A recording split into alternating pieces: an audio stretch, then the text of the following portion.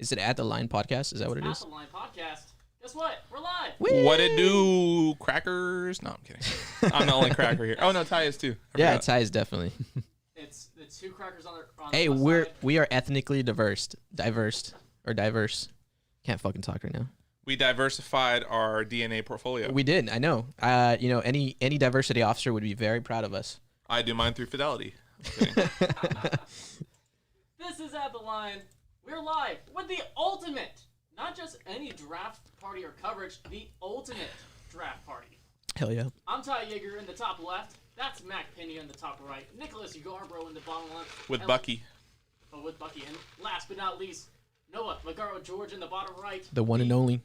The ultimate Fiesta Bros live stream. Last year, Mac Pena was too busy and said, fuck you, and we're not going to do this with y'all, but we dragged him over here finally. So, yes. Welcome, and I'm happy to have you. Test out the chat, fellas. I want to see who's talking, brother. I think we got this. Well, I mean, like, people that are in. Are people in already? Yeah, there's 6 people. Oh, excuse me. So, all right. So I'm Oh, my hat looks fucked. The chat real quick. Y'all ready for Cade to be a bust? Really? We're going to start off that way? Oof. Dude, I like the hot takes already. Oh, I don't think it'll happen. I think that it's totally possible that Jalen Green becomes the best player in the draft, but it's not going to happen. Cade's going to average like 19, 7, and 7 this season. I'm kind of excited that the Rockets aren't going to get Mobley. Like I know. That kind of makes me very happy. Because we have guards that can shut down Green. We don't have shit to shut down Mobley. I know, that's what I'm saying. Like, unless we get like Collins or another big, but holy moly. All right, chat, check it, test out, send us some 1s, 2s.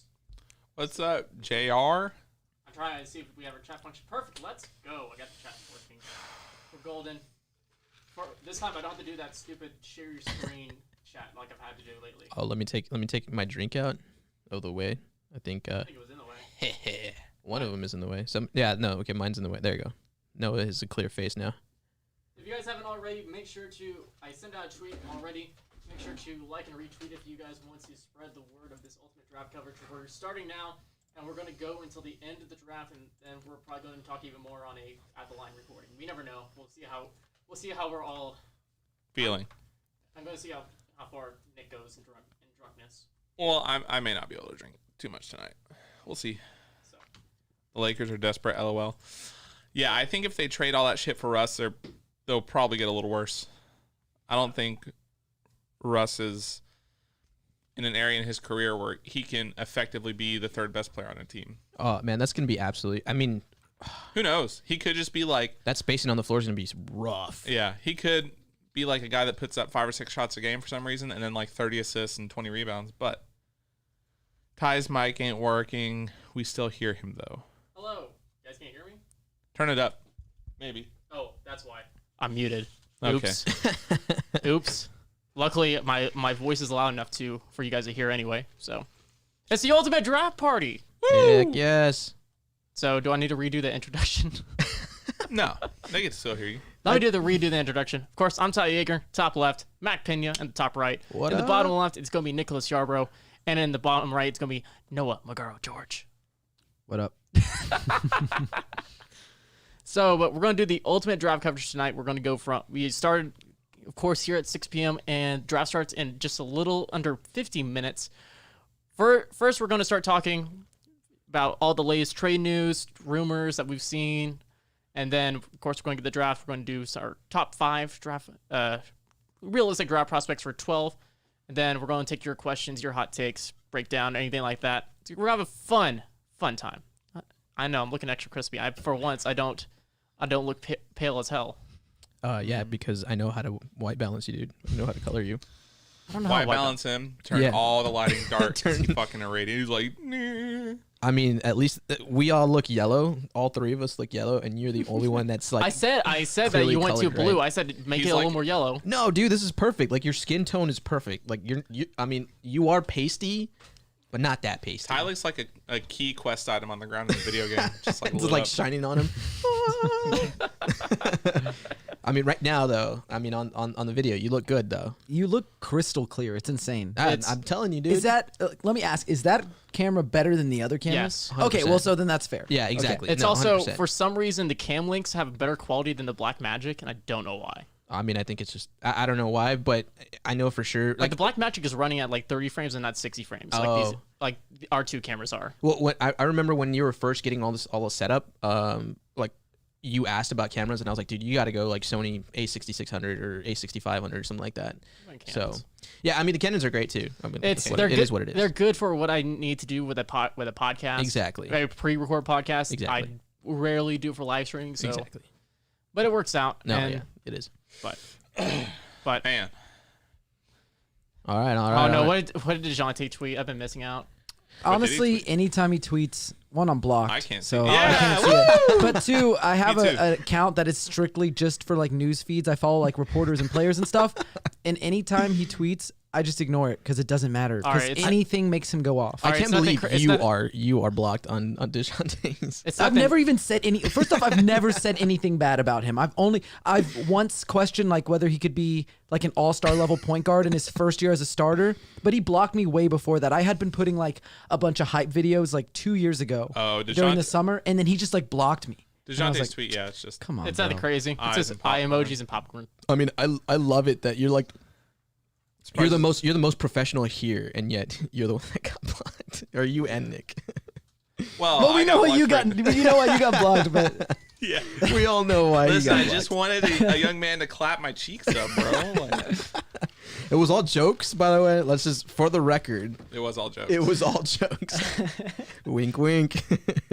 100% all jokes. Hell yeah, Ty's camera looking extra I swear crisp. to God.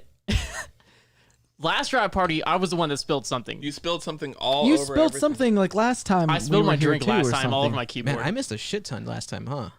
We were here till like 11 or 12. Oh, like yeah, 12. we started at the Shit. same time too. We did like a 5.5 hour stream or something. It was wild. Dude, that's badass, actually. It was fun. That's It just pretty like cool. went like that. I also didn't turn off my notifications or anything. I saw who they drafted, but I didn't tell anybody. Oh. I just celebrated quietly until they said it on there, and then I celebrated. Yeah, then you celebrate. I'm sure you Then went I was ham too. I happy. think I heard the clip. You had the clip somewhere Yeah. that you showed me, right? I was really happy. Hey, Yeah. Noah, push your screen back just a little bit. This Yeah, just a little. like Well, no. Actually, that That works. works, that too. works. Sham says, sources tell me Beal has no desire to leave the Wizards. damn. So Better let's, man than I. let's actually talk about that. Oh yeah. First off, let's talk about that wonderful jersey that he has. Michelin It's great. Ness. I got the Tim Excellent. Duncan World Fundamentals tour. Hell yeah. Um, we repping Tim Duncan today. Give Then us that good luck, baby. Noah's got the what year was the I All think it Star was game? 96 All Star game, Yeah. right in San Antonio. Yeah. The 96 I get All Star that. game It's shirt. Mitchell and Ness too, but it's not a jersey. It's Oh, not that nice. It's but super sick. No, it's sick. I love your shirt. And then we got Nick wearing the Derek White Fiesta shirt. Hell Let's yeah. go. Back. Courtesy of a boy, Joe Garcia. Joe Garcia. Before we get started, though, Shout out to Joe Garcia, by the way. The best. He's awesome. Before we get started, this stream is going to be brought to you by the Spurs Zone. Go make sure to check it out on News 4 San Antonio and Fox 29 for all the Spurs coverage there is. There's a lot of articles out there. I wrote an article saying that the Spurs were interested in Kuzma before the following happened that we're going to talk about. And also make sure to check out Locked On Spurs for all the latest podcasts. They do more podcasts than us, but we still got content. But as Nick is just going to ditch. Hey, Nick, when you come back, can you give me those pistachios that are on the table? Thank you, sir. Appreciate it. So let's actually go ahead and start talking about that trade deal. Let's do it. Which one? Because there's been a couple, like the Landry Shamet and... So let's talk about the big one. Okay. That's honestly, I feel like does nothing. So first off, there were the trade talks that the Kings were going to trade like Buddy Hield for like Kuzma and I want to say it was a Harold along with the pick, if I remember correctly. Montrezl Harrell. Yeah. Yeah, I think so. Yeah, That- it's Kuzma, Montrezl Harrell, KCP, and the 2020 first pick. Then they had KCP and that pick Yep. to get Russell Westbrook instead from the Wizards. Yeah. And we're not sure if it's confirmed yet. It's been like the most widely talked about one between both sources. So I think it's most likely happening. I mean, at this point, like, Woj and Shams are just dropping fucking bombs like crazy. Like, It's true.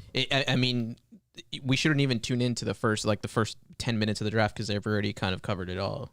So it's kind of disappointing. Like, I see a lot of media members out there being like, having mixed feelings about it. It's like, it's kind of it's kind of okay for them to have their media time, but at the same time, you have this whole presentation for these kids, for all the draft guys. And it ruins it for fans too. Exactly. Like it's kind of stupid, but it is what it is. So yeah. So, but first off, let's talk about that trade. So it looks like Russell Westbrook is going to join the Lakers most likely if this trade gets finished out. Wait, sorry. Detroit is finalizing a trade to send Mason Plumlee and a number 37 pick to Charlotte for the number 57 pick.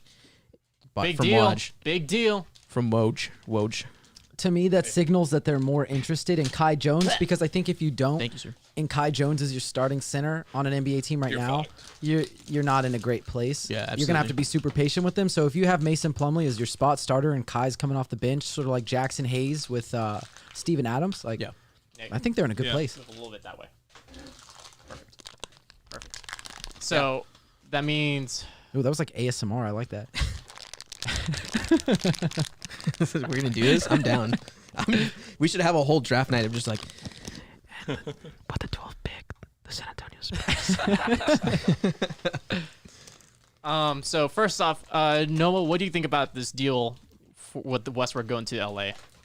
I don't really think it makes him that much better. I did make an argument before we started on the stream that like Russell Westbrook looked a lot better with the Rockets than he did with the Wizards, and he was pretty good in the second half with the Wizards. Maybe he's like more engaged with the Lakers, but I also think for a team that needs shooting, for a team that needs defense, he doesn't really provide those two things, and it could be really rough spacing wise. Oh, I think it's absolutely horrible for that team because you add on that horrible contract that Westbrook has. It's like $120 million between LeBron, AD, and him. And I think Westbrook is getting paid more than both of those two. Yeah, I think he's getting paid like $40 million a year. So to have that much money tied up to three guys, one of them that doesn't space the floor, has no shooting at all, while also trading away some of your best defenders that you still have on contract, it does not make your team any better. Yeah. Mac, what do you think? I mean, I just think I understand like what Russell Westbrook brings to the table as far as, his athleticism, his motor, his physicality, but at the same time, the guy isn't, I think what the Lakers should have gone after is Bradley Beal. He's a better shooter, especially catch and shoot. And since you have LeBron, you have AD kind of crashing the boards, going on the inside. Bradley Beal can operate on the outside, without anybody double teaming him and stuff like that. So I think he should have been the better prospect to go after as far as Washington goes. But I can see the appeal with Russell Westbrook. Like, it's going to sell jerseys, it's going to put butts in seats. So, I can understand that 100%. Mm-hmm. Nick, you're the last one. What do you think? Yeah, I think they're going to become even more dysfunctional. I mean, I don't know how else to put it. Like, it's bad. Like, I don't know. It'll bring a bigger media circus to them, which I'm sure that's what Jeannie and everyone up there in the Lakers want. Yep. I think Braun may want a second scapegoat, so that there's more padding in between him and AD's injury, for the reason that they're going to suck next year. They're not going to suck, you know what I mean? Yeah. But like, the reason they may disappoint. Right. Yeah, I mean, he's making like what, $44 million this year, or 42 or something, 43, which is something crazy. Absolutely, I think it's 43. I don't know. I got it. I'll pull it up for you. Which, I mean, they must be making a lot of moves, right? Because otherwise, $44 million. I still don't understand how they're able to match all the salaries to get that over. I don't know too much about salaries in the NBA, like how it transitions over between trades instead of just straight up signing. I have no idea. You but can that's just a like lot it of money. matches it with like either directly money or however much cap space that other team has. They can absorb you if they have enough, cap space. Oh, so they'd be absorbing it then? Well, I don't like think they have the cap space, but Yeah. if you're trading Russell Westbrook, who's like Ty said, $43 million, you've got KCP, you've got Montrezl Harrell, and then Kuzma. like a Kuzma and a first round pick. In That's a theory, lot that's to like give close up. to. But then they're 40 hard million. capped, calculate right? Yeah. What? Then they're hard capped, They're not right? hard capped yet, but Pretty close? they can't really sign anyone outside the MLE Yeah, I think they're or minimums. pretty much Yeah, hard. yeah. They're They would have to basically be hard signing cap. everybody for vet minimums, or I don't even know if they have MLE. Oh, well, I guess if they get rid of Montrezl Harrell, I think they used him for MLE. I can't remember. So I would assume that they have enough. To like fill out a roster with a bunch of like Just role players. That's like, Shanghai I Shark mean, they players. kind of do need role players, though. I mean, you think about it, like their role true. players just, but that in health, But like, role let's- players to a role player, like a role player to a role player, like they can't afford Yeah, but you think about like guys like Mike Miller and Shane Battier who took like absolutely nothing to go sign with the Heat. Like if you can guys like that for like nothing who just want to chase a ring, then I think the Lakers are fine. Also, and I know this might be like kind of controversial because I know not a lot of people like LeBron, but like I'm 100% convinced that the Lakers are, if like everyone on that Lakers team is healthy, the Suns aren't getting out of the first round. Like it just wasn't happening. So like even if they are losing Montrez, who they benched, Kuzma, who was on their bench, and KCP, who honestly was pretty big deal for them. Played pretty well for them. I think they're going to be fine. So the Lakers take about 8.4 extra and 8.4 million extra. The combined contracts for KCP, Montrez, and Kyle Kuzma is like 35 million. Nice. Well, like I totally realize that they're still going to be a great team because they have LeBron, they have AD, they have Russ. I still don't see them as like a top 3 team in the league because LeBron's about to be 37. AD has my knees, and like my knees, you don't want to have my knees. I've had a reconstructive surgery on one of my knees. Like that dude cannot stay healthy for anything. Russ has had some injury issues, right? Yep. Was it like a hip or something?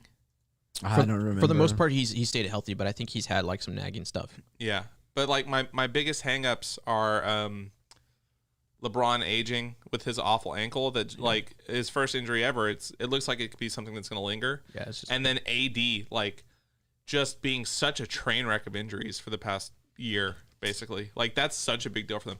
Yeah. If AD goes down, like they cannot win without AD. Right. They can't win without LeBron. They can't win without AD. Yeah, we saw it happen. Yeah. It's not feasible. Yep. I would almost argue that without AD, that team is like if AD just isn't there, if they had someone like Plumlee or whatever, they're like maybe an 8th seed, 9th seed. Like they're not great because they have no depth anywhere.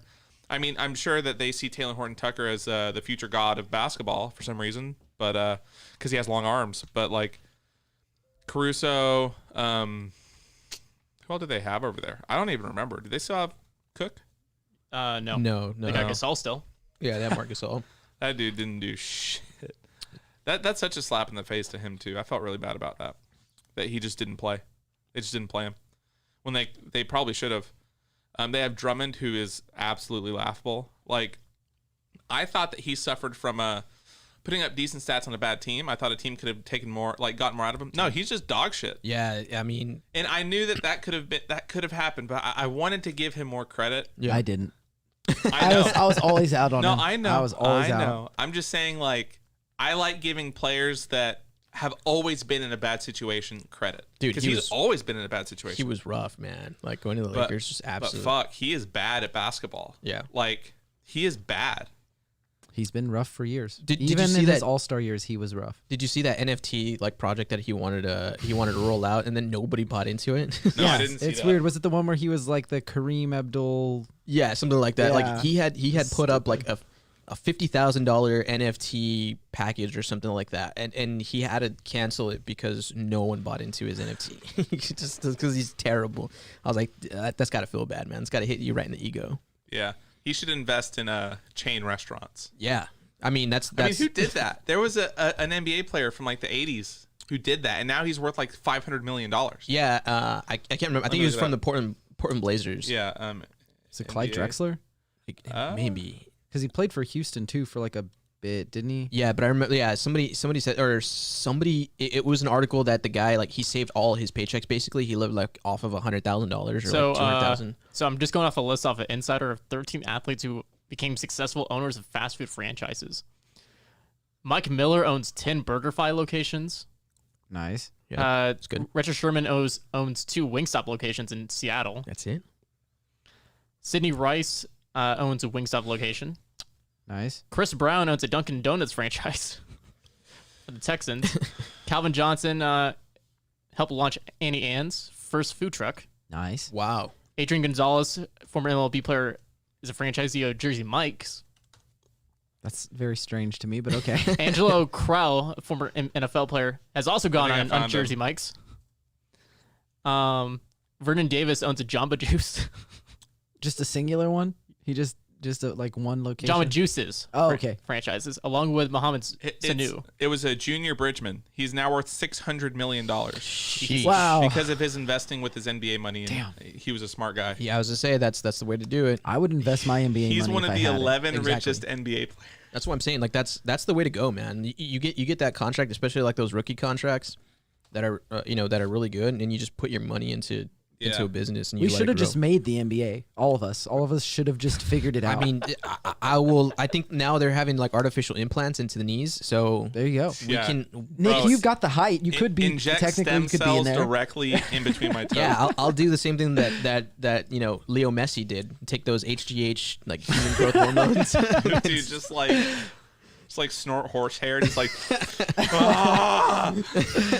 Watch me grow up to be like fucking 6'2". Hell yeah, I'd be out there. I'd be fucking just taking people on. I'm down. Gregory Castillo, shout out to the Malik Rose restaurant back at the Quarry. Hell back yeah. in the day. Malik Rose does a lot in San Antonio though, so he's good guys. He's good people. Trying to think what other NBA players have not just some sort of business. I mean, obviously Tim Duncan with Blackjack. Yeah. Brent Barry has that basketball inflator thing. Yeah, and then Tony Parker, I think he owns a couple of nightclubs and stuff like that. He does, and he also owns a basketball And team he also- in France, yeah. like a really successful one. Yeah, exactly. ASFL. They just- just won the championship, didn't they? Yeah. And they just signed Victor Wembanyama, who's like the best prospect in the world Coming right now out, at yeah. 17 years old. Yeah. So, wow, good for Tony. Bust. No, I'm kidding. Yeah, right. I would tank for. Tony's just setting him up to come to San Antonio. Oh, Dude, dude, he's grooming him? Yeah. I would give up 3 of my toes of anyone's choice right now for Chet next year. He looks good. That's what Tony's doing. Tony's like 4D chessing. The. I'm kind of 4D scared though, because the last time Tony was like, "Dude, this guy's great," it was Livio John Charles, who didn't play a single minute in the NBA. Like, All right, he's not so much of a scout. Let's. That's why he bought a team and has a team of scouts now. That's Yeah. right. That's true. true. Yeah, there we true. go. Very good I trust point. him now. he told himself, "Fuck, I was so wrong with Livio. Shit." That restaurant is now 2 food trucks still operating. Yeah. Malik Rose has a Philly cheesesteak restaurant or food trucks. They're really good. In San Antonio? In San What? Antonio. I'll have to try it out next time I'm there. Yeah, I What? actually know one of the guys that runs Yankees it. It's getting super good. Anthony Rizzo. Yankees? Yo, they took Joey Didn't Gallo they just too. get Gallo too? Yes. Yeah. They're still going to find a way to fuck up the season. I don't know how it's that money. I don't know why I'm even asking that question. Incarnate Word Girls at Tony Parker's nightclub. That comparison with y'all with was it Victor from France, right? And then yeah. Livio. Livia. That reminds me of someone who was yesterday, the day before, and I get their point, but I forgot who it was. They were saying that because I was talking about Şengün like being so dominant in his league and being so good, and they were like, "Well, yeah, Nando De Colo, he was good. He was good. Like it's the same thing." I was like, "Oh, honey, they're not the same person." I think They're that's not the same I person. think that's actually a good transition to go to our top 5 realistic prospects that all of us have. That was on purpose. So, and this is in no particular order, just 5 random prospects, no order or anything like that. It's not a draft board. But let's go ahead and get started. Noah, just name me off your top 5, and we actually name off me name me off 2 of your guys. Just do all 5. I don't want to, because I want to at least find a guy that we can have a conversation about and then transition back. All right, well, I guess number 1 is Josh Giddey and number 2 is Jalen Johnson. Not in any particular order, but those are 2 guys you can throw out I think that's a good conversation starter. I have Giddey on mine as well, but I did not have Jalen Johnson. Ty hates Jalen Johnson. He thinks he is like a bottom 10 in the first round pick. That's crazy. I don't say I'm not said that. You literally had him outside of your top 20. He said it's almost a reach to take him if we traded for like the 20th pick. That's crazy, dude. I did not say that. That's You 6'9" did. a When did I 6'9" say that? forward. You said that when we were here. There's some things that, like, obviously I'm concerned about with him, but the upside there for me is worth it, and he's shown tangible skills that, even though he sort of my reason why I don't even think the Spurs would be interested is because of the way he left Duke and, Pop and Coach K. Yep. They have a relationship with Team USA basketball, so it's like he's going to go to Coach K and Duke to see what went on there first. Mm-hmm. But I like him as a player. If there wasn't that history there, I think I might say that it's realistic for the Spurs to draft him. I don't think they will, but he is someone who I think they should consider. It's for me. It's that one, the inconsistency just from his game overall at Duke. Why do you want Kai then? Well, that's Kai again. Ah. Kai's upside. I know, I get Busted, it. dude. I get it, but it also, Dude. but it also Busted, adds up. bro. What up, dude? I know, I get you. But also add on that he had more turnovers than assists while at Duke. he was turnover and foul prone, and then also just his outside shot is not encouraging along with his free throw shooting. So like the difference between like him and Shingun. I keep saying one gun. Shingun. Don't forget about Gabura. So fucking fixed that. Gabara. No, but the difference like between like him and Shingun is that Shingun at least is really good from the free throw line still, and that's encouraging for his jump shot. But Jalen Johnson just does not have that. Yep. And that was like this also is information that both Noah's given me. This is information I've seen from other draft videos, just looking at his weaknesses. So I mean, he's also a 6'9" forward. Though. Yeah. Like, and I mean, what everybody says about Chip England, that he's the god of shooting and stuff like that. That he can fix anybody's shot. Like, I don't think shooting should be one of the biggest issues with looking at prospects. Like, and I don't know if it was on when Noah was talking to KOC, or I heard it somewhere else, but somebody had mentioned that when it comes to prospects, like shooting should be one of the last things you look at for a player, just because like they can still work on stuff. So it's like those intangibles, that should kind of trump shooting before anything else. And like, especially because he's 19, I think. I know the biggest thing for some people with Jalen Johnson is that playmaking ability, but then like I said again, he had more turnovers than assists while at Duke. If I could just throw something out there, though, with that, most of his turnovers, like at least half of them, were him charging people on offense. So it wasn't like he was throwing like wild passes, which I think it's like really hard to distinguish the assist to turnover ratio sometime when like we don't have any context for it. But if you consider it that way, like, yes, it's kind of annoying that he was a little out of control on drives, but at least most of his turnovers did not come off of like live dribble passes or in the middle of a play. And like he did force stuff, but that's a little encouraging to me. Jalen Green's look is kind of wild. Oh, he took off his cornrows. Shiny suit. Hey, speaking of fits, did you guys see Kai Jones in the fuchsia? No, I didn't see that. It looks good. It's really good with that Spurs hat. He's in a fuchsia. Ooh, there you go. Evan Mobley. Oh, I love that. Hey, that's a Spurs thing. Fiesta colors, baby. Exactly. That's what I'm saying. Kai Jones has a Fiesta color fuchsia, like I think fuchsia's pink, but like a fuchsia color suit, like all fuchsia. Someone needs to send that to me. Here, I'll try to find. Were you gonna show him something about Jalen? No, I mean I've said a lot of things about Jalen since we started. He should be top 5 in anyone's board for us to pick, I think. For me, I don't have him that high because I do have other concerns with him. But like for me, I can just jump to my big board real quick. So Jalen Johnson is 10 for me, and I think I know that we don't want to say shooting is necessarily like the biggest concern, but the fact that he's not very good in the half court. That's something that's really hard to get better at. The fact that he isn't a shooter, stands still or off the dribble or off motion, and he can't run off screens, that's a concern. And the fact that he plays out of control sometimes is a little concerning for me as well. And on the other end, I think he's going to be fine. I think he's going to be really nice on that side. But to me, the other prospects ahead of him are either guys who I trust to develop fine, or I think they have a higher upside. Because he can dribble the ball. Yeah, but he's not a great dribbler. He doesn't have like a diverse dribble package. He's not breaking somebody down. He's mostly just straight line. And if he can't blow by you, that's where he gets in trouble. That's Woj. How many people do you think? How many people ahead of him do you think have a Woj alert? Oh, he's just for people that don't have his Twitter.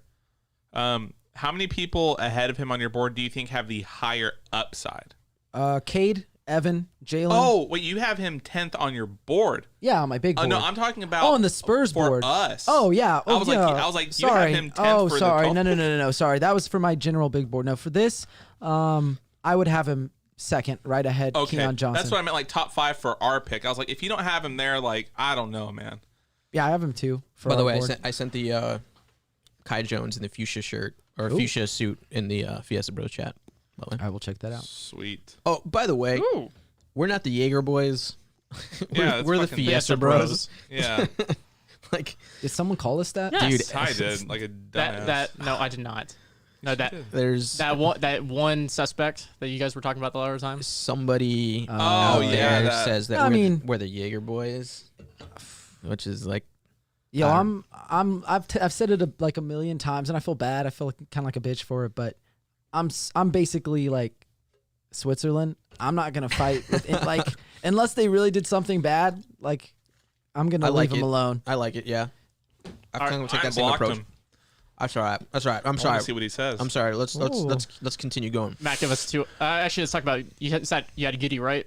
The other person that you mentioned. Yeah, Noah said Gideon. So what do you like about Giddy, Noah? Since you're the draft guy, you're going to be the first one that we're just going to go to Hell yeah. for everything on this. No. Why aren't we draft going guy. to Mac then? Mac's the draft guy. Oh, I am the draft guy. Yeah. Just the Okay, draft Mac, guy. what do you know? I'm the draft guy. What do you know? The Lakers are approaching a trade for Russell Westbrook. That's what I know for sure.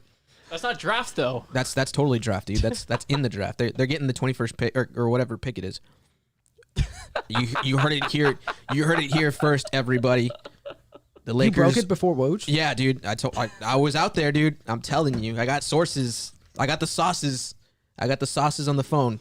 I see him. Yeah, exactly. Woj sent you a personal message. He was like, "Yo, Mac, you need to drop this right now." I know, dude. So I logged into his account because I'm the behind the guy. So I logged into his account and I dropped that bomb. That checks out for me. That Yeah, checks out for me. I exactly. saw it. I think I saw it. I can't see your screen, but I was believe here. you. I was here with you guys doing it. That's why I was outside on the phone because I was dropping news for Woj. The guy is drunk, but there he goes.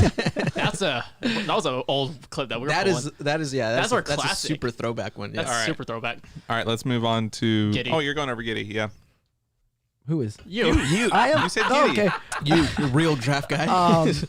Yeah, Real no, American what I draft like guy. about Giddy is the fact that he's the second or third youngest prospect in this draft, right? He's super Yep. young. Yep. He's incredibly skilled. Not only is he a excellent playmaker in the half court, he can get you going in transition. Obviously, the shot isn't there. That's your biggest concern. The mechanics there are, I wouldn't say completely broken, but it doesn't look good. It's a slower motion. It's an awkward motion. Yeah. The percentages weren't there. But the fact that the productivity and the numbers that he put up in the National Basketball League were somewhere in between what LaMelo Ball was able to do, who just won Rookie of the Year, and RJ Hampton, who had a really strong end to his rookie season, there should be no concerns. If a guy is able to do that and have production somewhere in between at a younger age for a team that won more than both of those other teams won, I don't have a lot of concerns with him. He's very skinny, obviously. He's not a great athlete, but he understands how to play basketball. He can move off ball. He's a good team defender. Man on man is going to be tough for him. That's just going to be tough for him, probably for his whole career.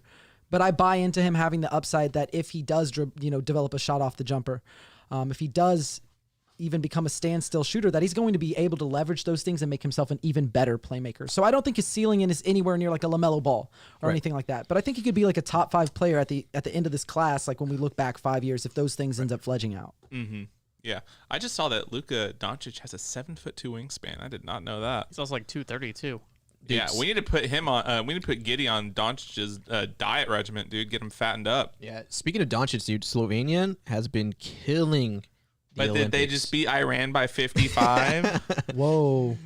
I got some news for y'all real quick. What? I'm not going to put it out here officially Shut because the person who Hold on. Do you want me to mute? Hold on. I'll mute it real quick. Give me 1 second. Or he's gonna tell us. I'll right? tell y'all because Yeah. I Yeah, can't. hold on. I'm I gonna can't mute- break it, but I can tell y'all. Give me 1 second. Cover your.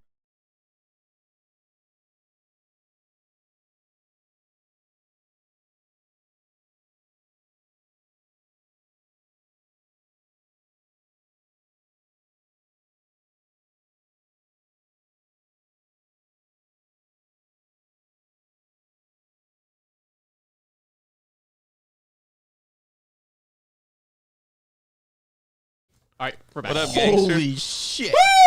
All right, y'all find out later because it'll either happen or it won't. Oh, somebody's pissed. They're pissed. Sorry, Lopez. Oh man. Okay. Cade looks like Holy a shit. teenager in but old man's body. No, he looks like a kid from like Riverdale or something, The or like a suspense. Step Up movie. Oh, dude. No, you. It's a deep Yep. cut. Yep. What? Boris Diaw's return to the Spurs. That's the bomb. Yeah, dude. Boris Diaz coming back. Oh wait, did you put it? Just kidding. In I would messages? love Boris Diaz to come back and coach. That Let's would be just get cool. all the 2014 like Everyone Spurs, back? Yeah. everyone back to coach. Minus Marco, who also blocked That's me. true. Who blocked everyone. He I was blocked gonna say everyone. he's just the ultimate blocker. I wanted to see what his block stat is. He has more blocks on Twitter than the rest of NBA history has, like, ever. So many. Insane. It's insane. Are you blocked? by Marco? Oh fuck yeah! Are you blocked by Marco? Are you blocked by Marco? I'm double checking that right now. I did it on I'm purpose. pretty sure I am. Yo, okay, who's blocked by Danny Green? Because I'm blocked by Danny I'm Green. not. Well, look at you. Why I'm you not don't- that why big don't of you a- block you? What did I'm you not that do? big Dude, of an asshole, dude. I was talking so much shit to Danny Green. Okay, Was it like right after the Toronto trade or No. It It was during his- before. Yeah, it was before. Like it was after. It was like maybe like the 2015 season. I was pretty toxic, and now I would like tag him straight up and be like, dude, it was nothing bad. It was just like, yo, Danny Green, don't drive into the paint. Like you're horrible. Like get some more handles because Yeah, he can't dribble. He got ripped by one of his like a 12-year-old at one of his camps. Exactly. There's like a viral video of that. That's what I'm saying. Like I was like that's the only thing I would say to him is like, hey, just don't dribble inside the paint. You can't do it. And Danny Chia Pet Green. Yeah, and then he blocked me. Eric so. B has a new one I've heard. He's blocked by George Hill. Oh wow. How the fuck You are you have to blocked really by make him George mad. Hill? Yeah, dude? George George nice Hill. dude. I didn't even know George Hill like was frequent on Twitter. Wait. Can you mute us for a second? Give me 1 second. And go.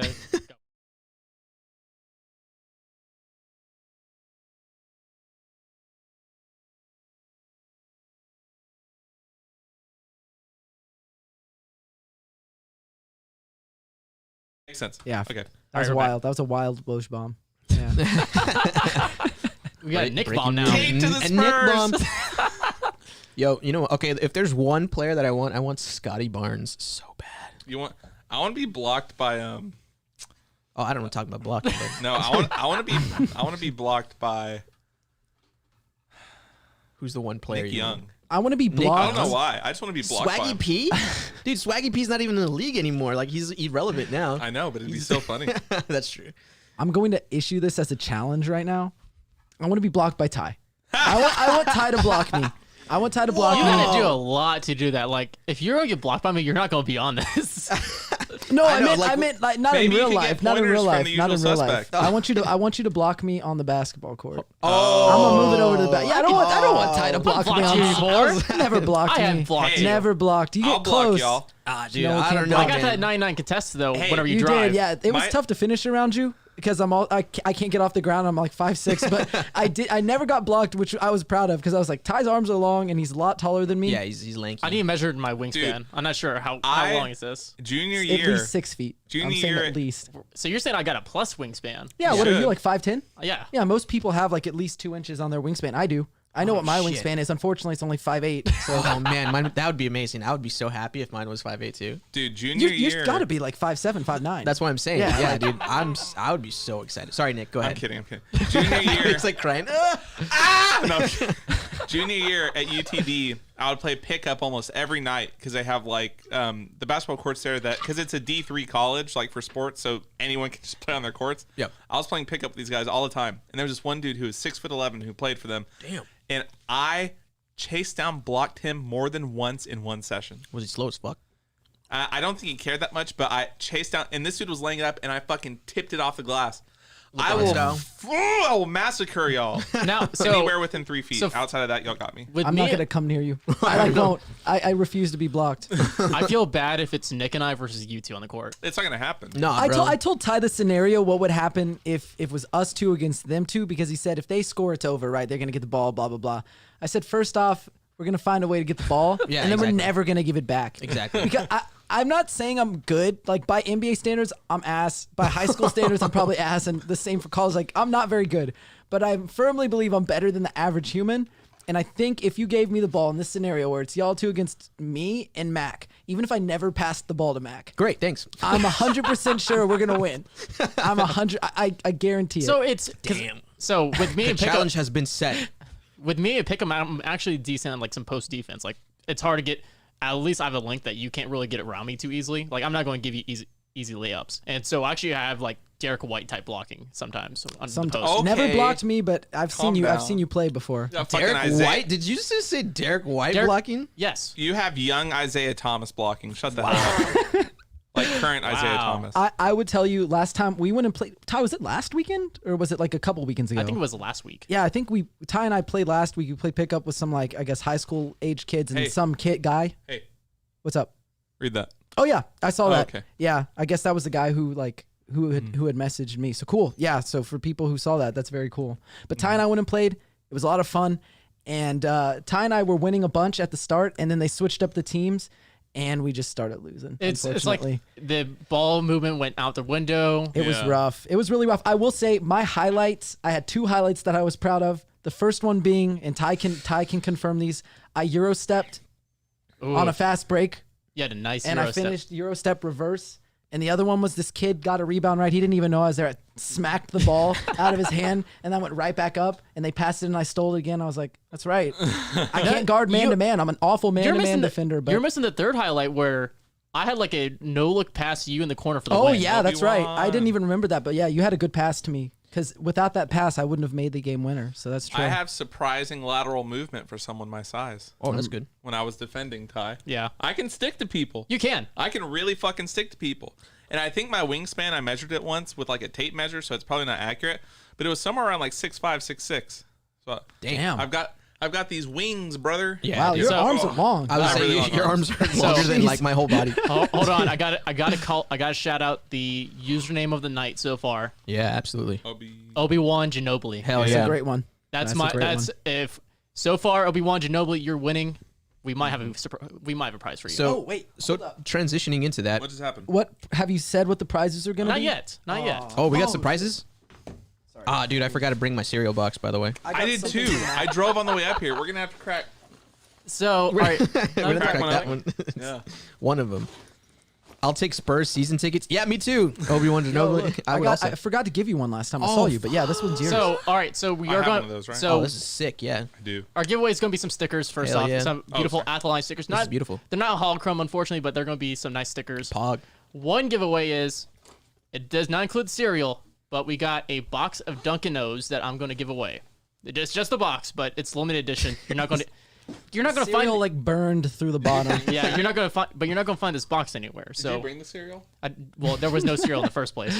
Oh, So, okay. I have a completely unopened package. I actually have 2 completely unopened packages of Dunkin' O's, so we can do something with that if we wanted to. So, all right, we'll give you 2 options if you win that giveaway. Do you want the empty box or do you want the full box? We'll do that, and then we'll have a special surprise I'll talk about later. That's going to be a much bigger giveaway. So I'm just gonna do something real quick. So since we have like 33 people in here, welcome to At the Line. We have the Fiesta Bros in here, Noah, Nick, and Ty. One quick question that I want to throw out to the audience is, who is your number 1 pick? If you guys could choose right now, if you were the GM for the Spurs, who would you go for? I know like Eric B 1980 said that he would go for Şengün. I want to know who else is out there that you guys are, and let's see what kind of consensus we have going on. It's all gonna be Kai and Şengün. I kind of feel like it, yeah. Or like there may be a Jalen. There's in going to be there some. somewhere. There's going to be so it's going to be between those 3, and then I think there's going to be the random Keon Johnson. It begins in 11 and a half minutes. I'm so excited. Yeah. too. I wonder who's gonna go there first, you go. dude. There you go, Jalen Johnson. Yo, I heard Last year- Vrenz Blindberg's going number 1. Moody. Oh, For Moody would be sure. great. Dude, last year it was actually kind of a question who was going top 5. Remember that? It was, yeah. It was actually fun. But now we know it's Cade, Green, Mobley, Suggs, probably. And then probably, I don't honestly, thi- I don't- Barnes. I don't think- probably 5. Barnes, Yeah, Barnes. Do we know that Suggs is going forward Yes. yet? Yeah, pretty Yes. much. Yeah, I think we Toronto pretty already much basically know. said it. They're like, we're enamored with him or whatever. Yeah, they did. Yeah, they said that that's who they're looking at. Keon Johnson. So we got like Jalen.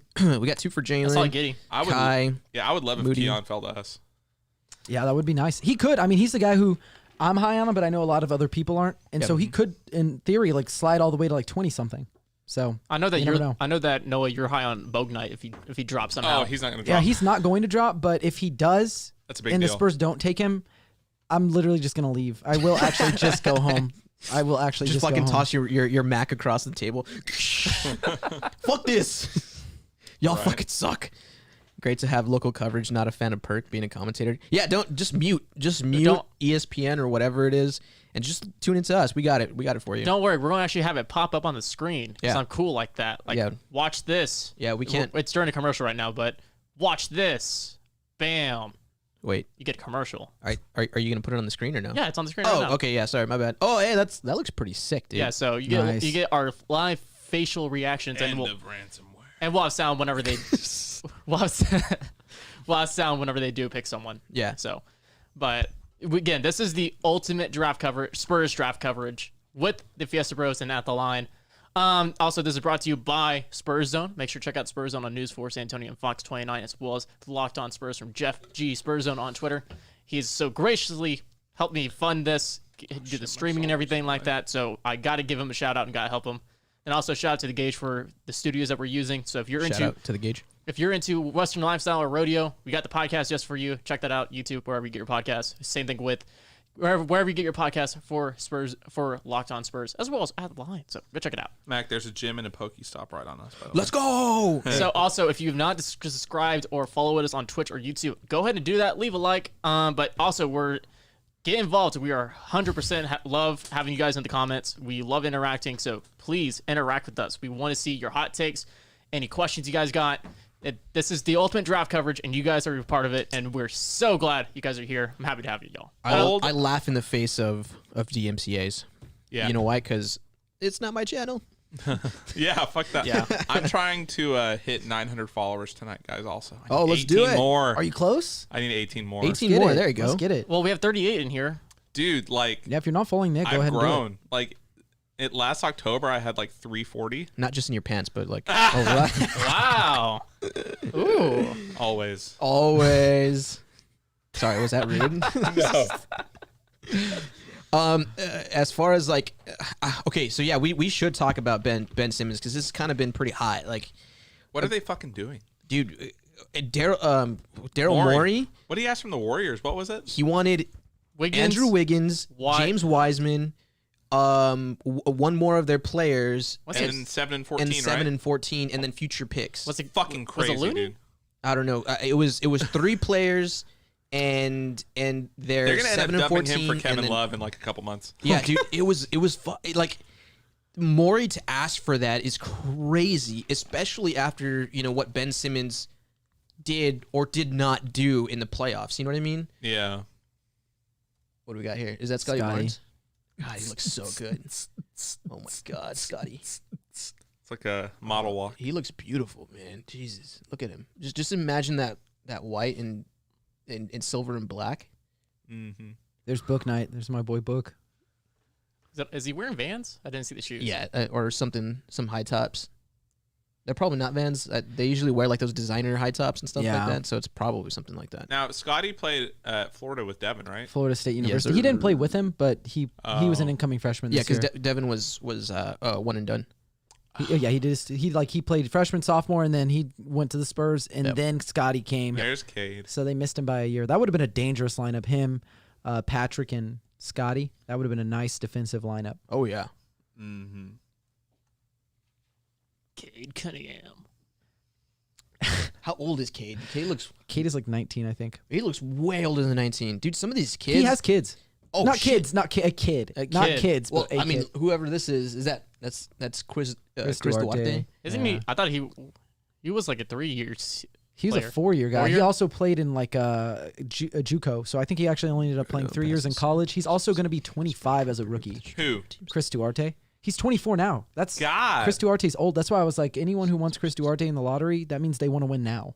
Hey, so Bruno Passos said Sam saying here the Spurs are a pretty real potential target for teams in the teens wanting to trade up. Yeah, I mean, I saw something about the Knicks wanting to or talking to the Take Spurs. 12 Yeah, for to take like- 12 and For then 19 and 21. for 19, That's 21. a great I would be fuck- fine I would with do that that. easily. Yeah, I mean, if they're not asking for too much, like either aside from the pick swap, like I would I think definitely that's do just that. what it was. 12 for Yeah, if 19 it's and just 21. If that it's just straight for up, those I two, take it. Yeah, Yeah. I would take it too. Yeah, because I mean, there has been rumblings about like the Spurs wanting to trade down. So I mean, that would be even better. If you some- trade down there, I think you can still get 2 really, really good You prospects. could get Absolutely. Jalen Johnson. And for me, well, I don't know if Jalen Johnson will be there, but if you're trading down and you're getting those 2 picks, I think that your picks are JT Thor and Trey Mann. Yeah. Those are my 2 guys who I'm super high on, who I know that like the consensus isn't necessarily high on, and I think they'll be there. Yeah, I So- mean, one of the even the drafts mock drafts had Kai going 21. So like, if you were to get One 19, had Kai And going if Kai 30. is still there, you take him there. you take him. Yeah, You absolutely. might as well. And then I really like Rich Off Welfare says Reddish in 20 for 12. I'm I fine would with that. give me Cam Reddish. Like I wanted him, the year that he was draft or that he was in the draft, and so like if you can get Reddish, that'd be amazing. Yeah. I saw Jackson Frank is hilarious. He tweeted The Cade. Did you see the Or the thing Kuzma. about No, it was about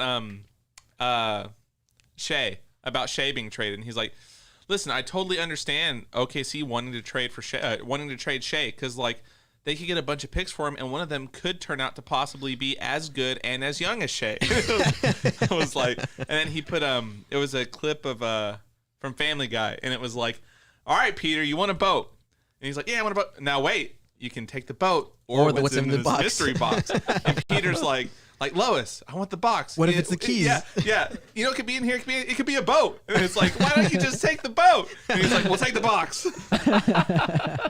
I think though, honestly, like I know that the talk for like a DeMar Sandin trade to Atlanta is there has been absolute zero talk to Atlanta, but I think honestly, like Atlanta would be a really good landing spot for DeMar. Like if DeMar wanted to go to contention and he wanted to go to the East, that would be a really good spot for him. So like I would love to see that Cam Reddish flourish, that Cam Reddish trade flourish.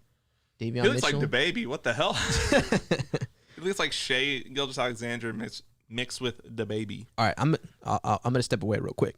Oh, you're gonna step away now? It's 5 minutes, dude. And you got to do it before. I think all of us are gonna step away at some point at this. I've had to step away to get the box. The box. Woo, that suit, dude. It's gonna be to the left. Man, Mobley looks good in that. The knob on the inside's broken, so angle it when you pull it. Spurs Twitter, I have a deal for you. I can give you a sticker, or give you whatever is in the box. There's nothing in the box. There's nothing You in the don't box know. right now.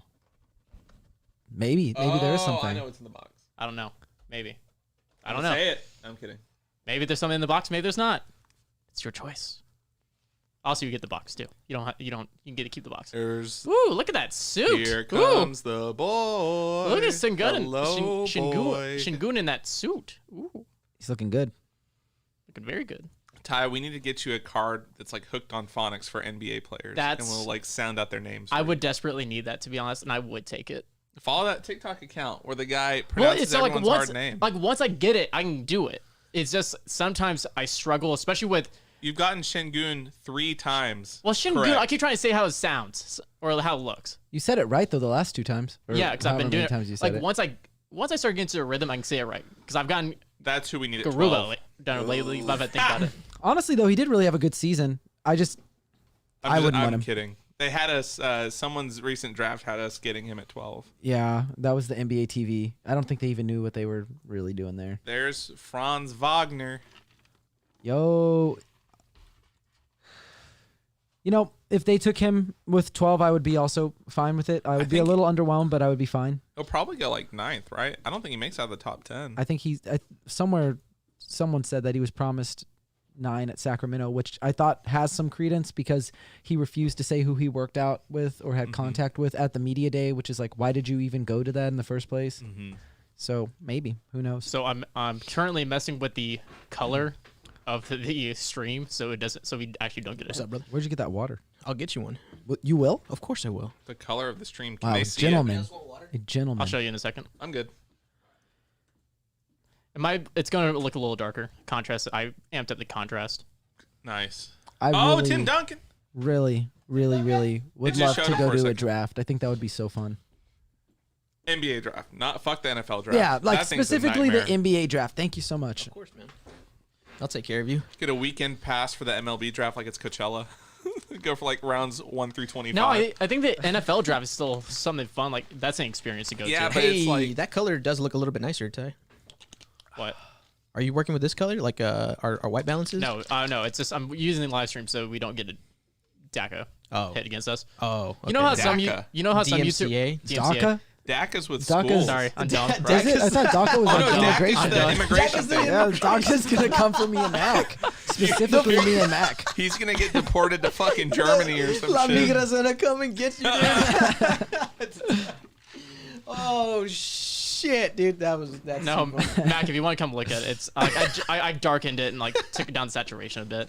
That's hilarious, dude. So it's like I don't think that would give us a hit with that. No, I don't think so either. I think it's edited just enough. Yeah, maybe if Maybe put I can put a color filter over it. I was gonna say. Man, people keep saying that they're not like gonna be happy if they draft Şengün, and I know I said I'm not like super high on him, but I'm not low on him. I'm just not high on him Compared to compared to other guys. Like I think he would be fine at 12. I don't understand if they did pick him, you should be fine because Yeah. he's gonna be fine. Oh my god, we haven't even mentioned And Wagner. this isn't Wagner. against you at all, but like Yeah. there are people in this fan base like who especially hate Şengün who are like you and then like 3 or 4 other Spurs only people. Y'all are their gods when it comes to information about the Spurs. They don't look at KOC. They don't look at anyone else's big boards. And you'll see on a lot of big boards, he's like top 10, top 8. Şengün. So yeah, so it's like, like this isn't against y'all. This is just like, Oh, here we go. some people think a little differently about it. So it's not like he's a Garbo. No. Dude, it's ET. I fucking hate him, dude. All right, we go. I put that little. He reminds me of Rufus a little bit. Rufus. The naked mole rat from Kim Possible. Dude, you know who he looks like? Hold on, I gotta find this. Also, have you ever seen that, like, I don't know if you call it a meme. I'm like a boomer, honestly, so forgive me, but have you ever seen that video where, like, there's those people at, like, Gringotts Bank, and they slap that, like, goblin's head on the ride? That's what it reminds me when I see his head. I just want to... Yo, Smack him. look up Mac and Me, the alien from Mac and Me. Oh, yeah. No, I've seen the alien. Honestly, I thought you were talking about Mac at first. Oh, it's Alex Caruso. Damn, he switched up. Oh, dude, he's wearing a Damn, I wish I had the stream on that one. Ty, put an image of the alien from Mac and Me up there and say this is Adam Silver. That's how you're asking me to do Yo, a lot of here we work. go. The 75th anniversary logo is garbage. It's really all bad. their Who logos did have been that? Who garbage. did they pay to do that? I could have it's done those that. 2K. fucks from 2K that do the card art. Ronnie 2K. Yeah. You shit on NBA just as much as you shit on your damn game. Ooh, look at that, Jalen's suit is nice. dude. No kidding. Bedazzled. Yo. Okay, Bro, his daughter's Kate's digging, daughter, bro. Yeah, dude, she's like at least 2 She's or like 3. two No, or three, yeah. she had her Holy finger all the way up her shit. Oh, I nose was going waiting a like minute. this. Here we go. Can you turn it up just a little bit more, Ty? Oops, I have the music on. He is straight out of Men in Black. And I'm not talking about, he's not one of the protagonists either. He's not one of the men in black. Bless you. Thanks, brother. Oh, bless Nick. There you go. Bless Nick. 5 minutes. Oh, sup, Eric? All right. So Pistons are on the clock. Dude, I mean, they shouldn't even be on the clock. Woj already fucking spoiled that for us. So Hey, they have FYI, like 4 chat minutes or whatever? chat that tries to spoil the pick, I'm gonna hide the chat on stream, so you guys can't spoil it.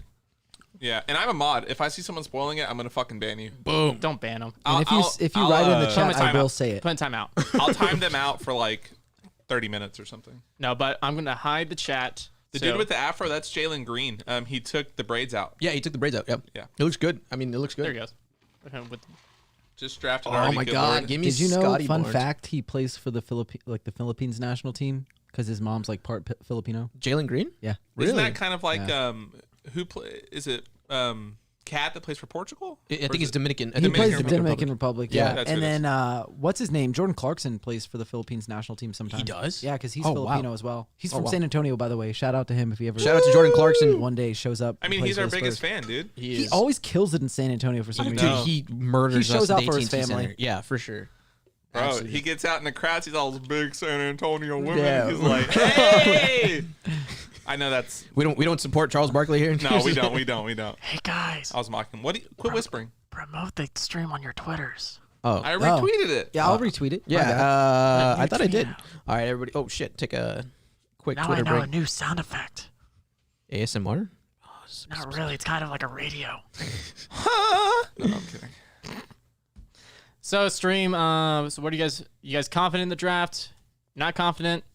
How are you guys feeling as we go into the first pick? Let us know on the stream.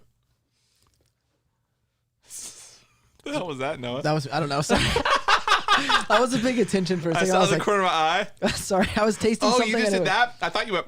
No, I was no, like, no, what no, the- no, no. I was like, What'd you just do? I don't know. I tasted something weird. I like this water. There's nothing wrong with this water, but it gave me Thank like you, a Eric B, weird for that taste retweet. for a second. So I was like, Does Andre Blache still play for the Philippines? I even don't think know so. who I think that he's is. super old. Andre Bloch. He used to play for the Wizards. I don't even think he plays anymore. Not. Oh. He definitely doesn't play in the NBA anymore, but I don't think he plays for them anymore. That's a deep cut. How have the Pistons only had one first overall pick since 1970? They've been dog shit. Oh, no, they weren't dog shit for a while. No, but I mean, but they've always been in that purgatory, kind of like where the Spurs are at. Yeah. where- They've either Except been for those really few good or years. super bad. Yeah. Remember when they took Darko?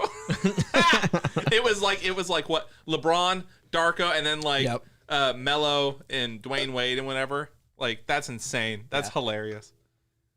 Let's Killian see. Hayes. Dude, Cade is gonna fit alongside that team so well. They're gonna be so good for like a decade if they can retain It's everyone. gonna be good. I think Rumors- their first year is going to be something like Luka. You remember like Luka came in and they weren't like instantly contending, but they they were were like good. good enough to sort of compete for the playoffs. Yeah, absolutely. I think that's how they're going to be. And then he's going to take. I think he's going to take off like after a year or two. Hell yeah! Shout out to Scola, still balling at 50. Hell yeah. That was cool to see. They beat us too, didn't they? Argentina? Yeah. No, I think the U.S. beat Argentina by like 20. They lost to Australia and Nigeria. Nigeria. Yeah. Nigeria. Have we played Spain? Yeah. No. Yes. I think in an We lost exhibition to they Spain, did. right? They beat Spain too. Yeah, they beat did? Spain. They beat Argentina, but they didn't beat. But they didn't get to play Australia for the last scrimmage, and they yeah. just lost to France, and they beat Iran By, by like, like 54. 60 or something like that. Yeah, Hey, 54. shout out to Keldon and being a Spur Olympian. He's awesome.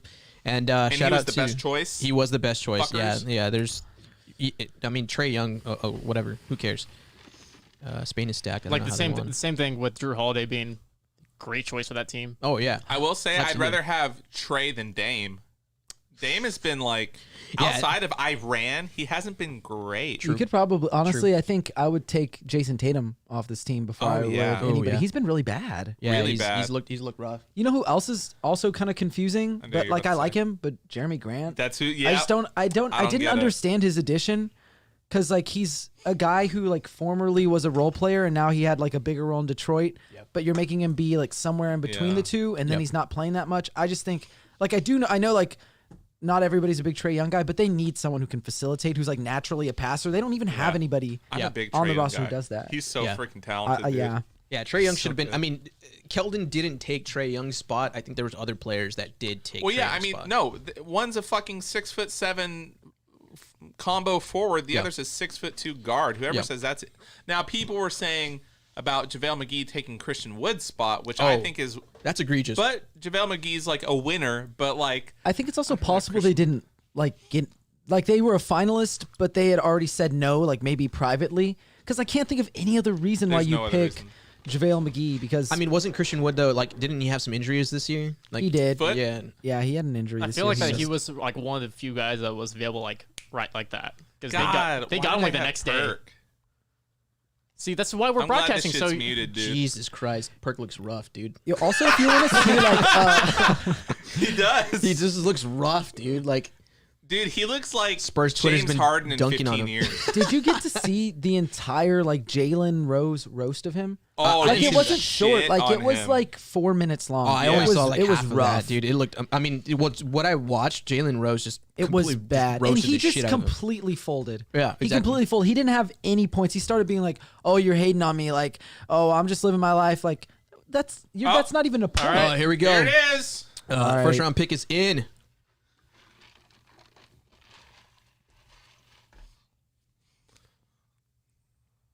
Anthony Kuminga.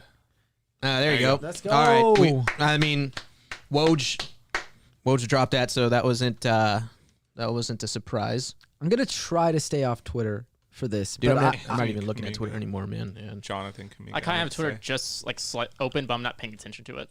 yeah, Hey, by the way, that graphic looked great. Like the graphic overlay, so that way we don't get DMCA'd.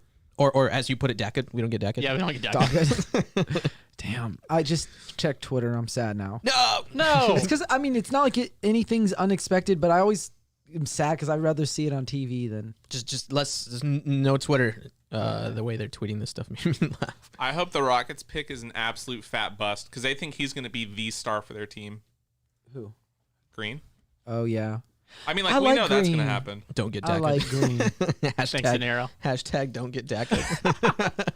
I like him, but like from Woj, you know, they say like, and he said this before that like Houston believes he's going to be their number one option that will make them a contender, and I'm like, I mean, maybe. the combination with like Kevin Porter Jr. if they retain him and Jalen Green, that's going to be pretty formidable. But I think that would have been more formidable if they would have got Mobley. Christian Wood and Mobley. You know, I think it's tough that fit though, because like a lot of the NBA comps for Evan Mobley is Christian Wood.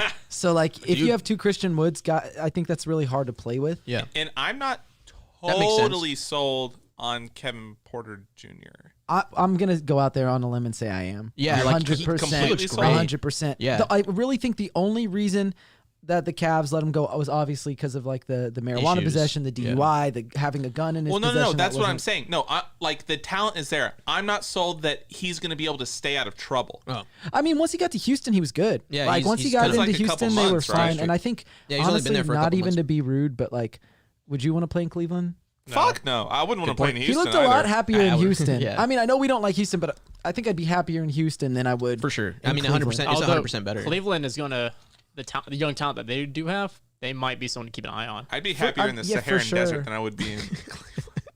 I mean, well, I mean, that's if they retain, Colin Sexton. So if they have like Darius Garland, Colin Sexton, Mobley. whoever they draft right now, Okoro, yeah, too. yeah. I mean, they have a great young core What too. about All-Star Kevin Love? Jesus dude? Christ, Kevin Love, MVP candidate, Olympian Kevin Love, former Olympian. former Olympian Kevin Love. That's still What? dealing. I just don't understand that either. Why Yeah, did that you was- even show up? Like, I feel like he knew he wasn't going to go. Exactly. Yeah. Like I think the talent for Kevin Porter Jr. is clearly there, but like stuff like that and outbursts and behavior like that doesn't just disappear with the trade. Hey, do you want to throw in And the it kid? can, and there's like What I'm can? like 85 to 90% sold that he'll be fine. Yeah. But there's something in the back of my mind that's like it's not 100% sure that he can stay out of trouble. And if he doesn't, it's fucked for them. But if he does, then they're going to be really good for a long time. All I'm saying is there have been players who have like raped and beat women and been totally fine. Not like as people, obviously they're garbage human I beings, know, but I they've know. been totally fine in the league because the NBA and the NFL and Major League Baseball, pretty much any sport is like looks the other way. Looks the They other don't way, they yeah. don't care. If you're good, they don't care. It's You kind of get away crazy with that like much. there's certain people that do get away with it, and there's certain people that don't. Like Ray Two of Rice. them are coaches right now. So, hey! Yeah, it's just like, oh, jeez. Hey, what's up, Kelsey? What's Hey! Kelsey! going on? By the way, so yeah, Cade alongside Sadiq Bey, Killian Hayes, which he didn't have a very like good rookie year because he was hurt. So hopefully he comes back. I think they're going to be really, really good. At least maybe not like you said, maybe not in the first or second year, but I mean their core is still really young to the point where they can retain them. Hopefully their contracts stay the same or at least manageable to where they can keep that core intact. And then, I mean they should be pretty. Why does pretty the good. MLB's trade deadline going on right now? Isaiah Stewart too, man? a lot going Detroit on got over some there. hoopas. Yeah, but they don't got basketball players.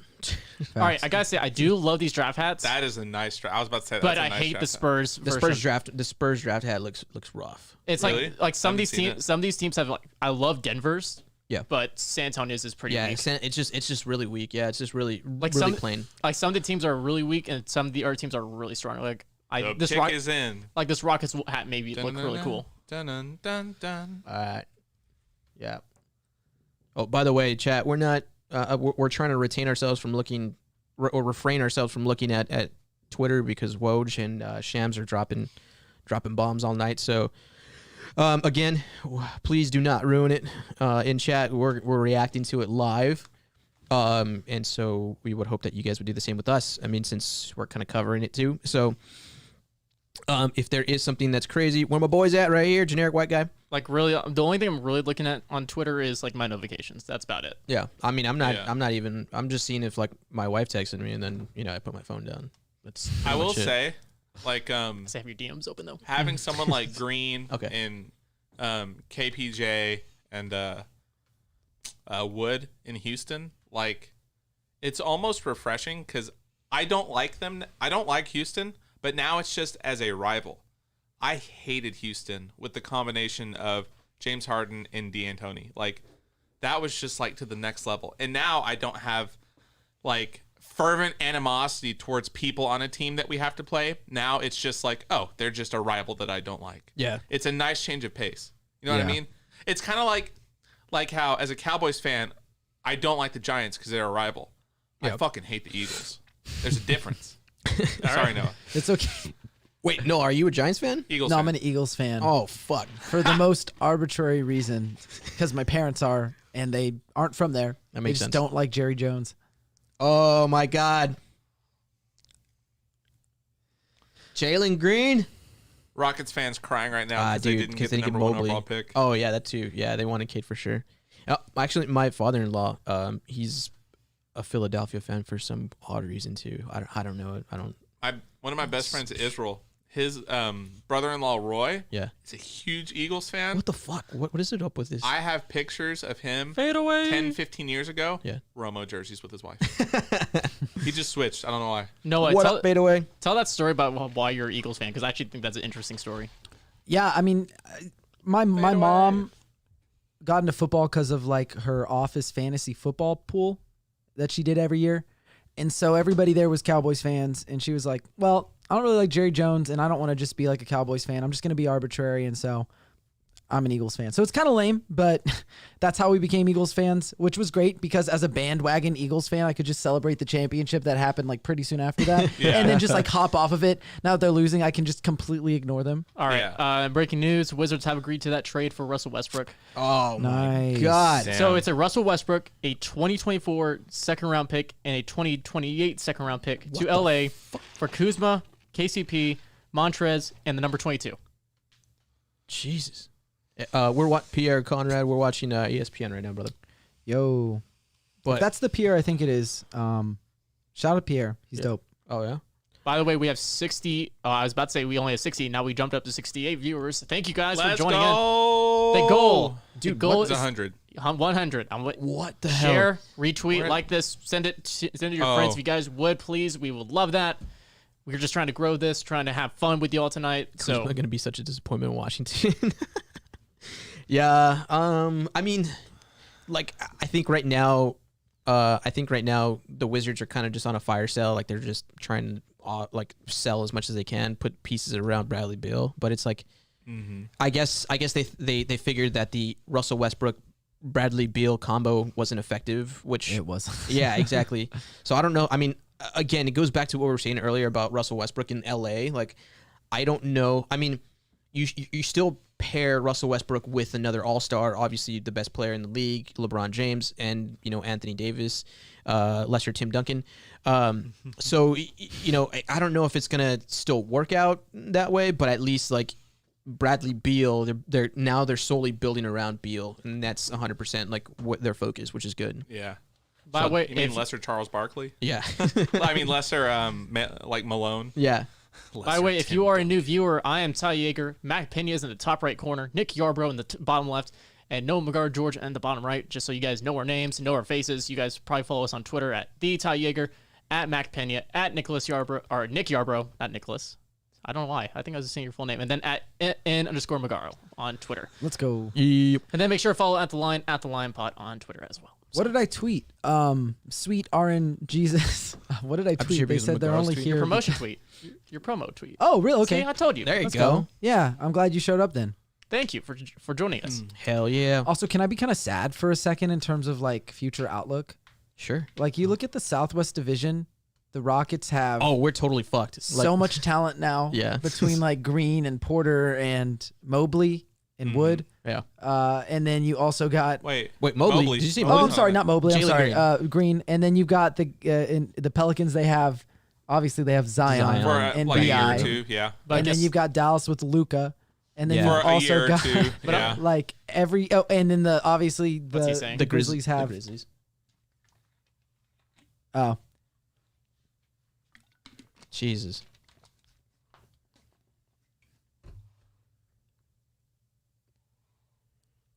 They got worse, dude. I'm still convinced they got worse. Yeah. Yeah, the Lakers just got worse. Yeah, Lakers got Much worse. worse. So, I think, and that's not me trying to be a hater. I really think that it's at least lateral. yeah. Well, I think I mean- it's a lateral move for both teams. Really, I don't think anybody won this. It's just I think maybe the Wizards because they cleared up some cap space Yeah. potentially. A fuck ton of cap but space. that's it. But That's they like- they also got like 22. We're talking, 22, and then we were mentioning about the bench. Like the bench is still important. Like they got solid bench players or role players if they can get them to buy in again. Kuzma, KCP, and Harrell. Like, I mean, the Wizards at least got a bench out of it. yeah. Whereas the Lakers, they gutted it even more, as opposed to when they traded everything for AD. what? Kelsey just tweeted that. for Washington this move gets Beal to stay. Ellie is excited for draft night. I do wish. I completely agree. Sweet RNGs is like that's the whole point. Like I think now they're starting to build more towards Bradley Beal and just solely build around him instead of like having to kind of be conflicted on building between Russell Westbrook and Bradley Beal.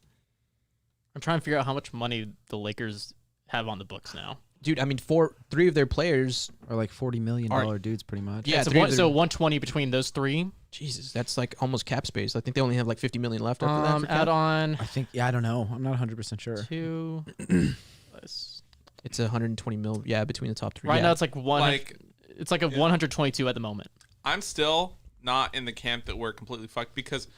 Well, we're going through a rebuild, whatever. I think that we can get some type of... Oh, wait, we just missed it. Evan Mobley got selected by the Cavs. Dun, dun, dun, dun, dun, dun, dun. Okay. That's all right. Evan Mobley's coming to the Spurs because the Spurs are going to draft him. Or the Spurs are going to make a trade for him. Go ahead. Like, I think the Grizzlies are set for sure. I think the Rockets, barring any busts or anything, are set. But, man... I am not convinced that Zion's going to stay in New Orleans, and I'm not even totally convinced, especially after Zach Lowe's pod, that Luke is going to stay in the Mavs Mavs lineup long. Also, the other thing is, because those are all like offensive players, if you retain Derek White and DeJounte and still have Devin Vassell on your roster, you still have great defenders to go up against them at the least. I mean, I like them, but it's an offensive-driven league at this point. Like, most of the teams that are really dangerous have that superstar offensive talent. Yeah. And... Like, I know, I'm going to try to be as positive as possible tonight. This is the last negative thing I'll say. But Bullshit. One of the people in the comments, let me see if I can find it. But they asked, Old Cully asked, or whoever it was, sorry if I said your name wrong, but they asked if the Spurs should have tanked this year for a pick. I'm just saying, if the Spurs had lost 9 more games, they would be in the same exact record as the Raptors. Don't say that to Ty, bro, because have a shot at the 4th pick. Ty thinks that tanking doesn't work. And it ruins the locker room for players, and none of our players besides Keldon even had the chance to be a star. So we don't want to hurt a bunch of role players' feelings, or not role players, but when did I say that? You literally say that tanking doesn't work. This is what we're here for. How many times has he back here said that tanking doesn't work and that it's not worth it? Dude, bullshit. No, so I didn't. I can't even remember what I drank on the way over here, so I can't. No. What I've said is that tanking is just like a losing mentality. That's just not how I think. Who gives a fuck? That's just not how I think. Who gives a fuck? And also, Toronto jumped up multiple places. They didn't get there from tanking. I know, but technically they did. They did. Technically they did. Last year, they sat out Kyle Lowry for the last part of the season. Yeah, they just gave in. Yeah, they let it happen. A sneak tank, bro. We'll probably do it this year. Ghost tank. Hopefully. I'm just throwing that out there. I'm just throwing that because I do think like there are a lot of people who are like, again, Ty, not against you, but people will say there is like a loser's mentality in that. But guess what loser's mentality got you in 1997? I'm just going to throw it out there. Timmy D. Got you Tim Duncan. But did they conscientiously tank? Yeah. If you look at that season, they had David Robinson who got injured. Right, and then mysteriously like 5 other players who were either role player or starter caliber were sitting out games. Yeah, but I don't think that they would have tanked if it wasn't for that injury though from David Robinson. Sneak tank. I mean, but you were bad to get David Robinson in the first place. Like you were just bad. According to Eric B 1980, no, they did not tank. Oh, okay. So and then Sweet RN Jesus comes back and says, "Oh yeah, SA totally tanked for Tim Duncan. No way to argue that. It wasn't mysterious. Elliott and Person were all legit hurt. I mean."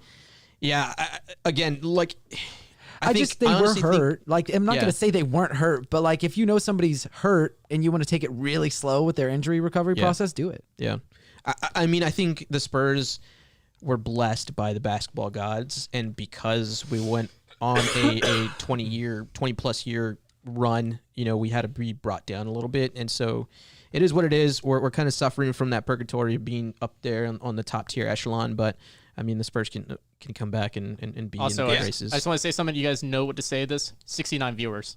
Woo! Nice. There you go. That's what I will say viewers. that a loser's mentality gets people places. That's all. Like, this isn't the real world. This is a league where you're rewarded greatly for being absolute dog shit. Nothing huge, but Indiana has acquired the 31st pick from Milwaukee in return for 54 and 60. Let's go. And I know who's going for, unfortunately. Hush up. It's gonna be Suggs. Like chat again. A reminder: don't spoil it, Oh. or we will suspend you. Interesting. Oh, interesting. okay. Interesting. Very interesting. I think everyone looked at it, but Mac. I did not Yeah, I look looked at at it. it. I'm curious. I told am y'all a- I'm curious to see how you're couldn't- gonna react Boy. to this. I am a Twitter virgin. I am not looking Let's- at my tweets. So okay? the one true reaction is going to be from Mac here. Yeah. Don't tell him. Don't give him any hints. It's a little bit of a shock, honestly. Not a Oh, big one, but It Fuck. is a pretty shocking. Wait, the pick isn't all right. Let's turn this up. Hold on. Let me see. Hold on, I don't want to hear perk. Oh, okay. Just We got- turn it up. Perk is not talking. This dude on the left hand side. Who is that guy? I don't know. I don't know who's on the far right. That's Jay Billis. Jay Billis on the far right. You got Oh, Jay Billis. Jay and Billis, Catcher the Perks. main draft. Oh, here we go. Here we go. very interesting. This could go bad, not bad, but not that great. it's an interesting pick for sure. No. He wasn't ever gonna fall. God damn Yeah, it. it At wasn't least gonna he's in happen. the East. Oh, true. God. Wow, Bless that America. That could shake up a lot of things. A God bless lot. America. Son of a That means we probably say know who we're bitch? getting at 12. fuck. At this point, we probably know who we're getting at 12. God damn it. Maybe. I hate the fucking Raptors for having such good forwards. Pascal Yeah. Siakam, Dude, OG Anunoby. Oh, you know what? That's a fucking good. Scotty Barnes. Like, That's a good duo. Shit. dude, That's I'm good. just, I mean, I'm just yeah, saying, I like, think it's gonna trio. be good there. Jesus Christ. No, just have Pascal and Scotty. I mean, okay, I'm happy for Toronto, whatever. I don't give a shit. But god damn it. God damn If I it. could be drafted to one team in the league besides San Antonio, it would be Toronto because the whole fucking country loves you. Yeah. And Canada has the most beautiful like land out of any state, any country in North America. God damn it. I fucking hate you, Toronto, right now. He was never gonna fall. I know he was never gonna I'm fall. going to ask what our rap friends are. Oh thinking. yeah, dude. I would be so stoked for Scotty. Like, so I mean, I guess that means that the Raptors are probably gonna retain Kyle. JJ said, "Fucking kill me." Oh no. He said, "Fuck this franchise." Make sure to go check out Ballify if you guys want. They talk a lot of general NBA, and they're from Canada, so they're good friends of us. Good friends of the podcast. Go check them out. We've been friends for a while.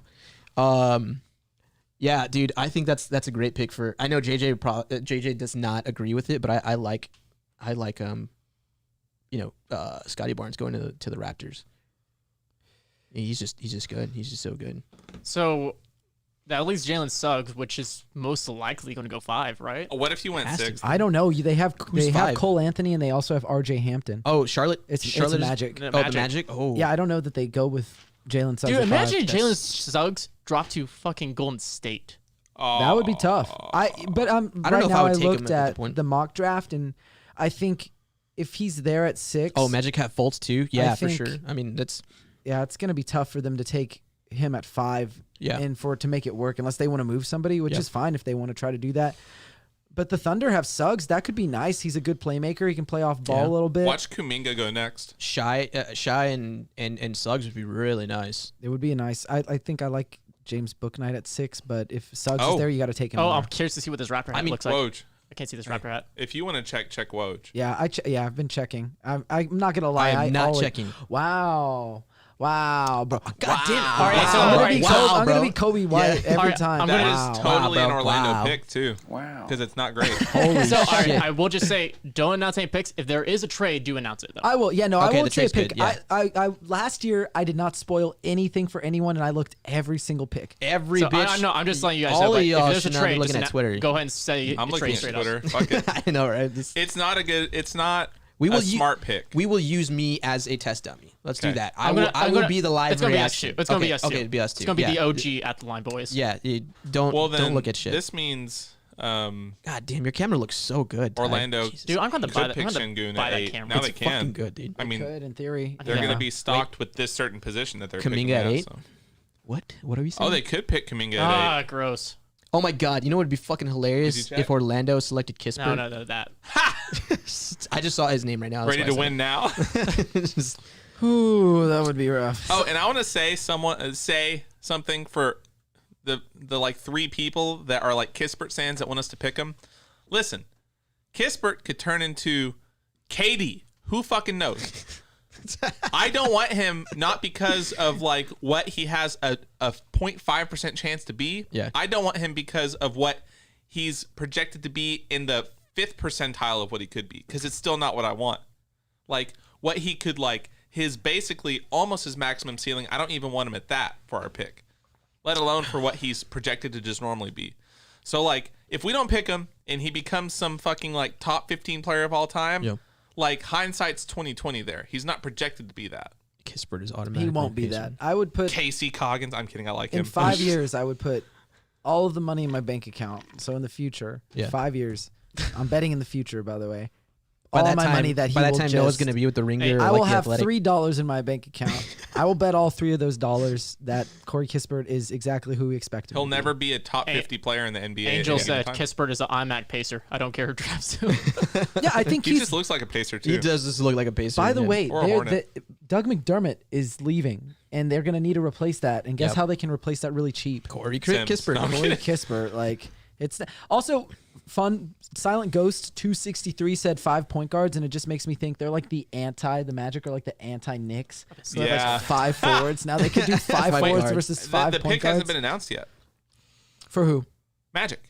Oh, I mean, yet. like, it's on Twitter, but for yeah. people I who... haven't said who it is yet, but I did sort of spoil it there. So They took Giddy, guys. yeah, I'm not saying it. It's I'm rough. not hearing anything. Blah, blah, blah, blah, blah, blah, blah, blah. They Just didn't kidding. take Giddy. That'd be really high for Giddy if that was. That would be fifth. very high. That would be considered a reach. So what? Noah, what would you say his is like the lowest pick that Giddy could possibly go? 7. probably like honestly in the Hey, teens. shut up. He Really? probably Baines could is out fall of the there. Olympics He could with a probably neck Oh, fall. sorry. I thought you meant No. like Wait, like wait, that. wait. Like All right, I got to jump on Twitter for that. Hold on. For Not- me, I finalized my first round big board. yeah. I ended up putting him behind Kuminga and Book Knight and Barnes in the 4th tier of players, which is 5, 6, 7, 8. Oh my so Giddy's God. 8 for me. I have the thought Baines. lowest meant Oh, jump up. This is oh, So like, yeah, like that makes sense. Lowest number. So All I right, was this like, is this is 7. breaking news. Breaking news: Australian boomer Aaron Baines has been ruled out of any further play at the Olympics with a neck injury. Ooh. Damn. Prayers up for Aaron Baines, the big banger. F Dude. in the chat, boys. Big F boomer. in the chat. Wow. I like that video of him drunk with Tim Duncan. Who's like, thanks, guys. Shut the fuck up. Shut the fuck up. No, that's Oh, what yeah, that's yeah. what Tim Duncan That's said. Tim Duncan. Yeah, Tim Duncan's everybody's like carrying shut him. the fuck up. Wow. F's in the chat, boys. Who's like the other big men there with Australia? That's such a bad pick for Orlando, honestly. Like I'm not. I can't- I'm definitely out of like all the top 5 prospects. He's the least I'm sold on. All right, let's see it.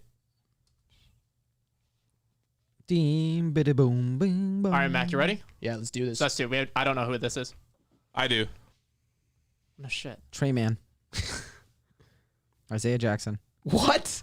Doesn't make any fucking sense. Why? Best available? Yeah, I yeah. mean, they don't have a they ha- star technically. So Yeah. are they done with Fultz? I would honestly maybe They should kind of be. be because it's tough. I mean, is Jalen Suggs going to be better? Obviously going to be better than Fultz, but I mean, going to be better than Corey White? Like, I think he's better than any other point guard they have They on their have right roster because now? they have right now they have Mac, can you do me a favor? RJ Over the Hampton camera a little bit. and they also Mine? have This one? This uh, Cole Anthony. okay, hold on. Cole Just a Anthony. little bit. Yeah, Cole Anthony there, So not there's- Corey White. He was Sorry, good. that's in the Bulls. Two guys who like Just a little bit. you're It's sort of changing betting this on up. them to develop the skills that Jalen Suggs Yeah. already has. And they could have been like the legit case of good stats on an awful team just because there's no one else there to put him up. Like those two could be. Yeah. Well, we'll see. Yeah, we'll see what happens with them. But that is interesting. Like I mentioned earlier, sort of like slipped up a little bit. But yeah, they That- have like 5 point guards now. That shot right there, I think, shot him up 2 or 3 spots on the board minimum. That game winner in the playoffs. Was it the second? Was it like the semifinals? Yeah. Descended to the final. Yeah. It was. So you got Cade, Jalen Green, Evan Mobley, Scotty Barnes, and now Jalen Suggs. Now you got Oklahoma City on the clock at 6. That's funny. Suggs should be a perfect, great stats on a bad team point guard. That's fucked up. So how's everyone night's going? I mean, you've been here the whole time. How do you think it's going? It could be going better, but it is good. It's good. Still good. Oh, yeah. Still good. Yeah, that's some bullshit that you had to deal with before this. It's crazy. Woo! Hey, I see Kispert. They're just doing highlights of. Wait, who's number 10 for that UCLA team? Damn. Where? He had like big afro. I can't see him now. No, I don't know. Number 10. Oh, that's our point guard. I forget his name though. It's a big point guard. Or he looks I big. think it's Maybe just it's the because angle. of his hair. Oh, yeah. Makes sense. His Kind hair, of like Lonnie. his hair is like Lonnie, where it adds on like a. Lonnie was foot. like... I remember him being listed at like 6'5" at the draft, and now he's like 6'4". Who? Lonnie. I think He he looks actually the taller than hair was 6'4". like maybe low key actually made him look taller, like actually taller. Then also, I think whenever he joined the league was whenever they started cracking down on those heights, or the year after. I'm still not 100% convinced teams are submitting accurate readings. Well, here. I think it's the NBA doing it now. I don't think it's the teams. He's 5'11". Whoa. Tiger it is the Campbell. hair. I'm good. You guys want a drink? I'll take a water. Can you get a water? Catch up with what? I don't know. Tiger. Also, I'm pretty sure my mom is not watching the stream. She said she would tune in at some point just because she wanted to see us. But fun fact, I don't believe my mom about this, so sorry, Mom, if you're listening. But my mom, Anna, swears that she's allergic to alcohol, and I just don't believe it. Too much. I just don't believe it. So I mean, little bit everyone's too allergic to alcohol after you have it enough. like she swears that when she was 15, she went to the hospital and they had to like empty her stomach because she was like allergic. And I was like, I don't know. It sounds like maybe like, you just had alcohol back poisoning. everybody. But it is interesting because it's funny. Anytime she ever comes into contact with like alcohol by accident, she's like super dramatic and like spits it out. My mom, Kathy, made a mimosa once.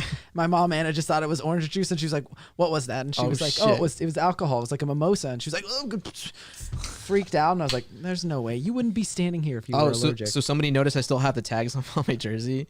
John, yeah, I still have the tags on my jersey because I don't want to ruin it. Like, You don't want to get scissors? no, dude, I want to keep the authenticity of this jersey. How uncomfortable is that? Oh, I just have it to the back. You see? Oh. You can't even see That's it. I mean, it weird. doesn't even fit. Like, You can maybe even tuck it into the jersey. I If you're wearing- could. If you're wearing a shirt like you are now. Yeah, but nobody can. I mean, the only reason I can see it is because this camera right here. But yeah, good eyes, good eyes, good eyes, good eyes. Where are we at? OKC. So who's going to OKC? It's got to be. tell you right now. No, don't tell me. I'll let you I know. will jump over this table. I was looking at my notifications. I didn't even see I it. will jump over It's this not table there. and smack It's taking you. us a minute. Yeah. I mean, dude, they should go Kuminga, but they're probably gonna go Book Knight, right? I would be fine with Book Knight, but Kuminga sort of makes sense for the people that they keep drafting, just like super young, malleable players. Right. That's what I'm saying. Like, I would think it would be Kuminga because he's kind of the best available. Not to mention, he kind of fits in there. They like- need to draft a locker room cancer so that team can like disintegrate. I mean, I would think I would think that they would go Kuminga. Just Draft because, JT Thor right I would now. go Like, Book along Knight with Poku? first Oh, because I like him better. my God, Noah! Look What? at it. I did not look. Look at it. Don't look. No look at it. fucking way. I'm not looking. Is the pick in? Is that what this graphic means? What the fuck? 3 first-round picks. That might be a reach. That's a bit of a reach. Oh, shut the fuck up. That's I'm not a looking at it. reach. Like, Y'all even- motherfuckers don't. You put it in the chat. Even for my, if you put it in the chat, even I will for ban your my asses big right board- now. You know So what? you I'm better not hiding put the it in the chat. chat. Screw y'all. Did you see it? Chat. Do not put. I'm Guys, gonna did hide you my see it? chat right now. I did not see it. Hide the chat. Wow. Hide What? the chat. Okay, you can see my fingers. You Yeah. know this is where that player was on my Hide the big board. chat. I hide the So chat. it's still like a little bit of a Close. reach, but still for me, for the players who were still there, Holy that's a reach. shit. That Dude, this is many getting me extra fucking spaces in super between. Those nervous. are big I extra had to spaces. scroll down the chat too like on between because you can see the chat on the side. between Yeah. of the this streaming software. I Yeah, had to scroll and down. Oh my god. That many extra. That's big at that range. Yeah, in that range for sure. Hey, yeah, you wow. guys better not be fucking yanking our chains here, bro. No, I swear to God. You were going to like your jaw literally. I don't know if it's possible, but They it drafted will hit. Wagner. No, I'm kidding. All right. I Also, got a pretty YouTube. big mouth, YouTube. though. Close Twitter. Like the. Fuck no. No. On the 11th pick, you close Twitter. Oh, I'll I, just. you I'll know, just go I to can't. I can't promise that. Last No, year I didn't. Noah's and got I it. should. I want live reactions from you guys with us. I mean, Okay, I mean, I'll do it. It is kind of no. I mean, it is kind of still a live reaction because look at what they just did right now. They're like, whoa! I want all So of it's like- us. I want all 4 of us for at least. Okay, fuck it. I was fuck it. really good about it last year, though. I still reacted. I'm just because saying. I I'm just saying I had think to, like, Noah- be closeted in my. Noah needs to reaction. keep his like notoriety up there. So, he's got that check mark. Now. What a fucking pick. Holy fuck! Just give it to us. God damn it!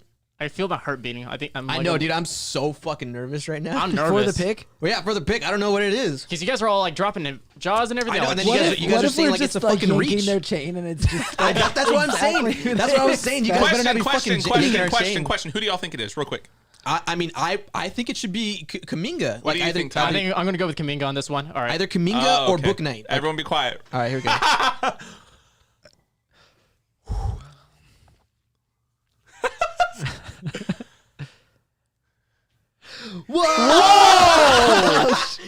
What the fuck, right? What? Wow.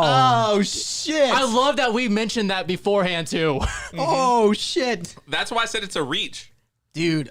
That's it. Oh my What? god, dude! Because like he was saying, Noah's over here, like he had him 8th. Yeah. And I was like, yeah, it's 2 spots technically, but 2 spots in this range is bigger than the difference between 20 and 22. Absolutely. 6 and 8, that's a fucking difference. Dude, they passed up a lot. They passed up Kuminga. They passed up. I think they're draft is looking at a guy spicy. who can play right away, though. Yeah. He's a guy who's going to play. He still has He'll be upside. good with Shea, dude. And he's a connector. Like, immediately, like, right now he can't shoot and he's not going to create a whole lot of his own offense. Yep. But he's a good connector piece next to Shea. Yep. And they're hoping that Pokashevsky ends up continuing developing that, It almost Darius smells Baisley.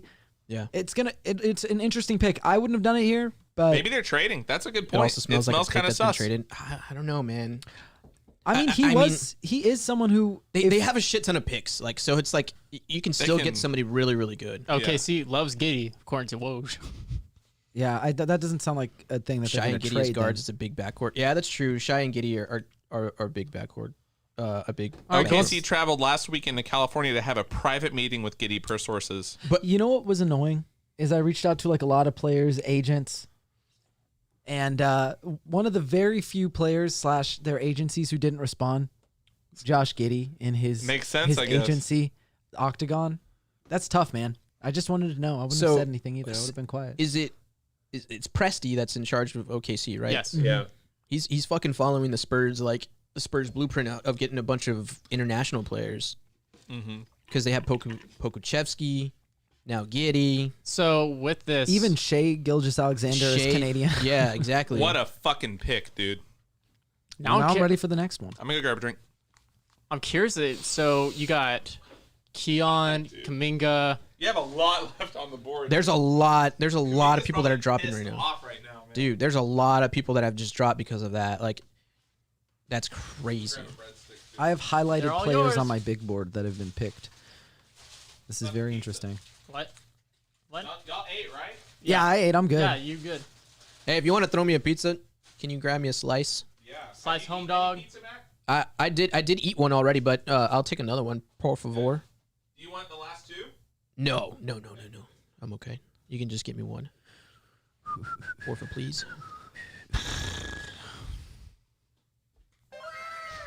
Dude, that's fucking crazy. I need to use my Appreciate sound it. effects more often. I don't know why I'm not doing that. I can't believe that. Josh Giddey. That was the one I did. I like that my dad's asking me, who are we getting the draft? I'm like, I don't know. Your dad asked you that? Like, my dad always asks me stuff about Spurs.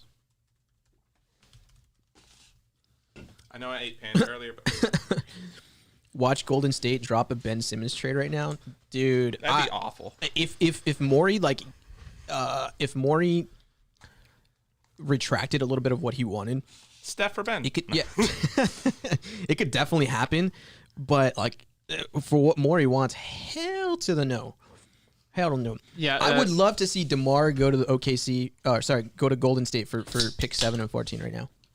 Just do it. Just give me Andrew Like, Wiggins 7 and every time I 14. do this, I slouch further down to where I have more headroom than I need. No, Noah, you want to fight about it? About what? I don't know. You're shaking your head. Oh no, I was reading something stupid on Twitter. Oh, okay. Yeah. Simmons is not going to move tonight, according to Sweet Jesus. And I don't doubt it with that asking Is price. Sweet Jesus like a Woj? I Is don't- that No, I no. mean, That's his name is just- Jesus. That's just his guess. But Sweet I agree OMG with Jesus. it where I don't think a Simmons trade happens tonight with that asking price. With that asking price, hell no. They shouldn't, at least. The Spurs would love it. Oh yeah. I mean, you can't. I mean, you could do Draymond and Andrew Wiggins, but like that's just way too much that the Spurs are taking back in cap space, even though they have it. But I would. Andrew Bogut. Hell yes, Josh Giddey. Yeah, I would. Oh, Did it come in already? yeah.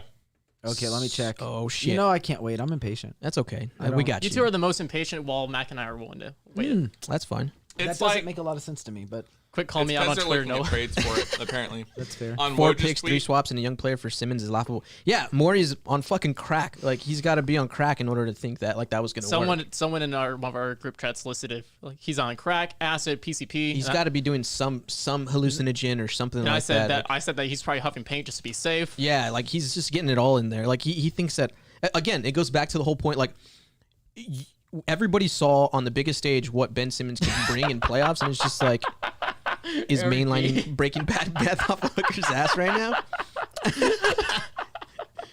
He's got that credit card lined up and fucking the line just ready to go. Shit. the pick is in.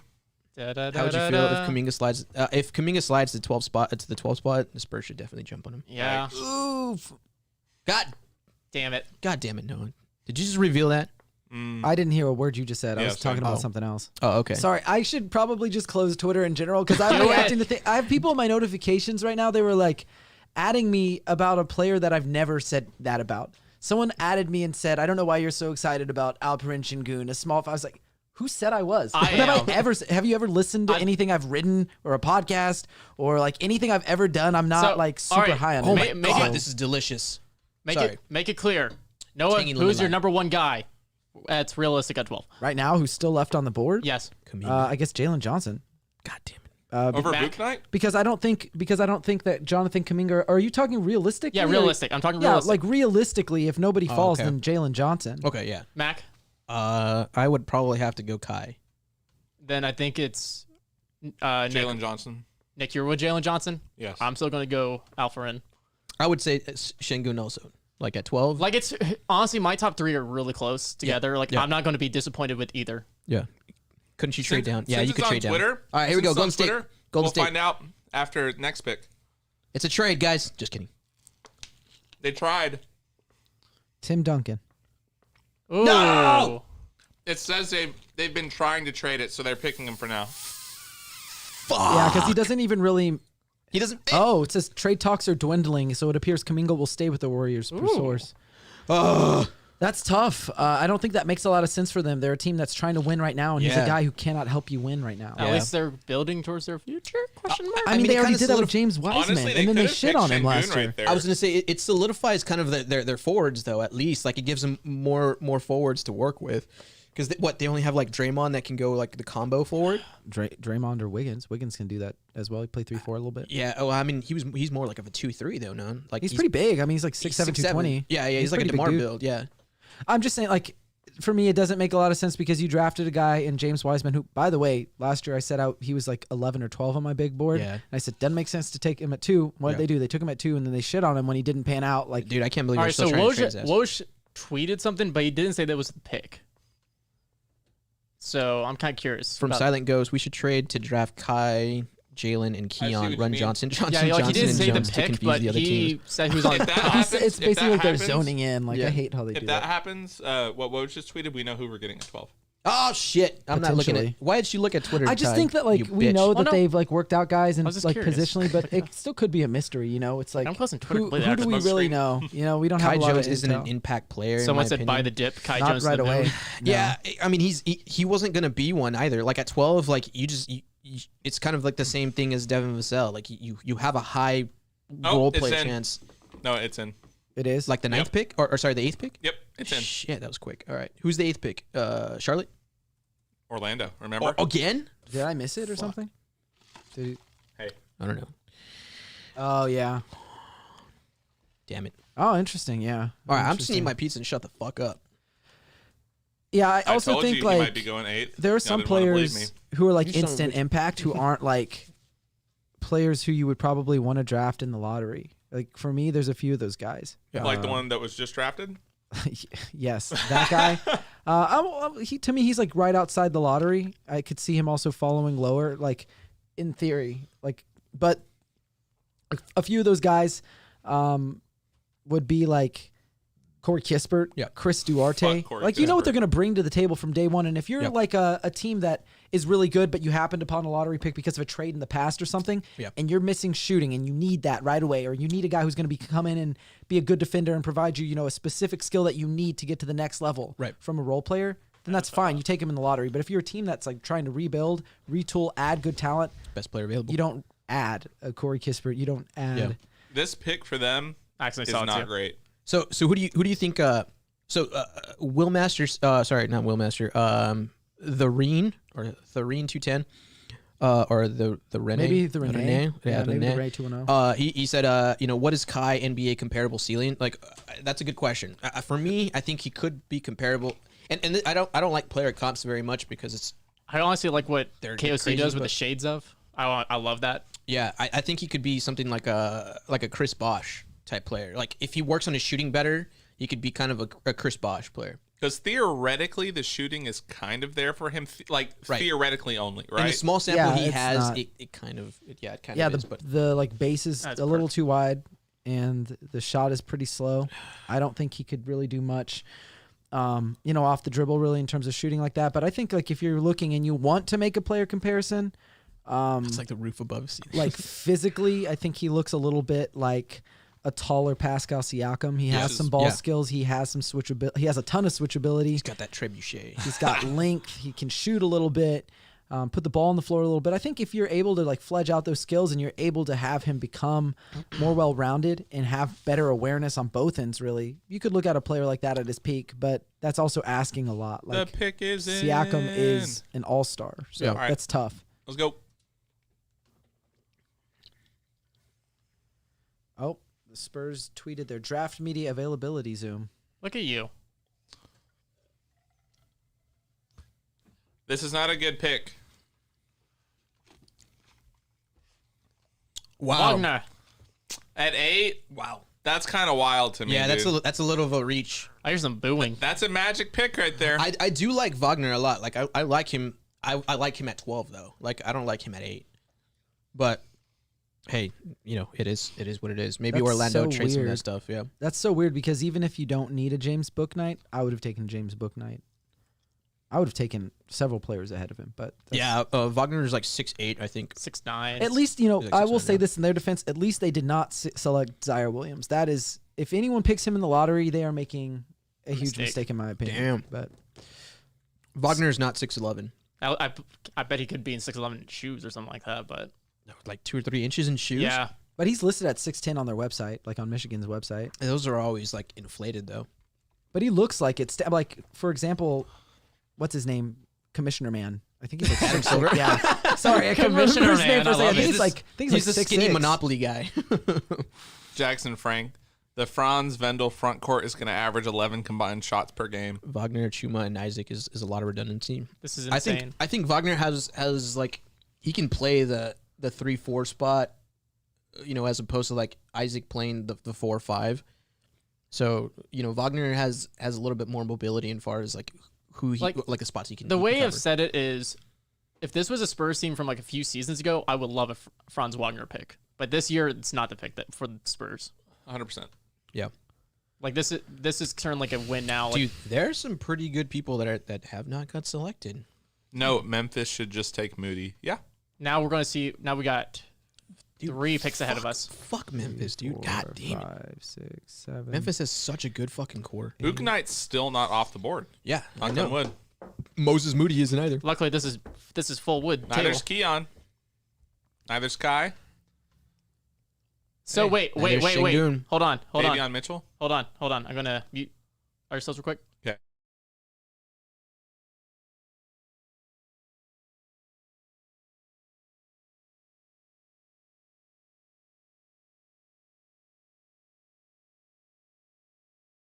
Twitter, yeah. Oh, it is. Okay. What? Just kidding. It's certainly interesting. Wait, You- is Fran's brother Mo? Yeah. Yes. Mo's Yeah, on, Moritz or, Wagner. Mo's is in Orlando? Yeah. Oh, I did not know that. The Wagner brothers play together. That is. It's a weird thing to pair them. I mean, that's kind of cool. Yeah, no, Like, no, no. I'm it's saying like- it's like it's cool, but it doesn't. I don't know that they Yeah. even like make that much sense together. Yeah, I mean, it's You know like the what's- Holiday brothers when they played with the Pacers together. You know what's funny about Orlando?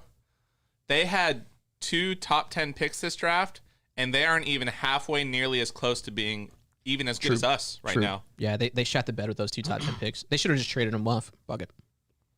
Hey, what's he saying? And like Suggs could be a star, but like I don't know, man. That Garuba at 10. I think Garuba's going 10, or is that on their big board? No. I was just saying. It was like it was on their big board. Like 10th best available player at the Yeah. moment. I really like Suggs in the Orlando draft. Still makes no sense. Yeah, Jesus, like the Suggs pick is. I mean, they're in a worse position with like guards than the Spurs currently are with guards. Like, they just have a super bottleneck right now. I'm curious of who would they pick, because they already have 2 guards in Fox and Halliburton. Who would the Kings pick? I know that it said that they need starting center. I don't think that they really need James Bouknight. Like, I think he doesn't make sense for the roster. I would Yeah. still probably pick him, but if you're looking for like a positional fit, I think Moses Moody, because he can probably play 3 with his frame, but also Jalen Johnson makes sense. Yeah. Kendrick Perkins compared Kuminga to Jordan Bell. I saw that. Bad. I mean, they're not even the same body type. Yeah. Game. I just don't understand why ESPN continues to put him on air when he's just consistently The wrong. pick still is not in. That's hilarious. I bet they take Şengün. I would hate that. The Kings? I mean, at least they're. They need a Dude, center. that would be a horrible fit for him in terms of just. Oh, I think I see what it is.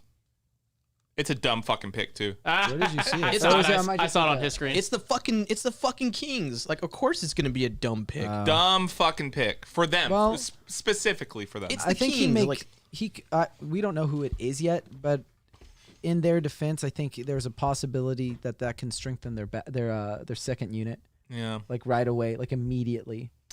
Yeah, but I mean, there's better options there for them, right? Yeah, I think so. I don't know the pick. We're not discussing the pick online. I saw All it they're up. doing is they're seeing exactly what's going on Twitter.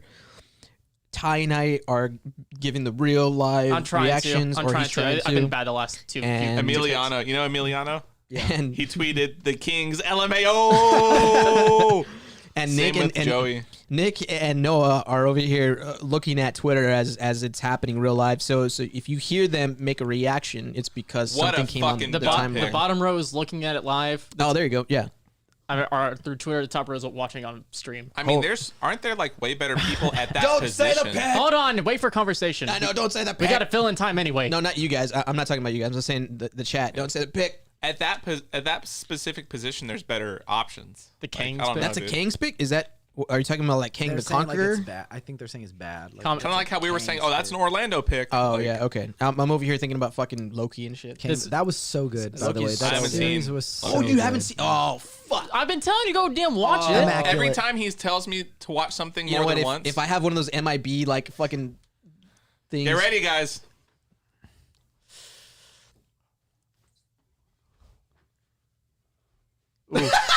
Sorry. They even laughed. They Yeah, even they're laughed like, on wow. NBA.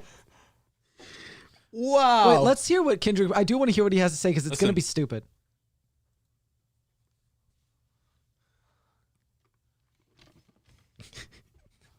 So you pick someone for heart and willpower, a 9? I mean, shit. What a dumbass. What the? What the?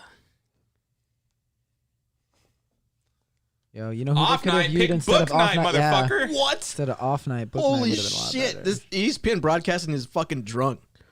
Holy shit! Two more picks, and then we're there. Wow, dude! All right. I'm sorry. That was legitimately like I know sweet Orange Jesus was like that. Laugh is totally on point. I apologize if I All busted right. anybody's ears, but that was wow.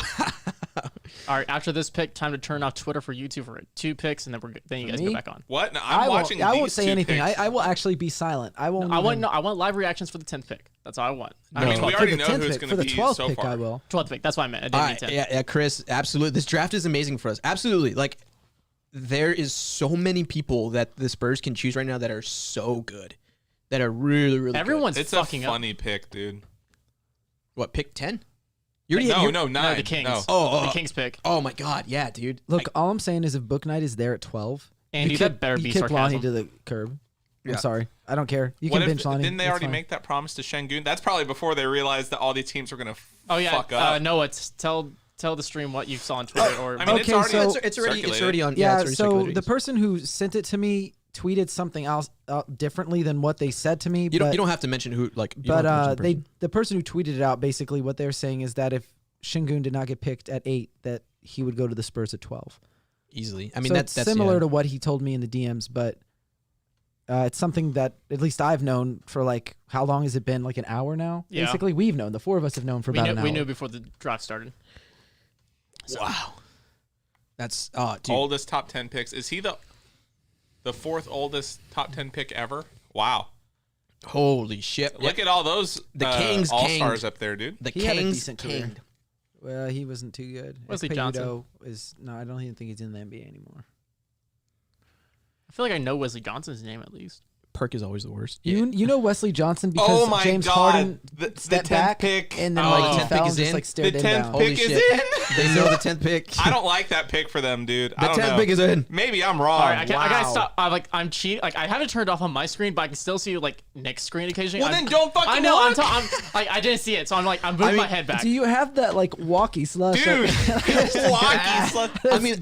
I can understand. I can understand like Fox and Mitchell Wow. together. Like, but Dude, this they already pick have is hilarious. Buddy Hield, so it's I like, screen cheat way too much. so it's This fucking pick. yeah, dude, you would be the bitch like when we're playing multiplayer and we're playing like split screen. You'd be the fucker that's no. I will watching. admit, I was a screen shooter back in like You split screen son of a days. bitch! I You're the was a reason son of a why like bitch. we would put the fucking cartboard. I don't know. Maybe some of you guys are way too young. I was a son of a bitch when it came to like it wasn't GoldenEye. It was what was the next James Bond game for like the GameCube?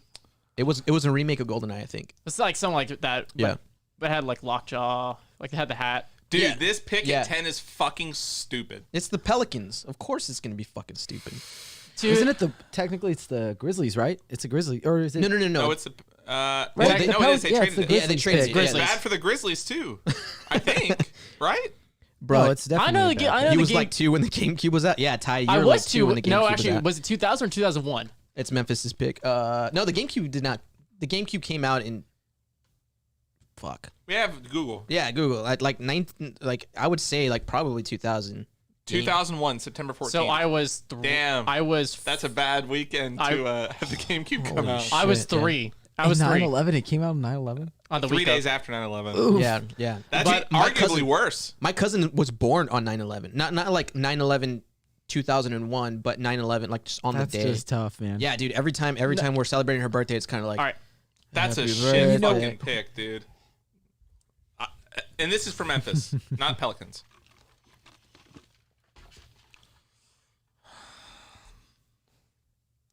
What? What are these teams doing? What? What are these teams doing? Moses Moody dropping, Book Knight dropping. What the dude. fuck? Yo, I have Zaire 28th on my big board. dude. So to me, this is a huge. Mac, I'm so sorry again. Lower I've the seen him, camera. dude. I don't I've know seen why. him like. I guess I'm. yeah, I never guess mind. I've seen him No, it's not okay. on people's big boards, like 30, like Yeah. top 30. He had a really bad Guess season. I'm just slouching. You are slouching. Just a little bit. That's good. That's good. Thanks. No, who do Well- you think goes next? We haven't seen it. Who do you think goes next? All right. Wait, who's for- picking next? Twitter off. Twitter off. Hornets. It's 11. Yeah. That means that we I could get Book Knight because I don't think they think picked Book Knight. Do you? Oh wait, I don't know. it'd be I feel good like for you them. can't let him go at that point. I mean, like You next can't to- let right him go next, this pick, dude. Like if you look at him right next to. Don't they still I have Carter though? Like Davion Carter. no, they traded him. They traded Carter, No, I mean, no. the Javion Kings- Carter. No, they never had Javion Carter. or who's the guy that they had that had a really good season last year? Are you talking about the Hornets? Yeah. Yes. Dude, the Kings Gordon couldn't Hayward? pass on No, Book not Gordon Knight. Hayward. The Pelicans He was a couldn't guard. pass on Devontae Book Graham? Knight. Devontae Graham. He had a worse season last year than he did before because was he that? fell out of the rotation Graham. once LaMelo started starting. Yeah. And I don't think you can play them that much together. I think you Because- could play Book Knight right next to. To Lamelo. Like that's an instant upgrade over Malik Monk. All right. Dude, this yeah, draft yeah, is sure. crazy. After this pick, I'm also turning off chat for until the pick's Yeah, named. I'm not gonna. Okay, fuck you, I chat. do think it is Fuck going to you, be chat. I'm James not watching Bouknight, you anymore. but- I love you guys. I Dude, do. I but, really, like, really love at all of n- you guys. Hey, at 9, But I they should cannot. have picked Book Knight. I cannot At 10, they watch you should have guys. picked Book Knight. At 11, Even ESPN has him like the number one guy like the last 2 or 3 picks. Dude, all I know is the Spurs Why would you think? have such a fucking good opportunity to get somebody really good Why that would- should have been. why like, would Book Knight lottery, be- top lottery? Bognite, whatever his damn name is. Book Why would Knight? he? Why would he be dropping? because I mean, teams some are stupid. teams may not want a shooting guard. They may not need it. What is his physicality like? What he's like a 6'3" guy, 6'4". I can look that up for you. 6'3", All right, 6'3" and 3/4. I thought. My question is though, if James Bouknight. Bognite is still there, but they He's drop 6'5", 190. Oh, I love it for a big shooting boy. guard. Oh yeah, for a shooting guard. Oh, give it For to a me. shooting guard, that's not bad. What did you ask, Ty? Give me. if they do, so say Bognite's still on the board, but they still draft Şengün, would you be mad? Yes. Pretty mad. All right. Yeah, Absolutely. because that's not the best player available. If you want best player available, They then did it's say they were Bouknight. going for BPA, and it's only like one guy that has talked about the Şengün thing. Like right? just interesting, imagine Lonnie and Bouknight like together coming off the bench. Like that's such no, a you good. ditched Lonnie, right? I think yeah. You would take out I'd Lonnie? be ready to move on from Lonnie. So you run Trey and then Bouknight. Well, I'm saying at the like I 1-2? think Patty's probably back, even though he took Spurs out of his bio or whatever. But I'd rather see Devin assume like backup 2 role because he's pretty skinny. Like he can play 2-3. Oh, I was assuming that Devin would be like a 3, like would be that combo forward. Well, we'll see what happens. I don't know. I'm tempted to go to this. By the way, everybody, if anybody knows a representative from Topo Chico, tell them to hit me up. These things are fucking good, dude. Are they really? Kelsey drinks her this margaritas is super with Topo fucking Chico good. poured in the You top. you want to try? I'm not a big seltzer dude. I just Try don't it. really like Just try seltzer. it. It literally does not. I mean, it tastes like fucking. It's nothing, dude. Yeah, it's fine. Like I suppose. it Yeah. literally tastes like nothing. Like It reminds me of what are those like dick. seltzer? I'm just kidding. Yes, specifically. But no, what are those things called? LaCroix. It reminds me like Oh, yeah, yeah. LaCroix. I mean, that's- like that's- a limoncello. Yeah. Limoncello, I think is actually. Yeah, it's so that that's thing. what I'm saying. Like, dude, so like everybody's been hyping up these Topo Chico like hard seltzers, and so because I'm up here, we're celebrating with the boys. I was like, let me try them out, and so, man, they've been good. And I've tried like Bud Light, I've tried the Michelobes, I've tried the Coronas. T. Lopez agrees with you. Who? T. Lopez. Oh yeah, In T chat. Lopez. Hell yeah. The lemon lime specifically, the tangy lemon lime is so good. By the way, This is a bad time. I need to go to the bathroom. go ahead, Well, dude. run. Yeah, run. Go Get ahead. out of here Yeah, real quick. Yeah, and come back. they're on commercial right now, so We'll hold down the fort for you. You got I a have my minute and favorite 50 Ty's podcast. back Sorry, on. how late. My son I'm kidding. teach me how to use Twitch. Okay, so I'm leaning towards Kai Jones for obvious reasons. My alma mater. Oh yeah, if you're a former Longhorn, wow. I just feel like if you want Kai Jones for any reason that has to do with you liking the Texas Longhorns, then you don't like Kai Jones. Like, that should not even be like unless he's like a guy who's at number 1 or something. Yeah. Then you shouldn't care. I mean, I think the worst take is like Topo Chico are for bitches. That's Damn, I've hardcore. never had Topo Chico before. Like not even just like normal. I haven't Topo had. Chico. Yeah, I normally don't like seltzer water. Like I think it's way too bubbly. But I mean, these are way better than beer, at least because beer is like real fat, like bloating. Yeah. I So feel you. like seltzers are not bad. Look, I just like sweet drinks. I like girly drinks. You Oh, get me, you like bitch drinks? Just yeah, kidding. for I'm over here, sure. I'm Yeah, over no, here oh, drinking yeah. a fucking seltzer. 1,000%. I'm yeah. over here drinking Dude, seltzers and shit. I'll own it. I'm Yeah. still seeing people say like, yes, we can get Kai Jones when it's like, dude, Book Night is on the board. Yeah, fuck. Yeah, I'm sorry. Fuck that. Like if Damn, San Or Antonio. right now at this point, with so many people still on the board, us trading back is even better than it was originally. Shout out to San Antonio Mama who had her son teach her how to use Twitch. Yeah, what's up, Nice. Also, she said Topo Chico are for bitches. dude? We've already Yeah, been we talking talked about it when you dude. were gone. Well, I'm It's taking catching up. So Damn, can't long. believe you Oh, left like fuck. that. Did it happen? Wait, if Oh, dude. every time you tell me, then it like I pops know. up on my laptop like 2 seconds shit. later. So I No, will the check. way the way Nick reacted makes me think that Book Night just got picked. Nah, no, No. no way. Not yet. It's not, Alright. it's not official until they announce it. I know, right? It's not official until they announce it here. Hey, at least the Spurs can't piss you off. That's always a good thing. Setting up nicely right Why is my laptop not updating? It says that somebody just tweeted something and then it's not showing It it. deleted it. I don't really care. No offense to the Spurs right now. I don't care about the Spurs Coyote being Okay, hyped Mac, for I the love draft. Topo Chico's the shit. I do not care. now. Who said that? San Antonio Mama. Hell yeah. Let's go back. Wait, what did you say about the Coyote?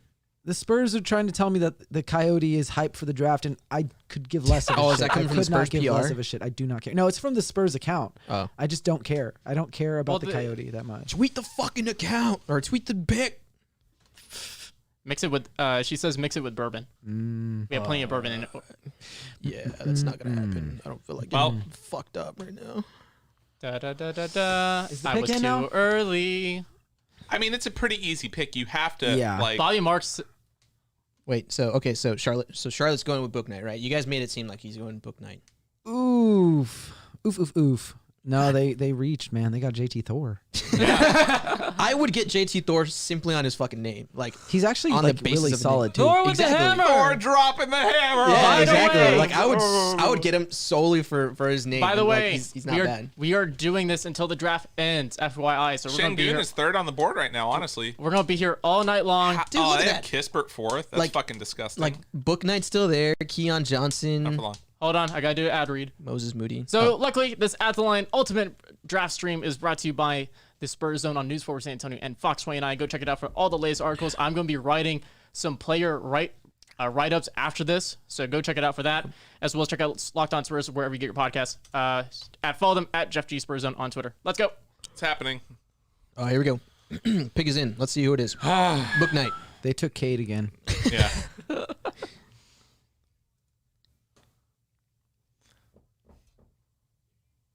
Yep. Easy. Bust. All right, Twitter, I mean, turn it that's- off. Yeah, that's Close your Twitter. I can't promise you anything, but I won't react. I will, Okay, I Nick- will literally sit here in Nick, silence. do not react if you see I'm not it. gonna react. Okay, do not react. I don't want to. I have my Twitter closed. I don't have anything. I'm going scrolling on. up on the stream chat, so I can't see what's I was going gonna say on. like I have my Eric stream Salinas closed right just now. tweeted ABK. Anyone but Kispert. Hashtag. All right, here we go. All right, the Spurs are in now. The chat is turned off. Yeah. Sorry, chat. We can't see what you're saying right now. I'm not even looking. The rest of you guys might, but No, no, no, I mean- Mac and I are not looking. Yeah, I'm looking. This is, I will, but I won't react. Plus, that's- I'll be tweeting like right that's as all. soon Like, as yeah, it- that's all I care about. Just like no reactions, so we can see what's Yeah, going I on. want. Honestly, I just want you guys closing it so you guys do get we get your true reaction to what the pick is. You know what? Like Moses Moody would be a great pick. Keon Johnson, Keon Johnson would be a great but pick. I think it's It's gonna be. I mean, 100% is probably gonna be 99% is gonna be Şengün. who wants to bet the percentage of Spurs tour that would be pissed off if it is Şengün? 50%. The Probably other at least 50% will be pissed Yeah. that, or like People. it's you. Like with the majority of Spurs Twitter, it's like Kai or Şengün. Like that's it. So Yeah. 50% will be Or pissed. Jalen 50% Johnson. won't be. I mean, I haven't seen as many for Jalen Johnson, but I I've- can oh, I see see that. that. Because of Shit ton this of Jalen fuckhead Johnson. back here, fucking. I have the fucking reservations about him, fool. I mean, dude, honestly, like if Şengün can project to be anywhere near like the Jokic level, like they mentioned, I don't think he can be. I mean, yeah, I'm obviously like it's always like a risk, like it's a gamble, To be but fair, it's like Jokic didn't project to be Jokic. Ha ha! I told you I'd use it during the Jokic, draft. yeah, Jokic didn't kidding. project to be Jokic, but he also, I think, there were definitely more high-end flashes of playmaking. yeah. I mean, I'm just saying, like it would be great to see Oh, like I was like, whoa, what happened? I thought that they showed the pick for a second. It was just DeJounte and Keldon. imagine DeJounte and Keldon. imagine seeing Samanic and Şengün together, like a fucking Lori Jokic fucking mix. Ooh. That would be insane. Well, first Luka has to learn how to shoot. Oh, It's just a Damn. fact. I mean, the dude's a 28% career I three-point forgot. shooter. fighting words. Let's go. Well, no, I Okay, mean, Brandon it's pretty Clark clear to fanboy over see. here, asshole. Like all of his mechanics are great, except the one that kills him. Looking at the fucking ball. I don't Yeah. know what that is. It's weird. What? yeah. He looks sorry, up at I it. didn't- He looks at it. I think that's just a Yeah. bad picture. If he can no, because it happens Yeah. multiple times. If he can Yeah. change that, he'll be at least in the 30s, at least. I definitely expect him to work out with Chip. Like he has to work out the with Spurs Chip. just tweeted. Oh, They just shit. said we're on the clock. Oh, God just damn it, said- no. They said we're on the clock. Here we go. We're on the clock. Dude, Like, there's still. With 3 minutes Ooh, left. imagine if on they the go clock. Garuba too. Garuba would be a good pick. I like that too. So, all right, my big board was my big three was Kai, Şengün, and Garuba. Yeah, that sounds good. Like, if they picked any of those three, I'm gonna be happy. I mean, Moses Moody would be a good one. I know a lot of people have been wanting Moses Moody. That'd be a good one too. but- Just to remind, on my board, the only one guy I left on my top five, and that was Giddey.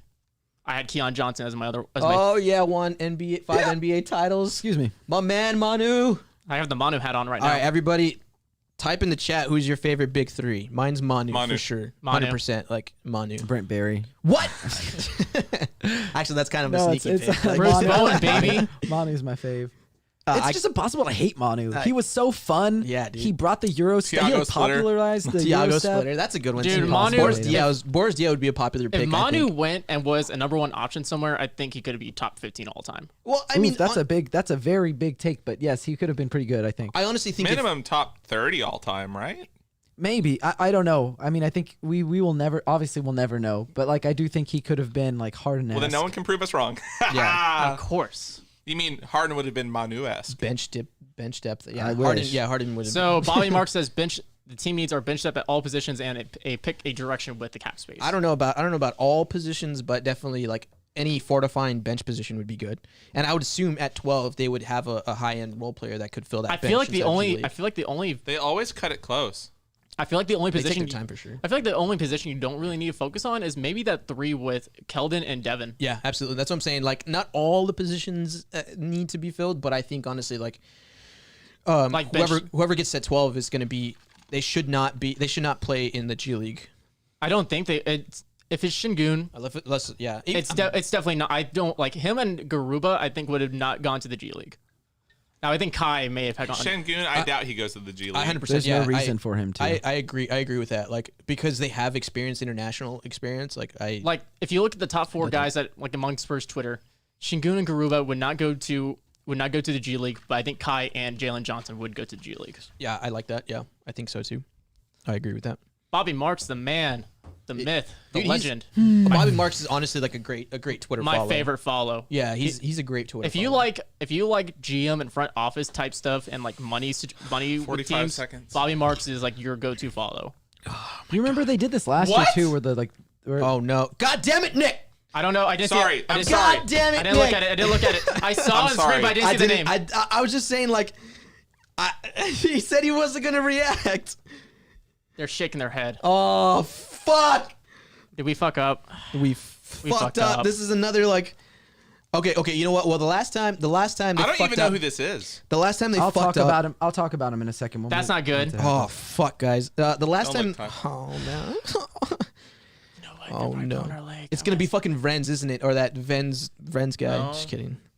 I don't want to look at chat right now. I don't want. I feel like they're pulling our All leg. right. I don't Wait, know. the pick is in. Here we go. Turn it up. Pick is in. Here we go. Oh god, dude, I'm shaking. Fuck this. Let's go. Turn it down because I don't need to do it. Not yet. Oh fuck. We fucked up. I just know it. For Nick to have that like No, reaction. dude. No, I don't know any. I've seen his name. I don't know who this is. That makes it even worse. That makes it even worse. That makes it feel way don't worse. don't tell me. Don't tell me that. Unless they are just pulling our fucking chains. I don't know. He's young. I'll say that. Extremely young. They're being I don't stoked. give a shit. Don't tell me anymore, Nick. Just hush, please. Raw brother. I don't think I've ever been like this disappointed, so I'm just gonna Shut throw the that out fuck there. up. Hey, No. do you mean the second part of your tweet, or is it just Shut optimism? the fuck up, no.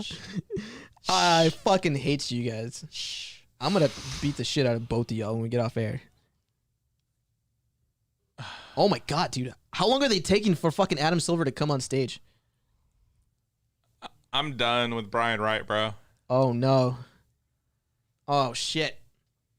We're fucked. Holy shit, here we We're go. fucked. We're fucked. Mac, I'm not fucking kidding. I'm not fucking kidding. What? They fucking selected What are we Primo! doing? What? What? Why would they select Primo? Look who the Pacers picked at 13. What the fuck? Şengün? This has to be a trade. There has to be a trade. What the fuck? No, The dude. Pacers fucked up their pick too, if that helps anybody. Not fucking Primo. All right, so do you want I me to mean, talk what the about him a Fuck! little bit? I know that Yeah. I know that they worked him out. I know that, but what Yeah. the fuck? Holy All right, guys. So Joshua Primo is the shit. youngest player in this draft class. I have him ranked 31st on my big board. I'm not super high on him. He did show quite a bit of upside as a freshman at Alabama. The numbers weren't really that great, and we can talk about the numbers here in a second. But one of the biggest selling points on him is his shooting potential. He made 38.1% of his 3.8 three-point attempts. Some of that was off the dribble. Some of that was off the catch. And specifically off the catch, he made 44% of his catch and shoot jumpers. But as far as everything else goes, it's pretty theoretical. He's long. He's got a 6'9" wingspan. At 6'6"? At 6'6", pretty so good. that's pretty solid. But it is sort of to me, a little bit of a questionable pick because to me, this signals like Ty said a second ago Oh, we that took they're the youngest either player. looking to trade or I feel like this has to be a trade. they are making a trade and he is a replacement for whoever they are planning to trade That could potentially. happen. Now, obviously, this is not any intel. I don't have don't any know intel on anything that, yet. but I'm just throwing that out there. He is very raw. He averaged only 0.8 assists per game this season to 1.4 turnovers per game. And the defensive thing, I think, again, sort of theoretical, pretty solid team defender, but he's not really much of a defensive playmaker despite his length. He combined for just 0.9 blocks and steals per game as opposed to 1.7 fouls per What game. a strange pick. And unfortunately, I don't have a whole lot of positive things to say about this pick. Hopefully you just trust Show the some Spurs fucking front emotion, office. Noah. And I'm kidding. you know, I don't know. I'm not gonna lie. I think I would be lying if I said I wasn't disappointed. Again, 31st on my big board. So the fact that they take him 12th is sort of questionable because I don't think I've seen a single person At least have the him Pacers this high. fucked up. Talk. So Dude, I can't even see.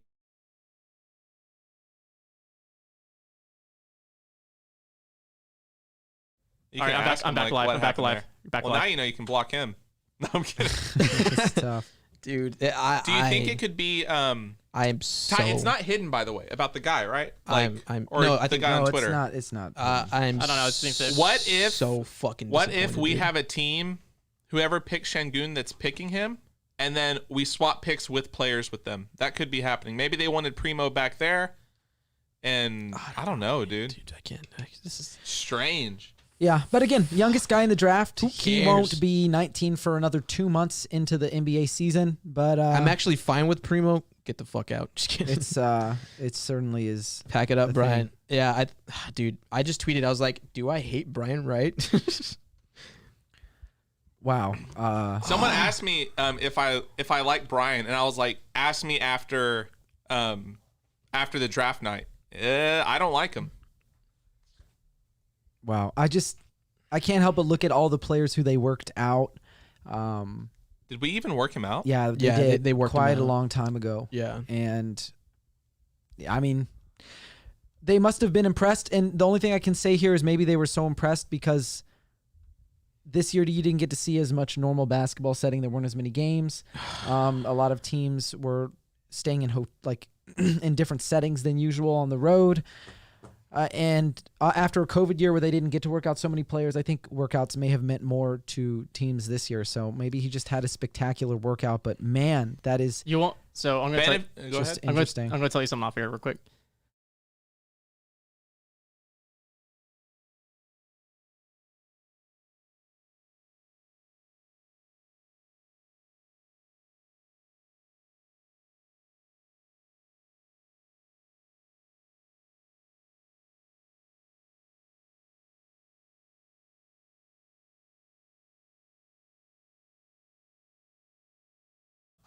All right.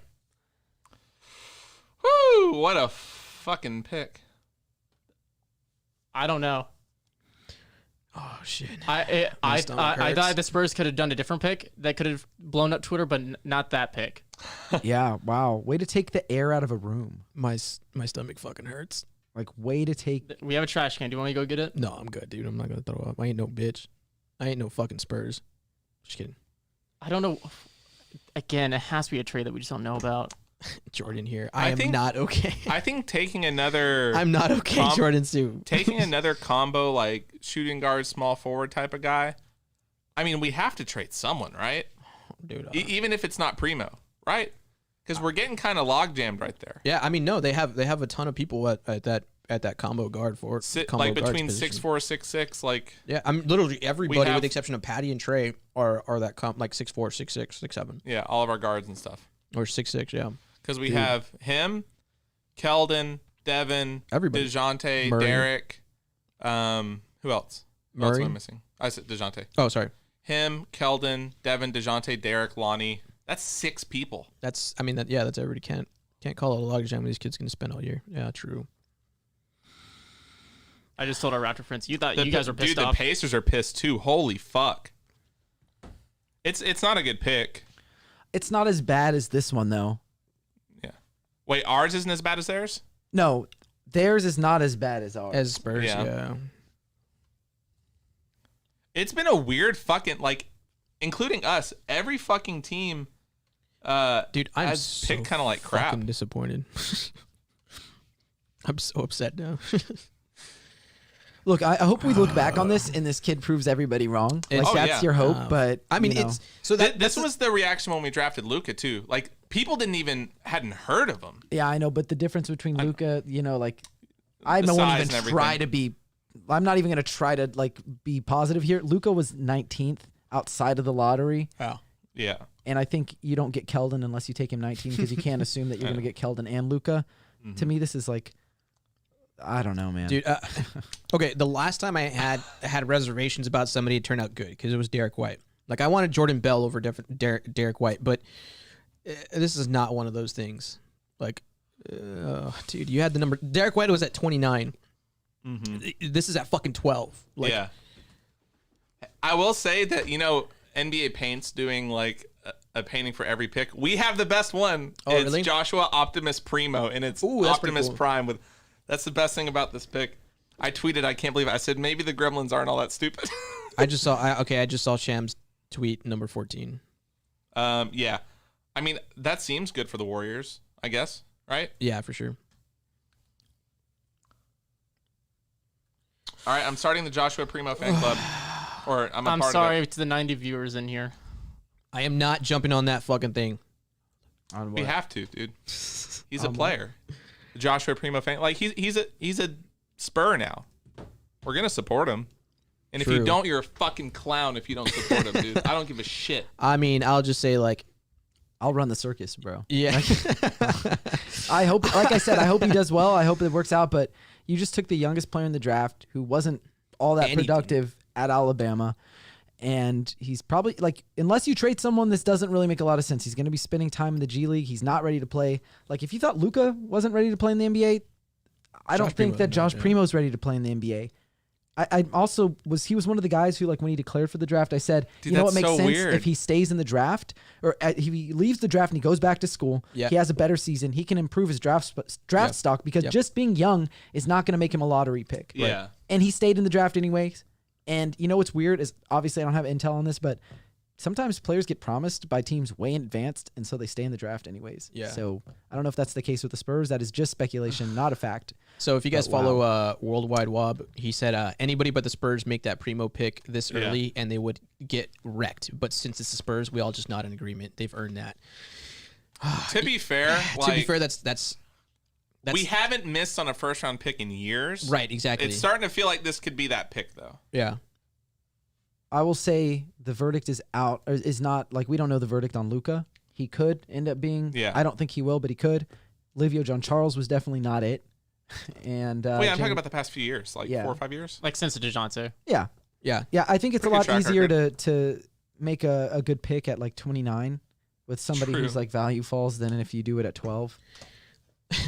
Like if you take Derek White at 29, like Mac was a little disappointed, he said, but like nobody's really going to bat an eye if you make a bad pick at 29 Yeah, or 30. But yeah, at if- 12, it's If Primo was picked at 29, that'd be fine. Like we wouldn't be up in arms about it. But like But this is a lottery pick. this is fucking 12. This is 12. they must really believe in him though, which That know? doesn't seem right. I don't know. you know, I think also, not to go this far back, but like with Tony, and obviously kid's not Tony, I'm not saying that. I'm just saying, like, with Tony, people were probably like, what? Tony Parker? Who's Tony Parker? This 18-year-old from France? Like, Right. this guy's going to suck. And then he ended up becoming your starting point guard. Yeah. He was part of the Big Three. He's a Hall of Famer, whatever. Unfortunately, That's true. Someone Prime- is saying that, because, SB Nation, and they're specifically stating Pounding the Rock, saying the Spurs needed to take a swing on upside, and Primo fits the bill in that regard. This is actually making me think that they're going to stick his ass in the G League for a year or two and fucking crater for the next year or two. Primo pick HEB sponsorship. Primo pick, you mean? That is great. Yeah, that'd be good. That'd be a good. Colin Is Reed. it Primo or Primo? It's Primo. Primo. That was Josh from Primo. that was from, Primo. that was from Colin Reed. Yeah. So okay, let's get some of these live reactions. I'm going back up. Golden State going to steal the draft. I mean, yeah, they got Moses Moody, but their 7th was okay. Yep, my bad. Missed it. Oh well. No, you're good. Can't. Let's see. We just got him early. like Moses Moody would have been a better pick here. And I had him Absolutely. 9. Yeah, so, absolutely. wow. Josh Primo was a surefire lottery pick for next year if he would have stayed back. Yeah, that's exactly what Noah said.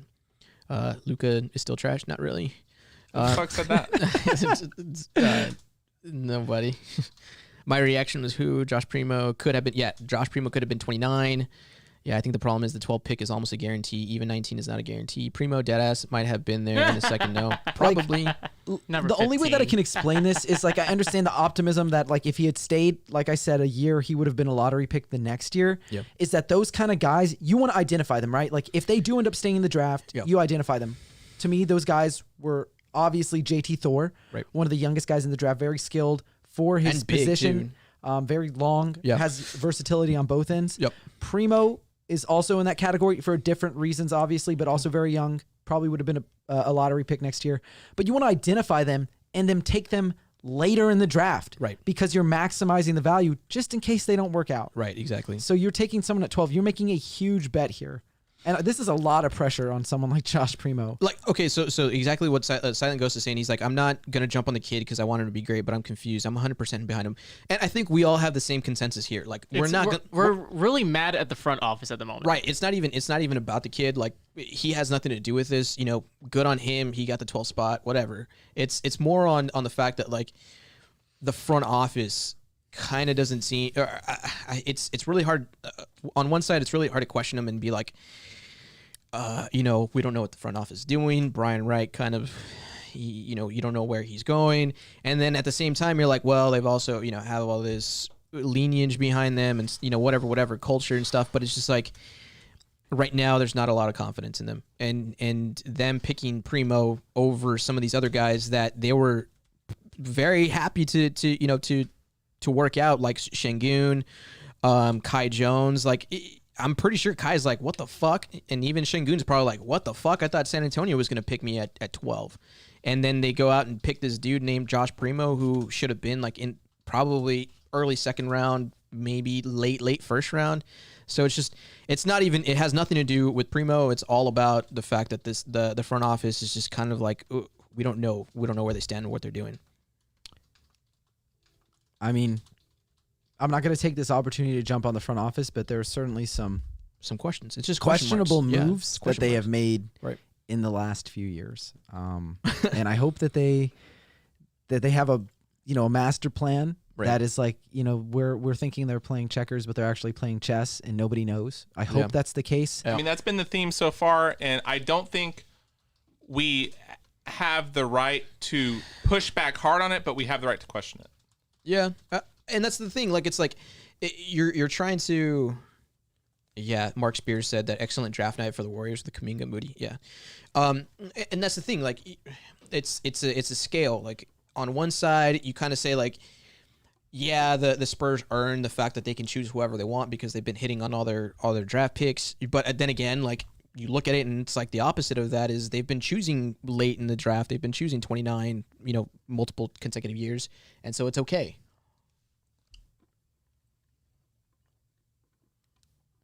Clark, yeah. Terrence Clark, for sure. We already know who got picked at 15. I saw too. I was laughing at that earlier. Yeah, they're replacing Bertans. Oh wow. Seems like Kispert? Yeah. I was laughing at it earlier. Excuse me, Jesus. Yeah, this kid might have been a lottery pick too this year. Oh, for sure.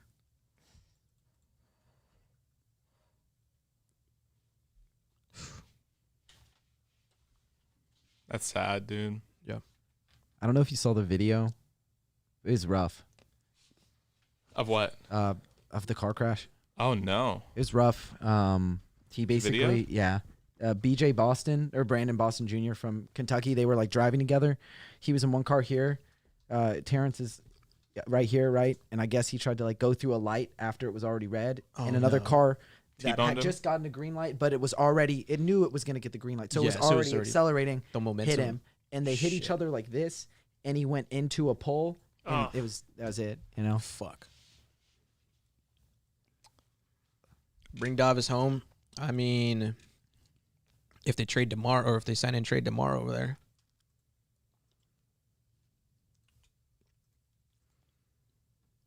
Does Carl know that why the Avery fuck are they Johnson showing their isn't- mom? Shh. Sorry. What? that Hold up. Oh, that's Aw. cool. that's the right thing to do? Okay, sorry. I thought they were just showing the mom for no reason, but No. All right, I like this. Okay, sorry, NBA. Yeah, let's hold on for a second.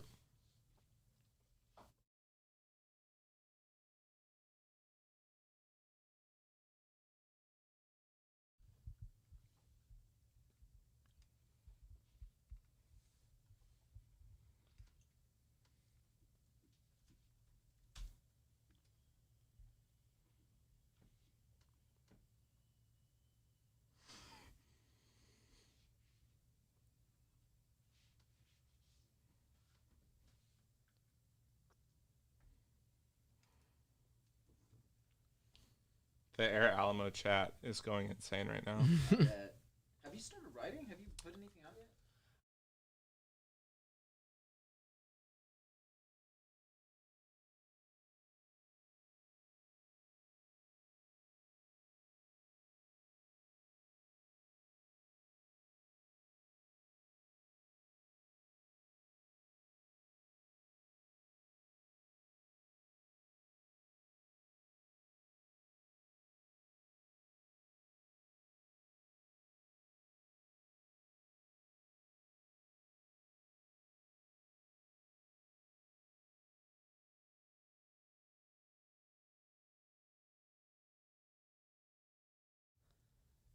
Sad thing.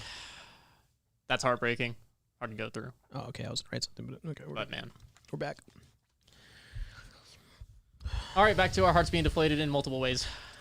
Dude, I'm still not Just that brought down the deflated. room. Like,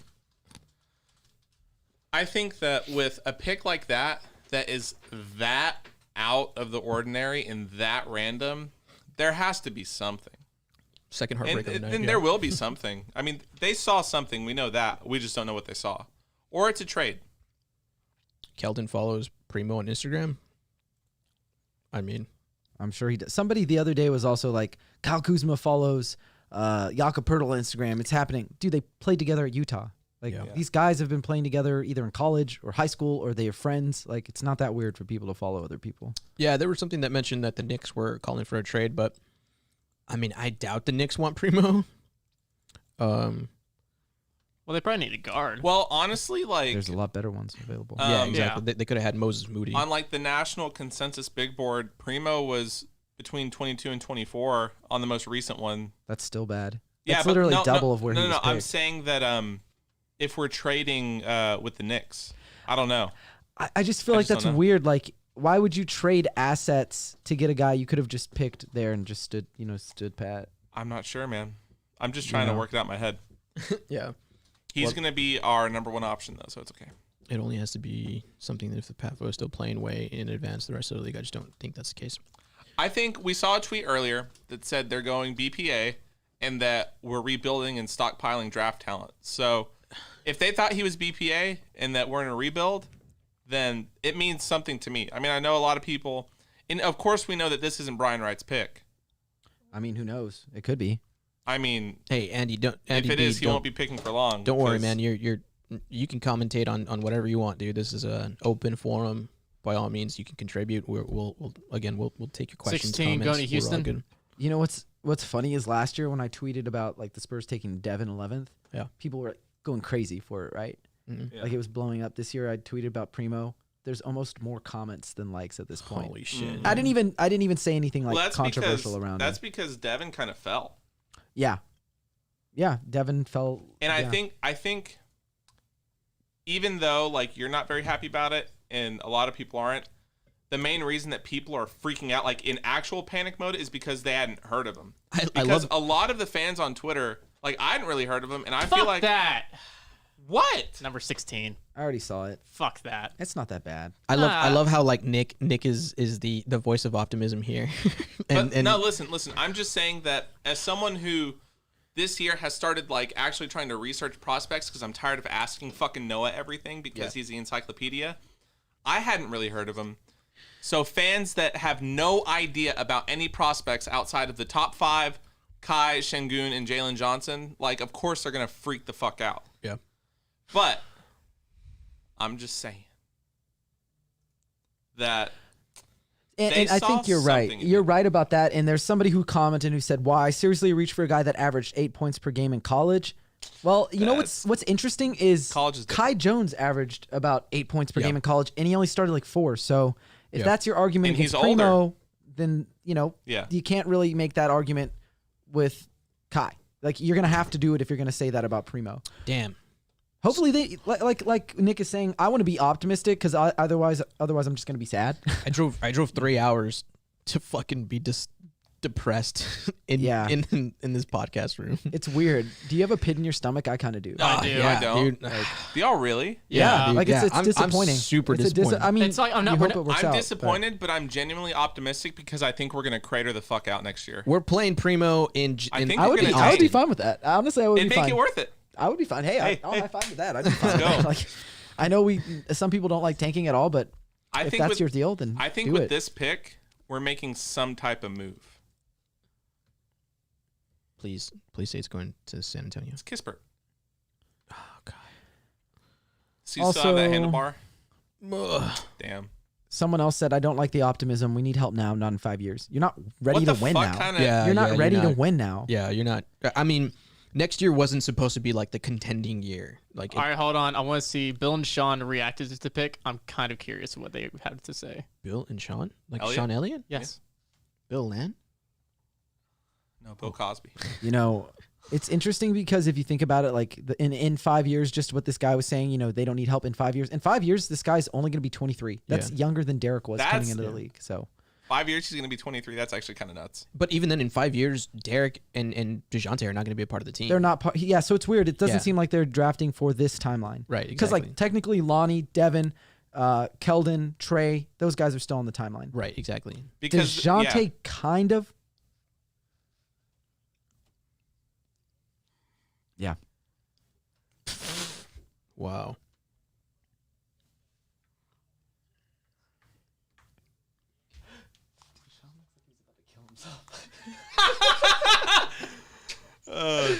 Oh my goodness.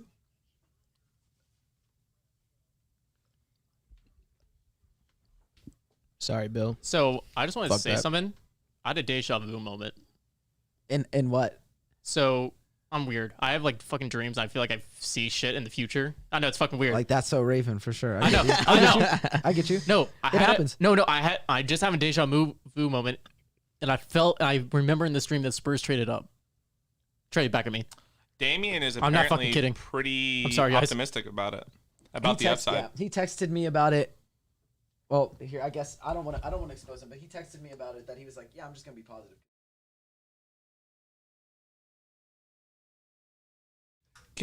Are we muted? No. Can I?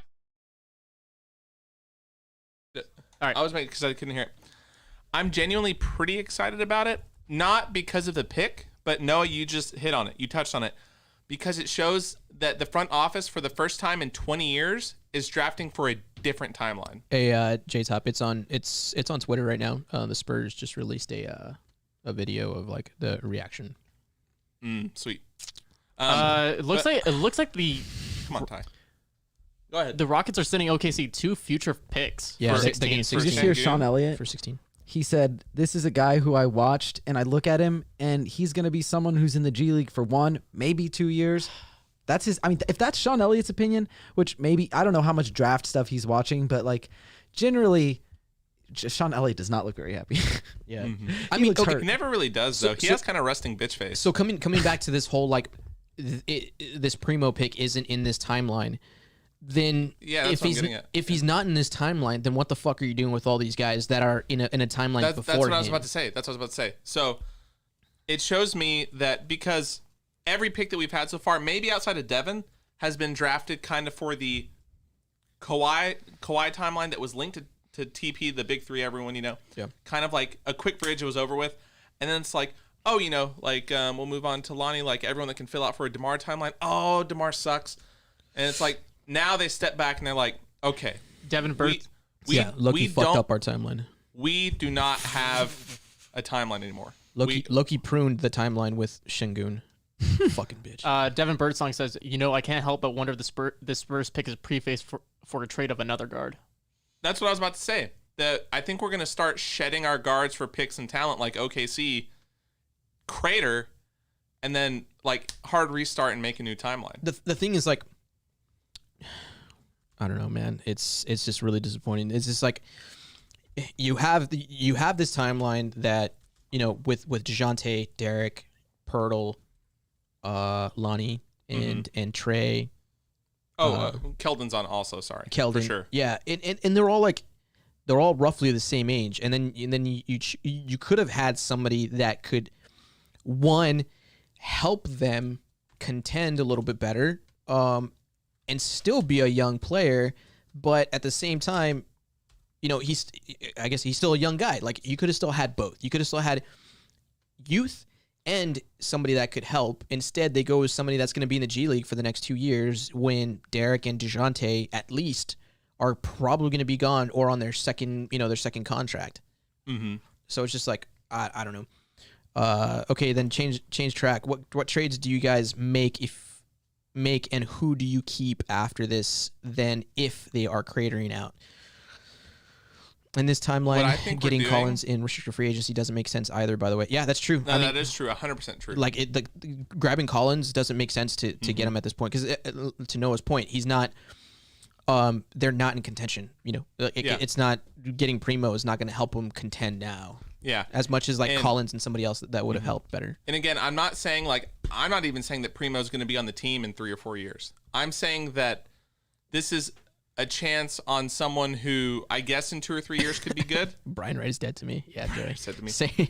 But I think that this is just a signal that they're going for a completely new timeline that they may not even see Derek or DeJounte a part of, or even Lonnie in the future.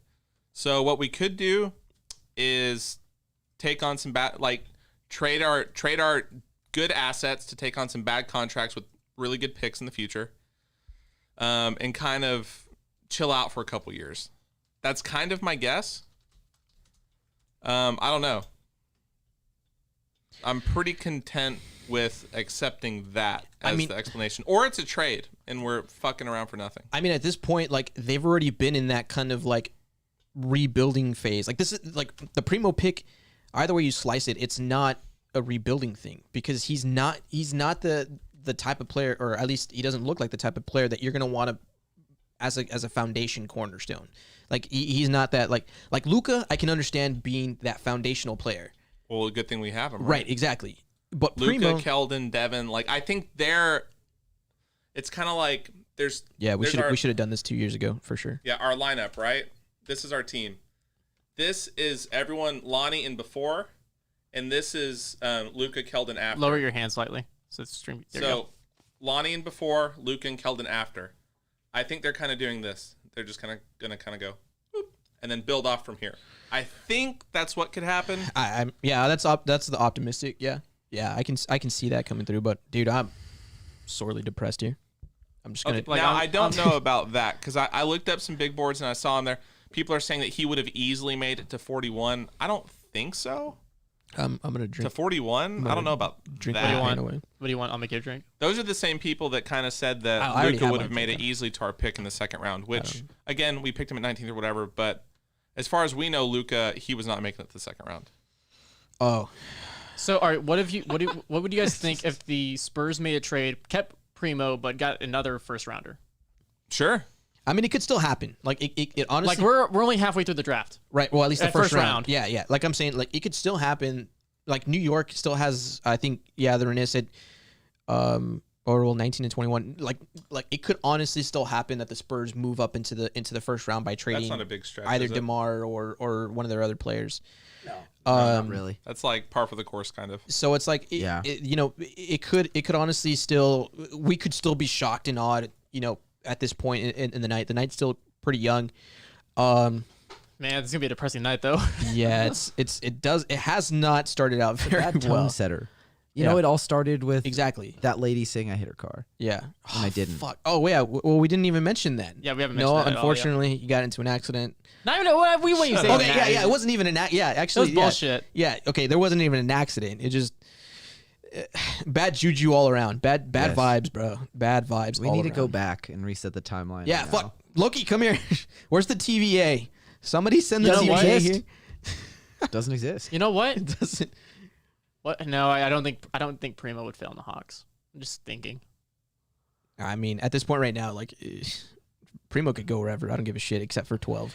All right, I'm pretty much done with this guy, the Drew Show. He's so fucking annoying. don't know who I'm that is. literally going to stop. I'm going to unfollow Oh my God. him. I You actually- only you blocked actually called two- him out? Like at the Drew Show. Holy You're annoying. shit, You dude. literally comment on everything I write, everything I tweet, everything I put on YouTube. None of it's ever positive. You found a way for when I put up just video of Keldon at the USA Olympics saying, oh, you didn't do any commentary. Why didn't you do any commentary? This is just so bad. I never said I was going to. I strictly said it was game tape. You find a way to spin everything negatively. So Joey's I only block two people. You're the third. Sorry, Joey brother. is reinforcing blocking him, Noah. No, he's doing the far away one. He's like, block him, Noah, do it, just do it. like, sorry, brother, you're blocked. Like, I only blocked two people. You're the third. Congrats. Holy shit. I don't know who that Did is. you I've have never blocked? interacted with that guy, but Or Yeah, I could look. I mean, wow, Jesus. All right, what about this? What about this pick? Since we're not really watching a draft, I hope chat doesn't mind. What do you think about the 17th overall pick from New Orleans for Trey Murphy? it's fine, right? Like, I mean, nothing I have crazy. him 28th got on you, my Joey. board, but like also if he fits your need, then you're fine. They need Wait, shooting. who did Memphis get? Trey or New New Orleans. got Orleans. Oh, Trey New Orleans. Murphy. They swap picks, Ah. remember? So Oh, that's right. Yeah. Right, they swap picks. Yeah, they Yeah. swap picks. Yeah. And Valanciunas went to Memphis. Yeah. And Steven Adams went to fucking Memphis. God damn it. I like Steven Adams. I wish he would come to Spurs. Poor Steven Adams, not fitting in the NBA anymore. I know, dude. What if he actually makes good on shooting a three? Bro, DeMar DeRozan It's a shoots big threes. if. It's a big if. If I he was just does, saying. I will go streaking. Wait, what? somewhere. He will get a tattoo of Steven Adams. I will, yeah. That's Oh, better. shit. No, I you will have get to a- get Steven Adams tattoo I around your arm. I don't know if is that cultural appropriation. That feels like it might be. Everyone Probably. has trouble. At least you can get like a. I wouldn't say his face, but get something that's Steven Adams esque. I'll get his like. Maybe like Jason Momoa. Get his name Adams and like a jersey number. I'll literally tattoo his name and jersey number on my back so that I'm always wearing his jersey. Even You when heard I'm it not. here. Not that. Okay. We gotta set the parameter though. Okay, so if Brooke Lopez is making me real nervous right now because I probably would have said the same thing like 5 years ago. okay, so if Steven Adams goes above 35 from 3, What? On 1.5 attempts per game. No. If he does that next year? I'm saying Yeah. 2. I'm giving it. I'm not. Okay, if he's only shooting like one a year, then no, I'm not doing No, it. Okay, so 1.5 attempts per game. what No, about no, what that's about not- 3 no. attempts? What about 3 Yeah, attempts? 3 attempts, sure. 3 attempts at 35, Sure. over 35. Sure. So he can hit 1 3 a game on 3 attempts. It's like 33.333 repeating. Okay, fine. Yeah, big man over here. All right, you heard it here. The wager is if Steven Adams shoots over 35% on 3 attempts from 3-point land this upcoming year, Noah gets a tattoo of Adams in his jersey number. I tell you what, all that you is Kai it. Jones fans that talked about getting a raw player, we got a raw fucking player, fellas. Holy shit. All right, let's do this. I like it. Dude, I was honestly going to come in here and be like, I will fucking tattoo the Spurs on me if, whatever. And, for the 12th pick. And now I'm like, well, I'm glad I didn't do that because, I guess I wouldn't have got the tattoo anyways, but fuck. I still then DeMar for 19 and 21 is the best trade even now because Keon and Kai are still on board. You know what? Like, and that is the New York Knicks. So like, it's still possible for. That's what I was saying. It's still possible for something to happen. Yeah, where the it's Spurs But I just don't know that there's incentive for the Knicks to do anything like that because they could make the 19th and 21st and then just pay DeMar because they have the space. Like, yeah, that's you true. know? Yeah. That's the only bad thing about that. I don't want to be a pessimist though. No, I agree Just, with like, that. throwing it out they there. can absorb. Yeah, they can absorb his contract. There's no incentive for them to trade the 2 picks. I mean, other than that, the Wizards obviously we're hearing that we're hearing the Wizards are trading Russell Westbrook to LA. LA. So the Wizzies are kind of out on that one. I'm not sure they're completely out. I think they can still make a trade like after like August 6th. I mean, technically, Atlanta hasn't picked, so Jake the Snake, they could still go after the Cam Reddish offer. I just don't know. Like, do you guys believe that Cam Reddish is worth? Well, I guess it doesn't even matter because we can absorb Cam Reddish regardless because we have the cap space. So, if Nick called us for 12 and 19 and 20 or 19 and 21, we said no to draft Primo at 12, bro. Oh yeah. Yeah, I would be super upset. I don't think the front office is that stupid. Do what? I don't know, man. They To selected turn Josh down Primo. to turn down 12 for 19 and 21. Like originally I was not for trading 12, but after this pick, yeah, trade it. I mean, that's what was reported was like the Knicks were talking to the Spurs to trade the picks. So, yeah, I'd be really upset too. I know for a fact they turned down 19 and 21 for 12. Oh shit, Eric B 1980 just solidified that they did turn down the 19 and 21. Oh, really? According to his sources, they turned down the Sauces? 19 and 21 for 12. I know. Uh, I know, hard to believe from a guy that's in your chat, but I know it for a fact. Eric dropping a knee bomb. Yeah, dude. Is that our Eric? No, that's Eric 1980. Okay. Yeah, it's not Eric Salinas. Fuck. This is giving me PTSD of the Kawhi fucking the Clippers trade. Damn, you gonna give me sources for that claim? Yeah, we need sources for you saying that they turned down a trade. They've been trying to trade into the first round, and my guys said teams were asking for 2 youth guys plus the 12. this seems a little high. That's a little high. 2 youth guys plus 12 for what? Like the 8th pick or something? No, they wanted. I guess I'm assuming they wanted. So the Spurs wanted 2 youth guys plus the 12 in order to get 19 and 21. Hold on, I got something to tell you guys off here. Wait, the Spurs wanted to trade 2 youth guys in the 12? No. They get 2 youth guys. And 19 and 21 for 12. 21 for 12. Yeah, that's what it seems Well, like. we're gonna need like Golden State wanted White and Vassell plus the 12. What the fuck that. For 7? For 7? For 7. That's rough. All right, hold on. You can't do that. Sheesh. I gotta tell you guys something off here real quick. We'll do it.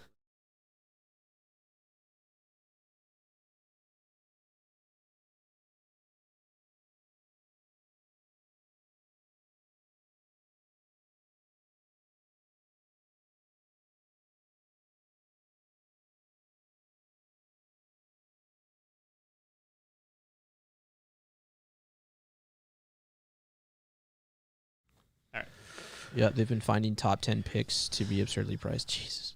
I mean, which is weird I fucking because hate Daryl Morey for that shit. every top 10 pick so far, almost half of them have been dog shit. So it's like, it's kind of funny. It's just that's what I'm saying. Like, fucking Daryl Morey had to fucking price gouge this and make it all crazy known.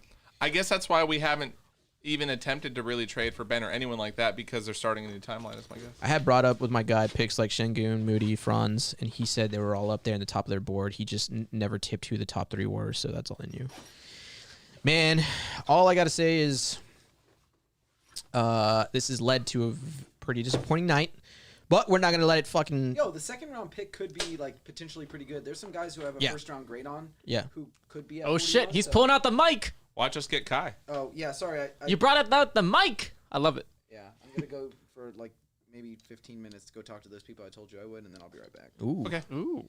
very nice. Got Fancy. the Samson I know. CO1U, baby. I bought it because I love it. Or Q2U. Hell yeah. And that plugs directly into your phone? Into the computer. Oh, I into the gotta computer. take- Gotcha. Well, you could do it into. Wait, is it USB? USB, yeah. Yep. All right, I'll be back shortly. to ask about. to Şengün go was talk right to there. him. Kai was Ooh. right there. I'm sorry, this night got me in. Got me. I'm out. Yeah, I agree with you. It's pretty demoralizing to see this. The one positive thing is the shooting part, which I don't mind. What is he shooting? Like someone said that he was like one of the better shooters. don't 4.5 think so. attempts per game, like 38% Oh, okay. from 3. That's not bad for being 18 years old. Yeah. Like, I know that people are gonna shit on me for this, but I'm optimistic enough. I'm of the belief that they haven't fucked up on a first round pick in so long that I'm not gonna overreact to it. I'm just gonna question it and be like, why? And we'll find out why. I mean, going in, and I know it was at 19 or whatever, but going into the pick, the knocks against Luka. So the pluses against Luka: tall Athletic. and can shoot, and he's And athletic. He can't shoot right now. He's tall. The knocks against him were plays 0 defense, looks lost all the time, you know, this and that. He's Yeah. a great defender. Yeah. So we don't know what's going to happen. Yeah. I mean, he has a lot of upside. Yeah, for sure. It'll be interesting to say the least. You know, I agree with Eric. Like, it's like if they would have even drafted Kispert, I would have been like, eh. I'd have been more mad, honestly. Really? I mean, I don't Because agree don't with think that. I would've. I don't agree with from that. everything that I've seen, including some athletic articles and even ones where they're kind of Luka is pooping on him a little demon bit, on defense. where they're kind of pooping on him a little bit, Primo, saying that he has extremely interesting upside. Maybe because he's the youngest player in the draft. I don't know. But I his mean, length, his height, and I guess at his age, he could probably grow to be 6'8". Because, of course, I'm not a fucking specimen like them, but I graduated high school 6 foot flat, and now I'm closer to 6'3". So I grew like 2.5 inches in high school or through college. I mean, yeah. So we'll see. I guess like physiologically or anatomically, whichever one, I'm not too sure. I haven't been in fucking school for a while, but technically males don't stop growing until like 23, 21. So it's like he still has plenty of time, but it's all about his age. And apparently he showed out in the combine. I don't give a fuck. Who was so? I'm trying to think of what was that gif? What's the gif of the Heat player shaking his head, but he's like, okay. At least we didn't take a 23-year-old senior like Brandon Clark. I'm gonna fight you, Silent Ghost. Get your ass over What's here to the it- what- DFW. I will fight you, Do sir. you guys remember what that guy's name I'm was? just kidding. What? Who? In that gif, that's like he's like shaking his head on the bench, but he's like, okay. Oh, it's yeah. a Rockets player. No, it's Yeah. a Heat player. It's a Heat player. Yeah. I don't know. Chat, tell me who that is. Someone knows. I will fucking fight you, Silent Ghost. I will. Knicks trade Get your ass over here, I to the swear to Hornets God. for a future first. That's kind of Wait, what? The Knicks traded 19 to the Hornets for the future first. Oh my OKC selects Kai Trey Jones Mann at going 18. to Charlotte. Yeah, Kai Jones going to Charlotte. You think so? No, that's what Woj just said right now. Did he? Yeah. Oh, it was Alonzo Mourning? Oh, okay. Alonzo Mourning. What was that?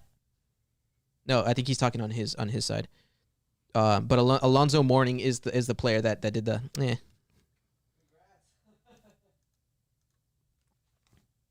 Hey Ty, I'm talking to you. What? Sorry, hit me up again. It's Alonzo Mourning. Alonzo Mourning. Yeah.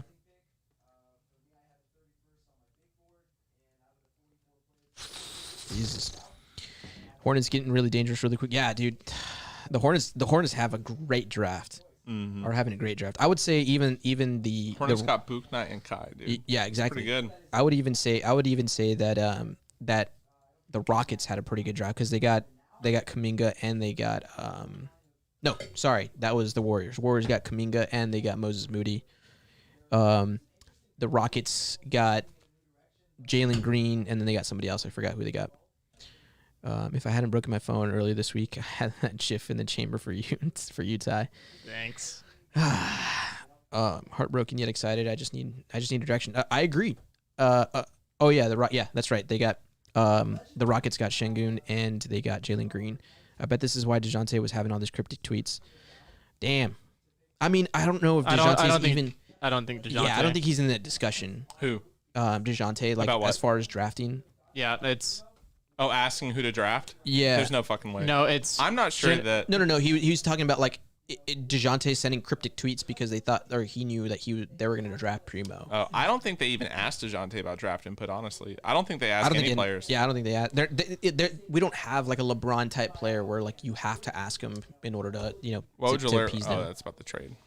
I don't think he's consulted, but I think he knew who they wanted. All right, hold on. I got the perfect. I got the perfect. Yeah, unfortunately, like right now, Spurs, and that's the bad thing is the Spurs have no direction, and this pick just puts them even more in like obscurity.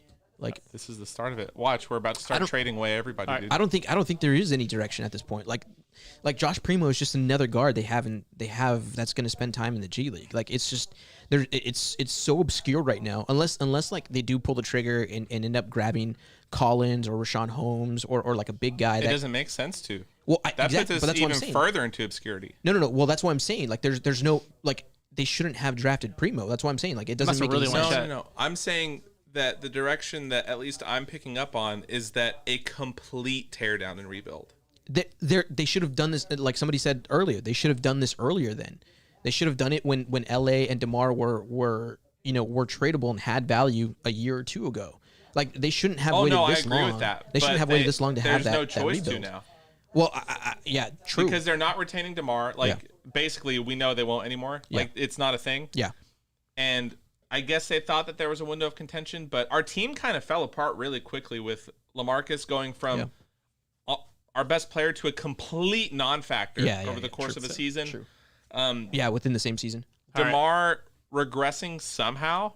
DeMar not being receptive to changing his game a bit more.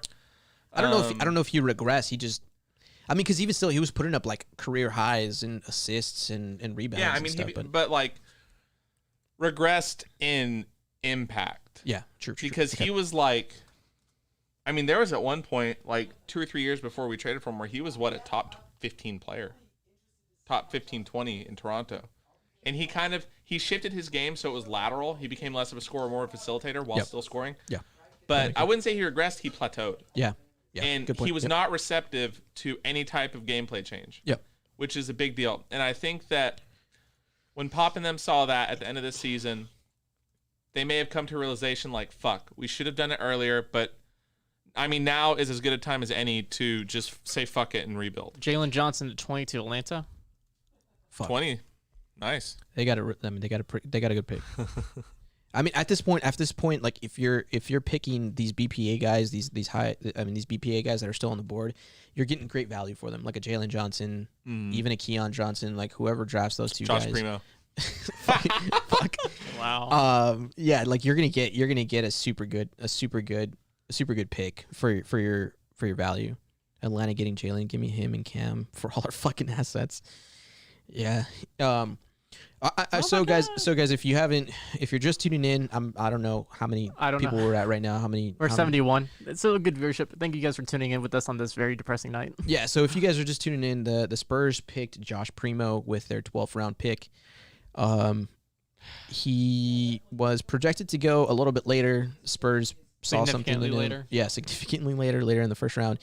So that's what we're hashing out right now. We don't know exactly. There's been nothing exactly like what's going on or where the direction of the Spurs are going. Noah out in the back room. I wonder what we're gonna do with all of this cap space. Yeah, 1 year contract. Noah's doing his save it own over the thing. next 2 or 3 years. Well, and that's okay. So let me get to that real quick. Hold on. So yeah, Silent Ghost. So the good thing about the Fiesta Bros and At the Line is we all are doing something with different content sites. Like not only are we here with At the Line and we contribute here, but Noah's with Pounding the Rock and he has his own thing going on in Green Room.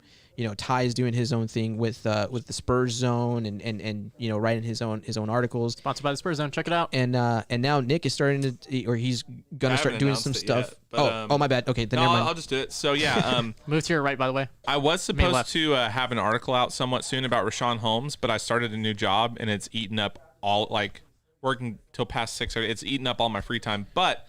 I've recently joined Josh and them over at Air Alamo. Yeah. So I'm pretty excited about that. I really want to get dig in a little deep about Josh Primo and see kind of what's happening there. I kind of want to write maybe about a possible timeline shift. So yeah. So yeah, we're all doing various things, and so that's why Noah's in the background taking care of his stuff. Yes. Which is great. Like I said, we're all diversified. We all do these things, and we get a lot of stuff. Lol at Jeff McDonald's last tweet made me laugh. So going back to the cap space. So I had mentioned this like a while back, but there's 2 years that the Spurs could use their cap space. It was either this year or the following year. And so what I'm thinking is, I mean, yeah, and I had said it. If they don't plan to go after a big free agent this year, save that cap space, and you can tank or you can try to contend, whatever you want to do, but next year, 2022, there's going to be so many free agents that are huge, and they're going to have a ton of cap space. They're still going to have a lot of cap space next year. What? Carl brought up something in our group chat, and I don't think this is the right mindset to make this pick, but he kind of said that Primo could be Lonnie insurance in the sense that if he goes full Kyle Anderson on us, doesn't sign, takes a bet on himself, signs for a contract that maybe then more that he's worth after this season, he could be there because they're similar measurements. They seem kind of like a similar. I mean, that's a good point. I mean, you still don't want that draft there, but that if it's not a new direction thing, I guess that's like feasible. I mean, if that's Lonnie insurance, I would rather have seen Lonnie get traded tonight. Yeah. Or like traded tonight. Like we might. If it's Lonnie, true, it could be. Yeah, very good. That's absolutely true. Hey man, no matter how confusing the draft has been, at least the Aussies are giving the Olympics a swirly right now. So that's something. Yeah, go Aussies, go Boomers, go Patty. Yeah, and I mean that's. I guess you know what? I'm probably gonna hang my hat on that note, like because I like to be optimistic as much as possible, and so if Josh Primo can be the future Lonnie, then hey, by all means. I just don't know. I haven't seen enough of Josh Primo to say like this dude is a freak. Like Lonnie. I watched his tape like religiously, or I mean not religiously, but I've watched his tape coming into the draft, and I was so excited for them to take him. Sorry, just mention go ahead. Keon Johnson. He's still on the board. That's true. Yeah, I mean they could have taken. Yeah, they could have taken Keon Johnson. Board? Yeah, he's still on the board. Yeah, I was just thinking about it, like because someone mentioned Keon in the group chat. I'm like, shit, that guy's still on the board. Yeah, they could have taken Keon instead. But I mean, I guess like Josh Primo. I wasn't talking about that. I was just in general. No, I'm saying does Keon even have a good shot, like or as good as Primo? Let me go look at my draft notes real quick. Now, there's one thing that does make me smile, like even though it's still the Josh Primo pick, and I said it in the group chat just now, is in the year 2026 he will be Chex Watch 23 years old. Primo is going to be 23 years old in 5 years. Derek's going to be like what? 32? Yeah, he's going to be closer. He's going to be over 31. Yeah. In 5 years? Yeah, in 5 years he'll be 31. In 5 years, our draft pick is going to be like Lonnie's current age. Yeah. That's nuts. That is nuts. And he's around the same age group as Devin, Keldon, and Luka, which that's our new big four. No, Keon, I'm shitting you. Keon no, true. I mean, it is true. Keon has shooting inconsistencies. He shot 27% from deep from Tennessee. So then that, I mean, like Carl said, shout out to Carl, by the way. Carl got a new job with ESPN Radio down in San Antonio, shooting the Good star, shit. or shoot the star, or something like that. So shout out to him. He's a good dude. He's now at Carl ESPN. So Good stuff from Carl. yeah, Carl's a great follow. That's kind of funny. But yeah, no, I guess he does bring up a good point. So like I said, I'm gonna hang my hat on that and say like he might be Lonnie Insurance. Maybe they do pair up Lonnie, and with a pick to get somebody else, like another guy, or with DeMar, they pair up DeMar, Lonnie, and a pick to get somebody. So how long are we waiting? How long for Lonnie? Remember when we said that it was hard to fuck up this pick? Yeah, dude. No shit, right? We I were tell you all what. positive about it. Like, damn, the Spurs cannot fuck up this pick, and then they end up fucking up this pick. I swear to God, I would have been much more upset if we had drafted Kispert. I would have been super fine with the Kispert. I would have been like, Listen. With I my would've been thing a about push. Kispert, right? He's pretty old for a draft. he was the same age as Derek, though.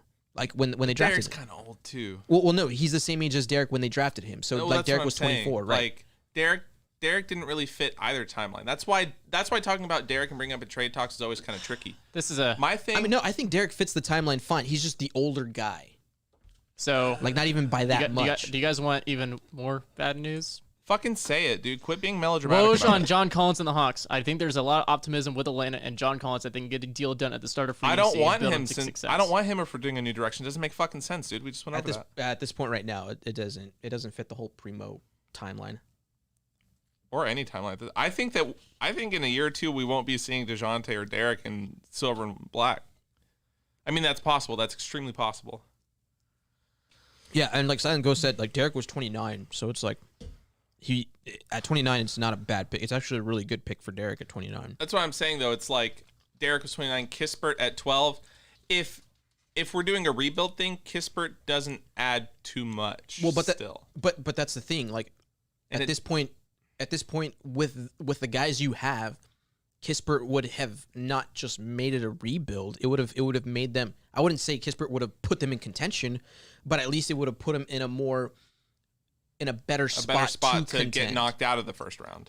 You don't know. I mean, I don't know that he would have fit alongside the current guys we have now a lot better, and at least like it's not like we would have gotten knocked out in the first round because we still have the cap space to kind of work around, pulling somebody else. Like they could have gone after John Collins, they could have gone after like Rashawn Holmes to help him, put themselves in contention. Mm-hmm. So it's like it's just Kispert would have been a safer pick to go than a Josh Primo. My thing is, and I'm not defending any type of Primo pick. I'm saying solely on the team's build right now.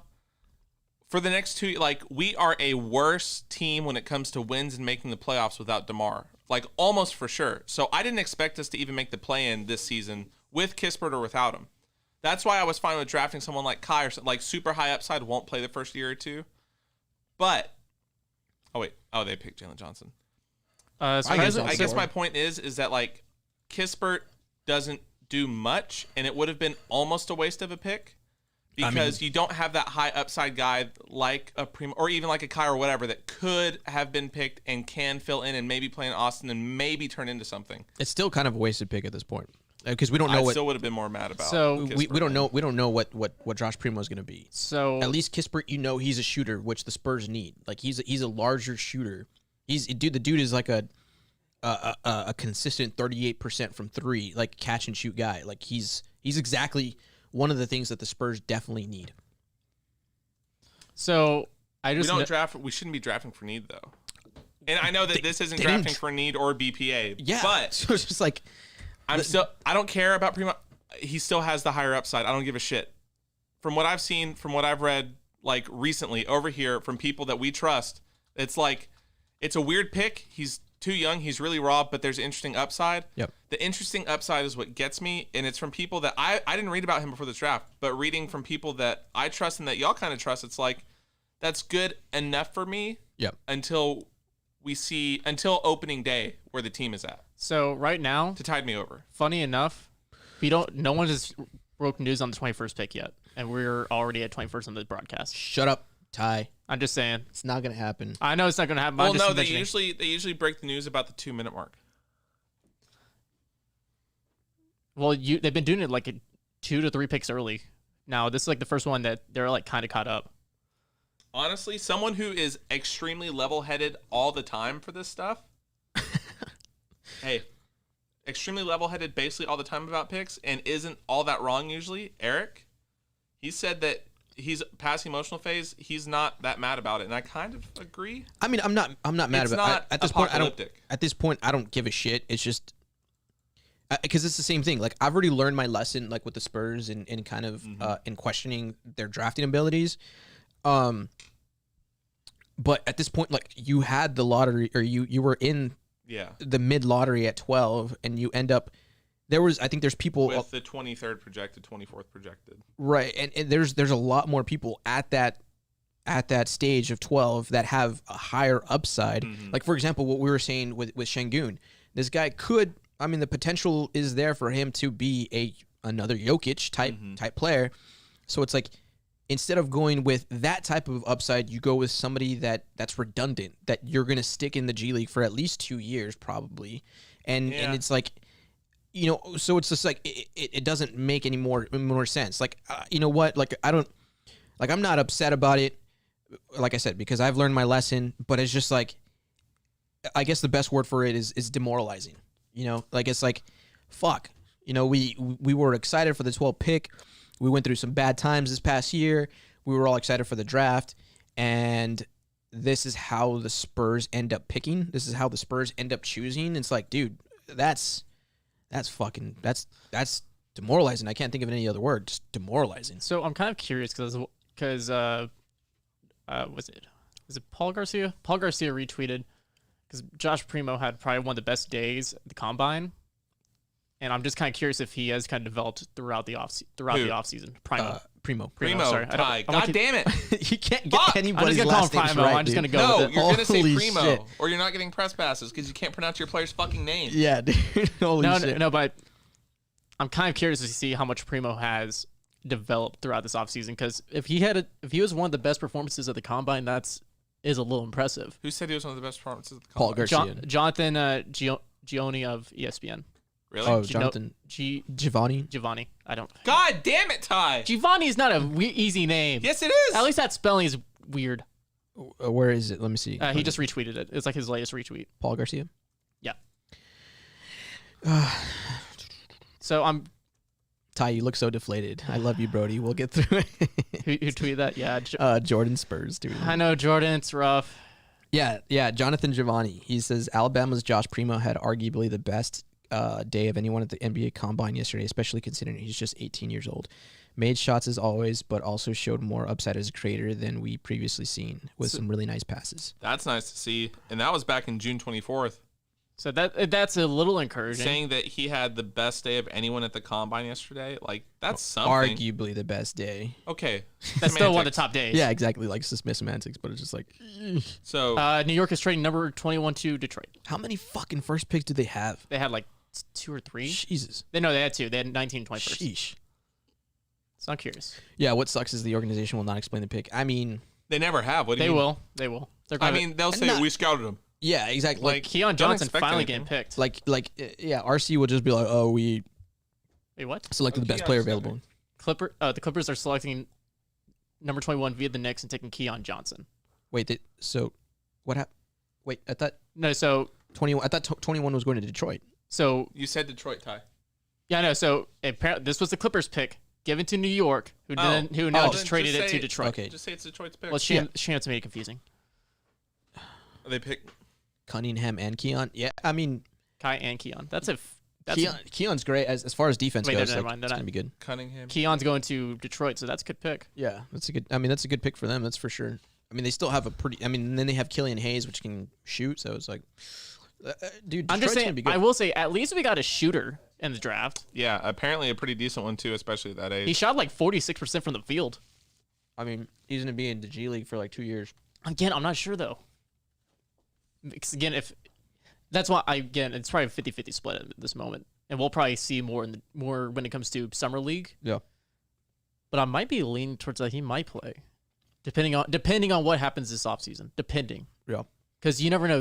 Again, the Spurs could pull what Oklahoma City did and just run their young guys no matter who they are. So I don't know. I'm just kind of guessing here. So some guy, Nicholas Zeffy, founder and contributor of tipoffhoops.com. I've actually never heard of it. Seems like a decent enough basketball site. It's pretty bold claims about Primo. It says Primo comes in the same mold as Nickeil Alexander-Walker and Shai Gilgeous-Alexander. Elite shiftiness and handle. Add to that his elite shot-making kid. I think English is a second language, actually. Kid is a lottery pick, in my opinion. Would look great in a rebuild like OKC or Orlando. And this is like quote tweets from June 24th. So apparently he rose up pretty far. People just, maybe not everyone was paying attention to the national media because a lot of those national media guys don't really pay attention to guys that weren't already prospects for the lottery. So who knows? All right. So I'm honestly really confused with this pick trade because then Wojnarowski said New York is trading with Clippers for 21. I'm really confused right now. Clippers will send 25 to New York in a future second. So the Clippers are getting Keon Johnson. I'm so confused still. So I think it's Clippers are for 21st and New York is getting 25th. If I'm reading this correctly. That's what I'm thinking. I'm someone will verify this later. I'm so confused. Now, did you see that windmill dunk though from Primo? I'm staying away from highlights for right now. Well, it was just a combine. It was in that combine video. Oh yeah, I saw that. How do we want to do this giveaway? I need to give something to inflate everyone's spirits to come back and yes, because we still have a second round we have to get through. oh my god, What? we still have this second round. Yeah, The second round goes a lot quicker though, right? yeah, it does. Yeah, it's just gonna be fucking Like same they don't disappointment. they don't super announce like almost every pick. Another fucking knife in my back. Just kidding. Oh, okay. I got clarification. So, the Clippers are getting New York's 21st pick, and New York is sending them Detroit's second round pick in 2024. And New York is getting the 25th. I don't know who this guy is. Who? Recruiting coverage for the Illinois Rivals NBA Draft High School Evaluation Analysis named Max Feldman, founder of Front Office Guru. It's not anything big. Well, he's apparently a guy who looks at NBA Draft. He has some big words about Primo. Premier two-way wing prospect with length and flashes of creation, often hidden by the variety of shot makers on Nate Oates' roster. Primo has elite size on the wing and a smooth, fluid perimeter stroke. Youngest prospect in the entire draft, remains a top 12 prospect for me. Well, funny enough that he was taken at 12. That's interesting. I mean, And all the other quote tweets on this are Alabama fans crying, like that he did so well at the comment. They're like, "Oh, he's gone," like all sad. he's Canadian. Yeah. My short write-up in my draft tracker was it's the youngest prospect with a solid ability to score off the dribble along with behind the arc. Inconsistency plagued him, however. That was just my small write-up. I'm not sure how consistent that is. I mean, he has a 6'9" wingspan. So That's a little insane for his height. yeah. That's yeah. not Giovanni, by the way, Ty. What is it? Givony. Giovanni. See, I was not Is the it only is one. with the hard G? Yeah. Givony. Oh, so Givony. see, no one knew until we got corrected by Noah. According to this one, he's 6'6" with a 6'11" wingspan. So yeah, I saw it on No, 6'9" Tankathon. So wingspan, right? well, on Tankathon it said 6'9". So I don't know which one. I mean, it could honestly. Now this We're looking at this video. now Noah. NBA Draft Room said that he was a Right here. mid-first round Givony. at his earliest. Says, So at least on June 24th, arguably the best day for anyone at the NBA Combine, especially considering he's only 18 years old, made shots, blah, blah, blah. But showed more upside as a shot creator than we had previously seen with really nice passes. So I guess that's what people mean by he may have, like, the workouts and stuff may have jumped up a little bit. See, that's like what Jordan said. Like, honestly, like that's why I'm hanging my hat on whatever small thread I can find as far as like being optimistic because, like I said, the last time I doubted the Spurs was Derek White, and I really wanted them to take Jordan Bell, and I'm so happy they didn't. So that's why I'm just like, at this point, it's whatever. I'm more interested in finding out, and it's never going to happen. We're never going to find this out, but I'm more interested in like what the war room looked like. Like, how did they see all these guys that are falling, Şengün and everything else, and then they end up still taking Josh Primo. So that's more my thing. He's a guy who's willing to so the Spurs tweeted that video of the reaction at the draft party. I'm kind of curious what it sounds like. Of who's in the video? Coyote. Yeah, they have a draft party like in Austin and in San Antonio, like actual with the like an actual. There are probably a lot of these people are like drunk. Yeah. Try now. They sounded very deflated. Who? You don't have it. You don't have it on the. No, you don't have it on the screen. You can't really see much. I mean, I'm just saying you. I'd say in here. Hold on, I'll switch it over. Well, if that's what we're hearing, it sounds like the audio levels are peaking. That's why it's not very loud. Well, no, you just can't see the reaction. I mean, you were talking you about you the can't reactions. you can't really see the reaction on the video either. The crowd reaction was basically who? Yeah. I mean, that's basically our reaction too. Isaiah Jackson going to the Pacers. I got to know Noah's thoughts. I'm low-key Shambles' brother, and I trust you. There you go, Noah. Yeah, I know you just did it for Green Room or wherever you're at, so do it for at the line. I'll be back. My thoughts are, if you want to be optimistic, which I think we should be, because if we're pessimistic, we're just going to tear each other to pieces on Twitter. And that's what other people on Twitter that we know do. Across the fan base. But like, if you want to be optimistic about this pick, think of it this way. Obviously not the same scenario, but once upon a time, Sam Presti, who is now with the Oklahoma City Thunder, he said, Tony Parker's our guy. And they said, Tony Parker's your guy? And they went, Tony Parker's our guy. And so they picked Tony Parker, and people were like, who's Tony Parker? And he became a Hall of Fame point guard, and he ended up just blowing expectations out of the water, right? So they take this guy at 12. It's definitely a reach. It's a lot easier to reach at 29 or 28 for Tony than it is for a guy like Josh Primo at 12. But in my opinion, he would have been a lottery pick next year. And I think you sort of aim for those guys in the 20s, 30s because you're trying to maximize value. But maybe the Spurs thought, we just cannot pass up on this guy here. He had a good workout for them. He had a good showing at the combine. Hopefully he works out. He's 18 years old. In 5 years, he'll still be 23, which is younger than Derek White was when he came into the league. So if there's a reason to be optimistic, it's that. I don't have a whole lot else to say there, but hopefully he pans out. Yeah. Speaking of Green Room, do you want to do Green Room?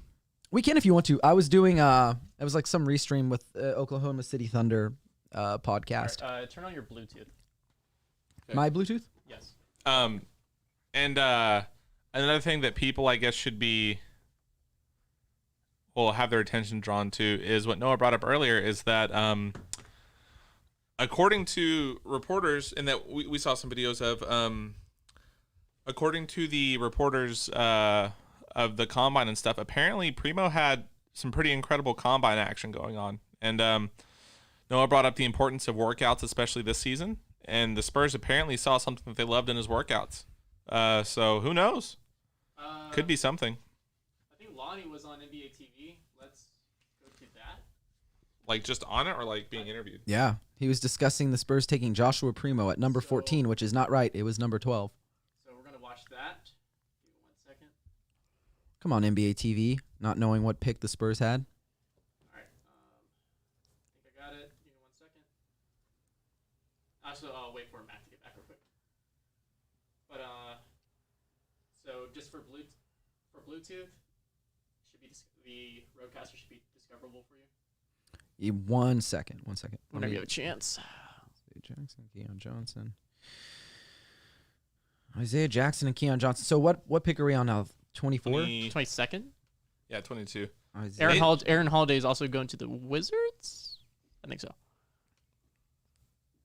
So, Mac, we found out that Lonnie was talking about the draft pick on NBA TV, so we're about to watch that.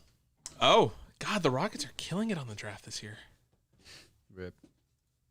Because they got rid of Morey. Got rid of what? Morey. Oh, yeah. So they're adding Green, Şengün, and Garuba. Fucking hell. Jesus, man. They're gonna be good. Jesus Christ. They got everyone I wanted besides Kai. Motherfuckers. That's hilarious. All right, you guys ready for this Lonnie interview? Yup. All right, let's get this onto the screen.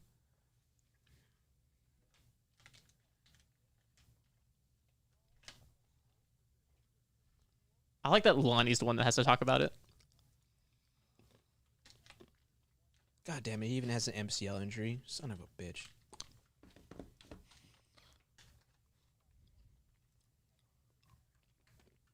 Six 200.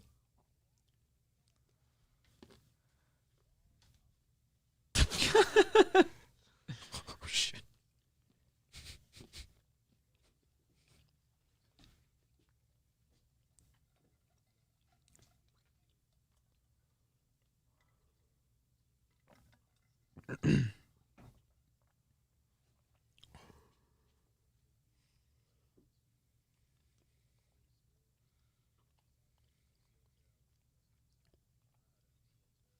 That is true. It's true.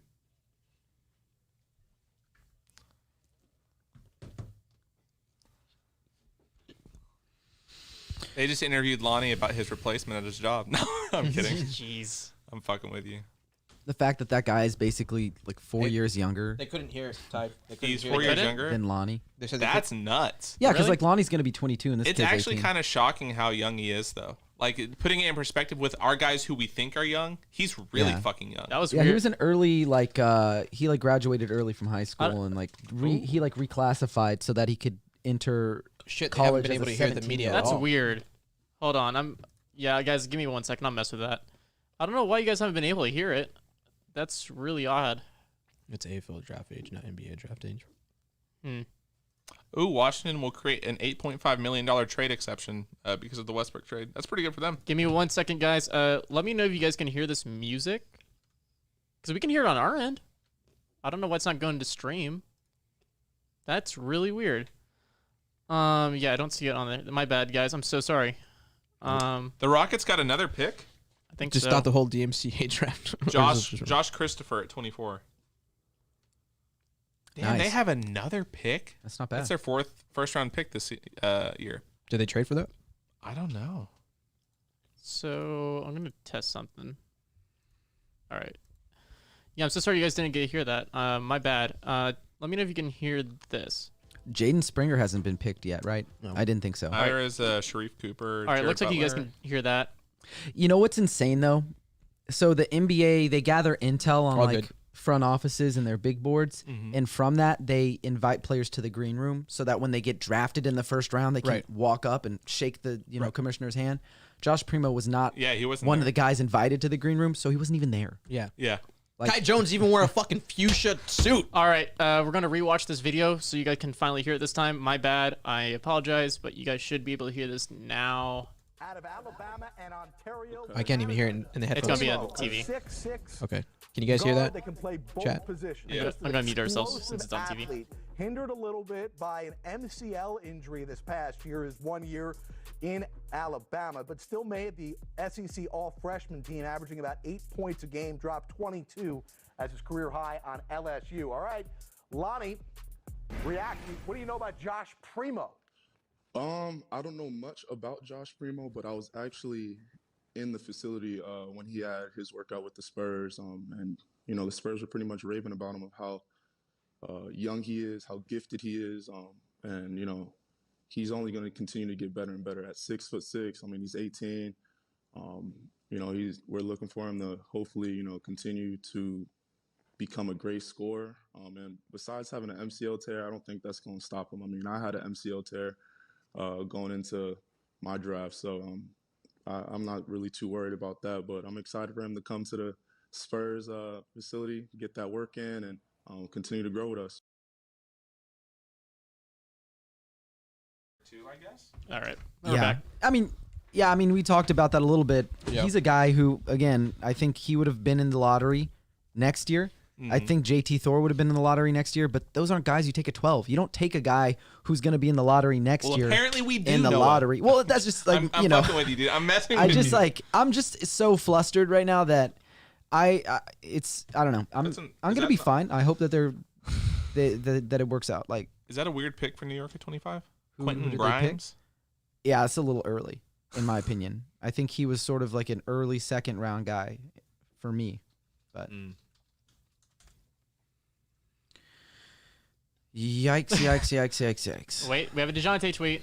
What did he tweet? Let's go look at it. Let's go, I can't. young Who the blood. fuck is Let's Primo? That's what He said, can't trust no one. What is it? I'm going to show it on the screen. That's him winking, isn't it? No. Oh. It's kind of saying like spicy, like Hold on. Sorry, I'm going to make it full screen so the stream can see it. it's like That can't be disparaging because he's like squinting into the He future. said, Yeah, he's like You guys can kind of see it. It's I'm not going to to be read too much fair, into it, but yeah. That's how I that see it. emoji that he uses, he does that whenever something's like cold, like that's fucking cold, like yeah. it's a grin tweet. Like it's, Yeah, the he face uses that he's it as making a is that grin, emoji. even though it's usually like normal people use it as an awkward face, but he does not use that shit because he's not normal. He blocks people for hitting on him. Like, what can I say? So that's a tweet. That's all I can say. I don't know, man. As much as I hate to say it, the Rockets definitely drafted really well. Yeah, they got Şengün, they got Jalen Jalen Green, Green. and they got Usman Garuba. They got two guys who can play right away, and Jalen Green, who's like the long-term building hate it block. here. I fucking hate it here. Goodness gracious. Yeah. Goodness gracious. All three busts. We can pray. Yo. We're gonna light a fire. We're gonna do a prayer circle. Worst record in the NBA. No, I think Is about Houston on the clock again, or they just picked, right? You said I they think just they picked. just Yeah, that's who they picked. Who did they pick? Usman? Yeah. Nice. I'm just taking guys off of my board. JT Thor's going to be there at 41, dude. Yeah, I've got Sharif, JT Thor, Miles McBride, Cam Thomas, Jared Butler, Jeremiah Robinson Earl, and Bones Highland. I wouldn't say we have the worst young core in the West. I think we have the worst young core. I don't know. Yeah, I guess so. We have the worst young core in our division. In our division. That's because we've but not gone the West. Yeah, because our division, all three teams have tanked horrifically at least once and gotten a building block. Yeah. Yeah, Yeah, it's that's a, true. It's a Multiple there's years. a big difference there. Yeah. Multiple years. They've tanked multiple years. Or I mean, even if they didn't intentionally tank, they were horrible for Got shit multiple on. years. Yeah, they got shit on for multiple years. But yeah, in the division our Alexa, hardcore play not good. Marvin's Room by Drake. I hope I wake up and this is just like A bad Dude, fucking dream. So I had a dream. I had a dream in my latest nap that my laptop got stolen, and I had to call the police, and then I woke up, I was like, my laptop's still there. What the fuck does that have to do with anything? Talking about dream and hoping to wake up. Oh my god, Ty. Dude, I was so scared that my laptop got stolen. I was so scared. Oh shit. wait, Ty, mute it real quick. Give me 1 second. Uh-oh. Give me 1 second. Let me turn on music for everyone else so they can hear. Okay. Hold on. Give me 1 second. you're I good, you're good. want to give you guys elevator music. Actually, what am I doing? I'm going to do this.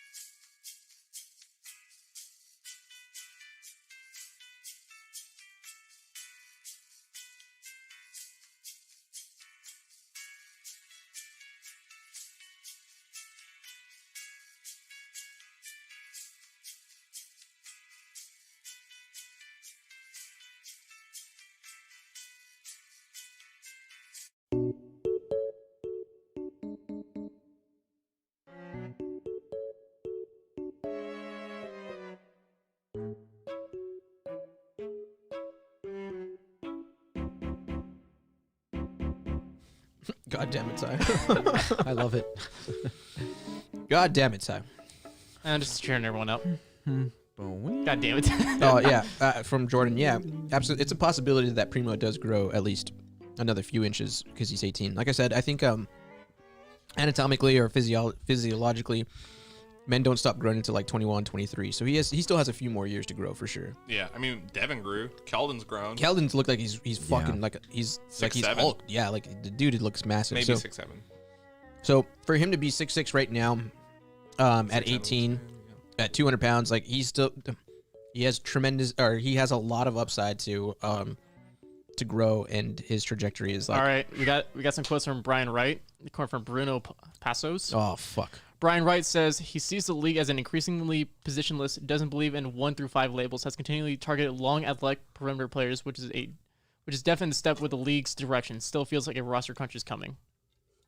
He said that roster. Actually, I'm not sure that's a quote, but that was something that Bruno mentioned. Oh, okay. I mean, that makes sense, right? With Luka, Keldon, Devin, and now Primo.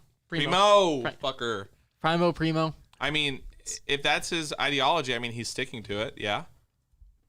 Probably could have gone with someone better. Maybe he wasn't comfortable with Jalen Johnson. I guess who knows? I guess he wasn't comfortable with like 20 other guys. Anybody, yeah, Come on. anybody. If he's talking about like wing defense, I mean, like not every single person's a wing that he's talking about. No, I just meant in like general in this class. Like we had 12 and I had him at 31, so it's basically 20 other guys. Like it's close to it. Ty is bad at the English language. But like It's the only okay, language Ty. that Ty But talked about like, is there's German. big sprinkled in and everything, and like small point guards yeah, and stuff. So. for sure. So like maybe 13, 12 other guys, which is still not great, but Brian Wright should absolutely be on the hot seat. Fuck that dude.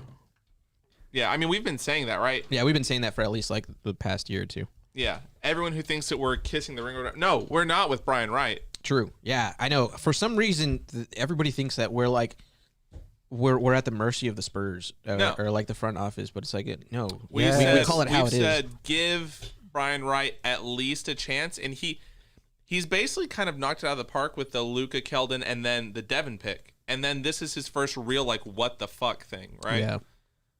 Yeah. And again, I hate to be that person, but I think the Do it. verdict Be that is still person. out on Luka. We can't And say I like knocked think- it out of the park. I You think- know what I mean? We got Keldon at 29. You fuck. I love it. I love it because everybody thinks that I'm the fucking Luka hater here. I don't but- hate Luka. I don't hate Luka really either. like Luka. I just am saying like we You still know what don't know I what he mean? is. You know what I All mean? right, hold I on. can't. I got something from the can't. chat that's gonna fill this. Brandon Clark, fam. Just saying. Fuck you. Tears I'm holding get- back. Chat, Come on. Okay, I'm kidding. I'm not good. I'm not gonna cry. chat. Give us a 1 if you like Luka, a 2 if you don't like Luka, No. 3 if you. How many people are in Pick at here? 26. 74 still. No. 74. All right. Bones That's Island? a good one. I've never heard of him. 1 Honestly. was if you like really good. Luka, 2 if you don't Super like good at the Luka, 3 if combine. you I like it a lot. undetermined. Well, hey, you should like Death Primo Metal then, Home 'cause Run. Yeah, apparently Brian he can was suck too. my No, I'm kidding. Let Noah shit on this team. Yeah, let him do it. Let Let him go. He's Pierre Conrad said, "Let Noah shit on this team, please. Do it." No, Dude. I really don't have a desire to. Like, I know that I'm like part of the media or whatever, but I do still care about the Spurs. Like, I want them to do well. I'm like, you know, it's just hard for me. Like, it's hard for me to watch this how it folded out, but. Yeah. We can look back at this in like 4 years, and I hope that people have us like those kids who tried to say Keldon and Pop sucked, and they're like, "Look at these idiots!" Like, I hope that's what happens, but I know. I don't know. I don't know. I mean, I think we have better takes than those kids. Those kids were fucking horrible. And at least like, Wait, who? the kids that said like that Oh. Pop Keldon was, is guard.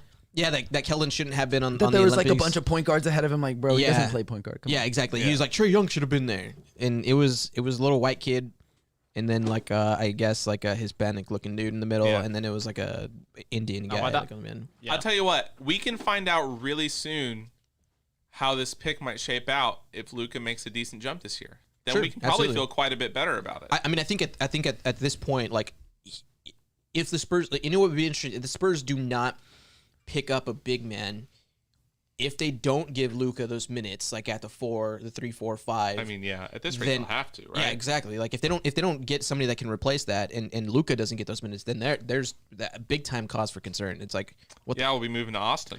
Yo, Ty, what was I supposed to like Bluetooth with or whatever? Oh, let me just. Luka and Trae. Look now, it should be a Roadcaster Pro. Josh will possibly Okay, as dope. well. Yeah, I went ahead and started trying to connect to it. So Eric B said, right. B 1980 said that You are Josh was connected? possibly playing with the Am I on Spurs it? next year. Yes, you are. You're connected. Okay, awesome. Really? Just let me know when you who? start it. Eric B When I 1980, start the app? he said that. When you start the room, Okay. just announce it. Yeah, we can start it here and just. Luca has All right, guys. If 30 you seconds do here. want to talk with us, look for Noah's tweet for the green room. We're Oh gonna. shit, we're going live on there too. I guess so. Can they hear? Will they be able to hear me from here? Yes, they should. So they should be able to hear us through the microphones. But they won't hear Holy me through here. Fuck. I don't think so because you're on a Bluetooth, right? So what do we do So- with all Yes, of the I'm cap on space? So they should be able to hear all of us. So Jake, as far as like, and this is what I've kind of said for a couple of months already.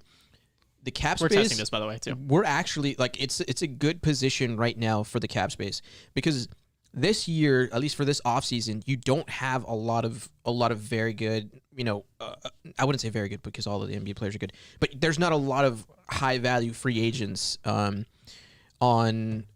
are available right now that are just like unrestricted free agents. Next year in 2022, you have a ton of these like top tier guys that are going to be looking for max contracts, and the Spurs, if they don't waste all of their cap space this year, the Spurs are still going to have really good cap space next year.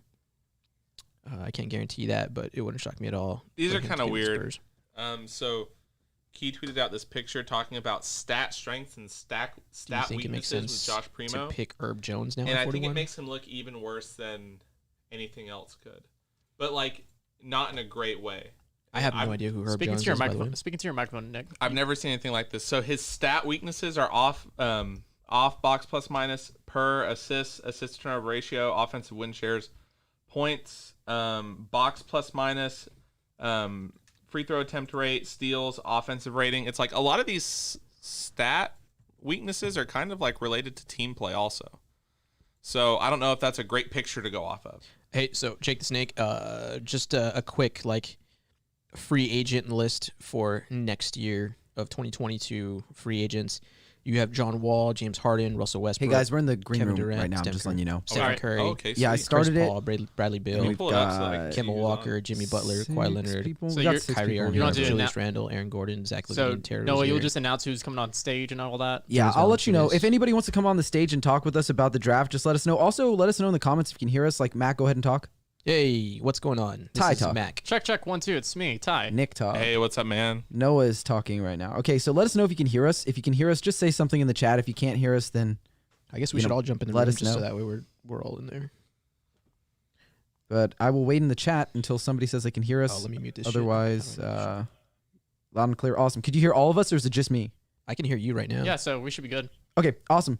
Yeah, so if you are not with us on Twitch, totally cool, but we're going to do Green Room for a little bit. So if you want to come on the stage and talk to us about what you think about the Josh Primo pick, what you think they should do at 41, go ahead and do that. I'm sure everybody has a lot of opinions about the pick. I'm No sure we definitely did. So just send those requests in. I'll bring you up. Otherwise, we're just going to keep talking like normal. See what I said at the line is multifaceted, and we're all doing stuff. So this is part of that whole interactive on various fronts. We're currently on Twitch.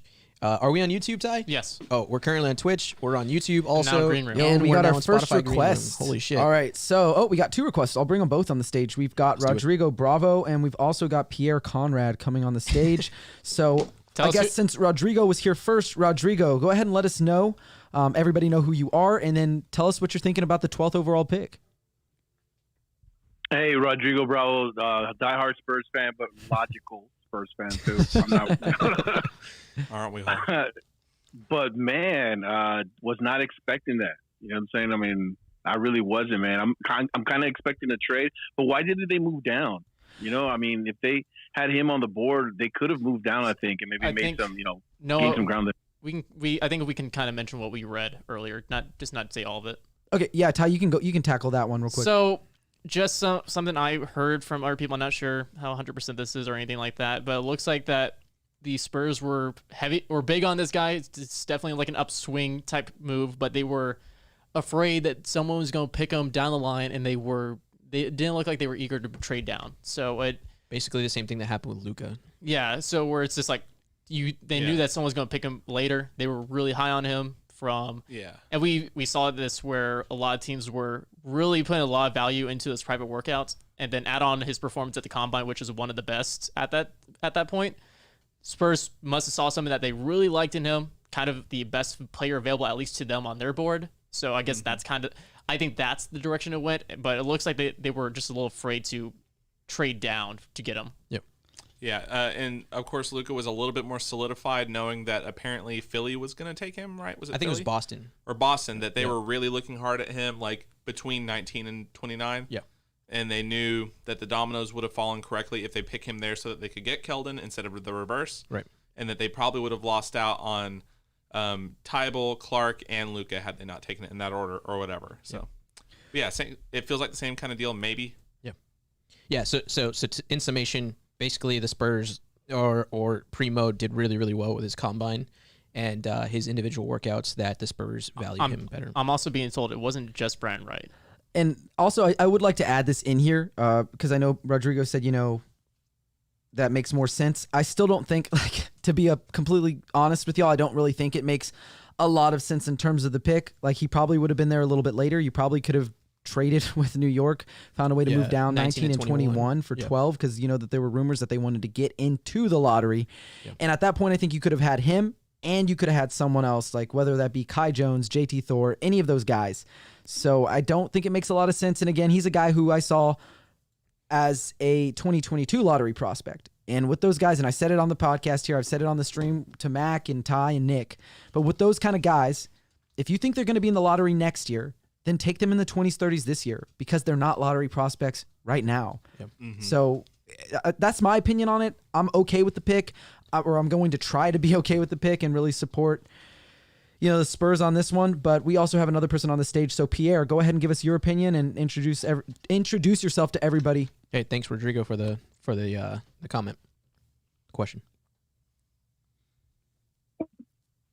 Yeah, so I want to preface this by saying that there's a separation between Primo himself and the pick. Primo might prove us wrong or whatever, and that's its own thing. The pick itself will almost never be defendable unless he turns out to be amazing and then we're all idiots. But if he turns out to be a role player, it's a reach any way you slice it. Yep. And the other thing is it almost reeks of paranoia, someone else might overreach for someone we're about to reach for.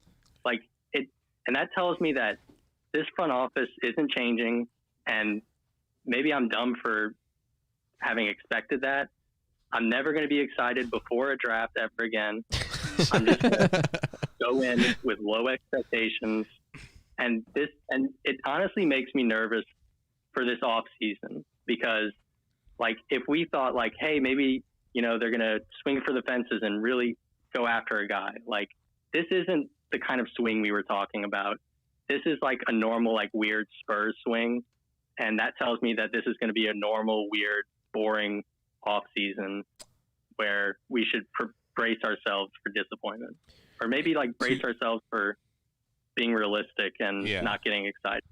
To rebuttal the boring off season part, it can't be completely boring considering that at this point there's a really good chance we aren't retaining DeMar and stuff like that. Yep. I agree that the paranoia is there. But as we saw, even in the earlier picks in this draft, it was kind of a weird draft in general. So, and I'm not trying to defend the pick, but the paranoia, it's possible that it was warranted considering Giddey went so early. Davion Mitchell was picked in kind of an odd spot for an odd team. Everyone seemed to shift down a little bit. Scotty being picked at 4 was kind of different. So maybe something was going on. We have no idea. It's still not a great place to pick him. One more thing that I agree with in the sense that he could turn out to be just a role player and it'd be a bad pick, but I don't think he necessarily has to end up amazing. He just has to end up a decent starter because you can't expect more than a decent starter with the 12th pick. I think the only pushback I would have on that is you probably could have found a decent starter. Yeah. With I know I would have been disappointed with Corey Kispert or, Chris Duarte or even someone like Trey Murphy, but all those guys have the potential to be just like a fine starter. You could have gotten that at 12 if you really wanted just a fine starter. So I kind of do agree a little bit with Pierre. Like, unless he becomes like not just an above average player, but like at least a borderline all-star, it's hard to justify the pick. When he becomes a borderline all-star. You know, I think so. I think both can be true. Like, it's both a not necessarily the smartest pick or the best pick, but it's also not necessarily the worst pick. Like, it could have been completely bad. Like, to be quite frank, like, it could have been completely horrible, and they would have taken somebody that, you know, like the running joke is everybody thinks that the Spurs are always going to pick somebody that we can't pronounce their name, right? So that could have happened, but at the same time, then again, like, both of these things can be true, and they're not like mutually tied exclusive. Yeah. Can I jump in real quick? Yeah. No. So let's say I'm kidding. So let's say they did trade back and to, like, I don't know, 19 and 21 or even 23 and 24. Let's say they traded back there and someone took Primo ahead of the Spurs, and then they came out after the fact, oh, the Spurs really wanted Primo. None of us would be like, God damn it, why didn't we stick at 12 and take Primo? Yeah. Well, we all would have been like, well, we dodged a bullet and we ended up taking Garuba and, you know, I don't know, whoever else was there. Jalen Johnson, I can't even if we pay had attention to 19. draft anymore. I agree there, but the pushback on that, I guess you could do some mental gymnastics and say that that's the reason that our front office guys are getting paid millions, because they haven't completely failed us yet. And if they see something in a guy and they lose their guy, then that is a bad situation from their point of view. And maybe that could throw off whatever weird plans they have a bit more. That's the only thing I can think of with that. Now, I'm not saying that that's what would happen, and I'm not saying that that's the right thought process. But that's like at least a way to look at it to kind of soothe yourself a tiny bit. I don't know. Yeah, and I'll be like 100% transparent with everybody who's in this room right now. I had Joshua Primo 31st on my big board, so even if they had traded to 19 and 21, he wouldn't have been a pick for me. So that's just me. I'm sure there are other people. I know that there were some people who had him like 24 or so, something like that. I think I saw him as high as 19 somewhere, but 22 to 26 was like the range. Yeah. So, but thank you, Pierre. You can stay on the stage with us and keep talking, but I also wanted to get Alex in here, give him a chance to talk. So, Alex, go ahead and introduce yourself, and whatever hot take you have or any questions, just let it fly. Yeah. So I honestly don't really know that much about Joshua Primo. I think I just know, like, he's a solid 3-point shooter, and he might have a little bit of creation on the ball. I'm not too familiar with him, but that's what was spread around at the combine. Oh, at the combine. I'm sorry, what was that? That he was showing flashes of shot creation that he hadn't previously shown, especially on he had an extremely good combine day apparently, where he showed a bit of that wasn't originally there. Apparently, allegedly, I mean. Yeah. Okay. For Josh Primo, I think, he's a guy who we know that he's the youngest guy in this class. He's not going to be 19 until 2 months into the season. And, for me, I think it's fair to say he has a little bit of self-creation upside. I think he has a little bit of playmaking upside. But for the most part, like, you look at his season at Alabama just as a whole, and I think the thing that really intrigued me most was his three-point shooting potential. I believe he shot 38% on roughly 4.5 attempts, something like that per game. That's pretty solid. He was 44% off catch and shoot threes, so that's really, really nice. It's a borderline knockdown shooter right there, depending on how that translates to the NBA. But yeah, it's going to be, everything that happens with him is going to be dependent on how he develops these other skills, because as much as they liked what they saw in a workout, as much as they liked what they saw at the combine, I think it's easy to read too much into what you see in a very small sample size. The combine is 4 games. If any prospects are playing in them, it is 2 games for them. And a workout is just that. It's a workout. Sometimes you do 3-on-3, sometimes you do 5-on-5, sometimes it's individual workout. I just don't know how much you can read into that. So the fact that the Spurs really liked him because of the workout, because of the combine, that's a little worrisome for me. But, hopefully they know more about basketball than I do. I'll go ahead and throw that out there. I don't think that's a stretch to say that. And hopefully they found the steal of the draft, because that's what he's going to need to be. I just want to mention Tom Petrini is looking great tonight. He's making his television debut. All yeah. right. Look at that. Ooh, nice. Congratulations, Tom. Yeah, way to go, Tom. Look how good he looks on that. Mm-hmm. Man. Nice. So if you want to, Ken's 5. that's going on right now. If you have access to Ken's Vive, go Oh, shit. It's already 10? Oh, my God. go check him out. Do you have to drive back tonight? Yeah, I'm going to drive back tonight. Wow. Oh, man. 3.5 hours. That's okay. No, it was only 2.5. You're not going to stay here? No, I'm not going to stay here. I got stuff to do tomorrow. Ooh. Yeah. Well, I appreciate you coming out even more now. Well, That's why I'm Man, so you're disappointed. dedicated, bro. That's why I'm I thought so it was fucking falling out. disappointed. Sorry. Man, what's Bush saying? Yeah, if anybody else wants to come up on the stage, ask questions, give their take. I know we got quite a few people in here. Go ahead and do so. We'd love to have you on the stage. Zach, yeah, we'll bring up Zach. Zachary Caldwell. Oh, is he still here? I don't know. Hey, can you hear me? I can hear you. I don't see you on the stage. I'm also going to bring Jordan Spurs up here as well. So, but you can go ahead and start talking.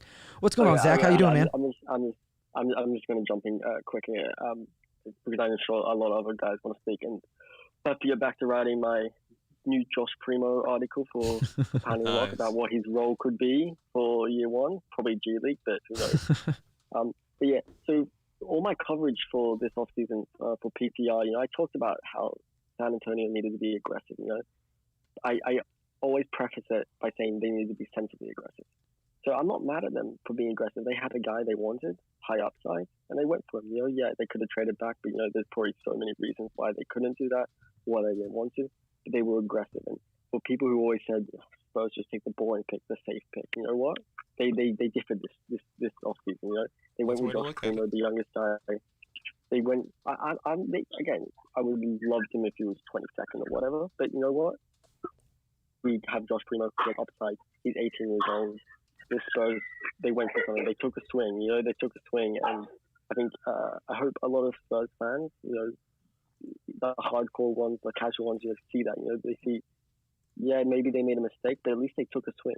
Man. They didn't go the safe. They didn't go the boring option. They took the swing, and hopefully it pays off. Yeah, I certainly hope that's the case. I think you can say boring again for sure. Like, honestly, no disrespect to Primo, but man, there was so much talent on the board when we were picking. I don't even know what to think, honestly. Sorry, I wasn't laughing at you. Yeah. That is, again, whether you were in the room here a second ago, I'll go ahead and reiterate it. He was 31st on my big board. Most big boards did not have him this high. And if he is your guy and you really like him, he would have probably been available later. And even if you missed out on him, there were other upside swings at positions of need. So they have a lot of guards. They've got Trey Jones. They've got DeJounte Murray. They've got Derek White. They've got Lonnie Walker. They've got a guy like Keldon Johnson and Devin Vassell who are wings, but sort of could be classified as guards as well if you want to. So it's like, unless you're moving on from those guys, where does he fit into the timeline? And if you do plan on moving on from those guys, are you resetting the timeline? What are you doing? I'm not exactly sure.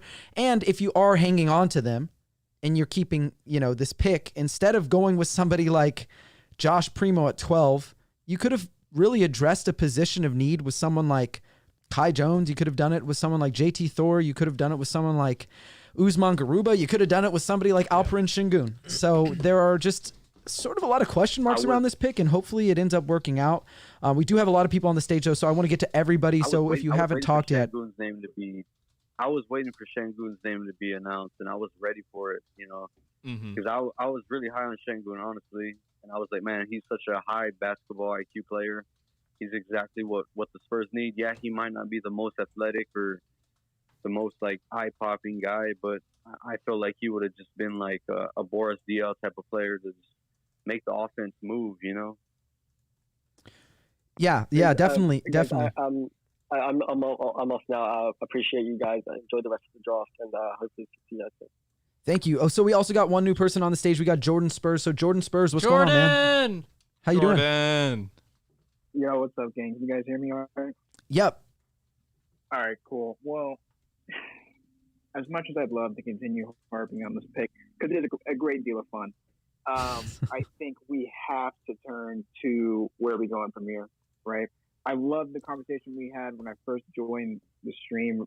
Nick was talking about this timeline, and does this mean that DeJounte's out of here? Is Derek out of here? Are these guys that we've thought were going to be part of this team's future? Maybe not so much. I mean, this is the first sign that I've seen from the front office, at least, that has me thinking that might not be the case. And that might be something that we have to be all right with. I mean, we are in such a weird flex, as we've known for the past couple of years. And truthfully, this might be what the organization needs. I mean, while the direction isn't clear right away, this could be that, that first strategic move that sets that tone. And truthfully, there were way worse picks, in my view at least. Primo has good upside. He really does. He's 18, 6'6". I think growing is in the picture for him, and that would be really exciting with the skills that I've seen, at least from some of his highlights and stuff, which I know doesn't mean much. But I mean, if the Spurs are excited about him, I'll try to be excited about him. But truthfully, what we need to be sort of talking about here is where we're going. Where are we going now? What does this mean for the guys we have on the roster, and what do we do with this cap space? I mean, we finally have cap space for what feels like the first time in years. Maybe it's time to go ahead and skip a year. And Crater, baby. Great free agents out there.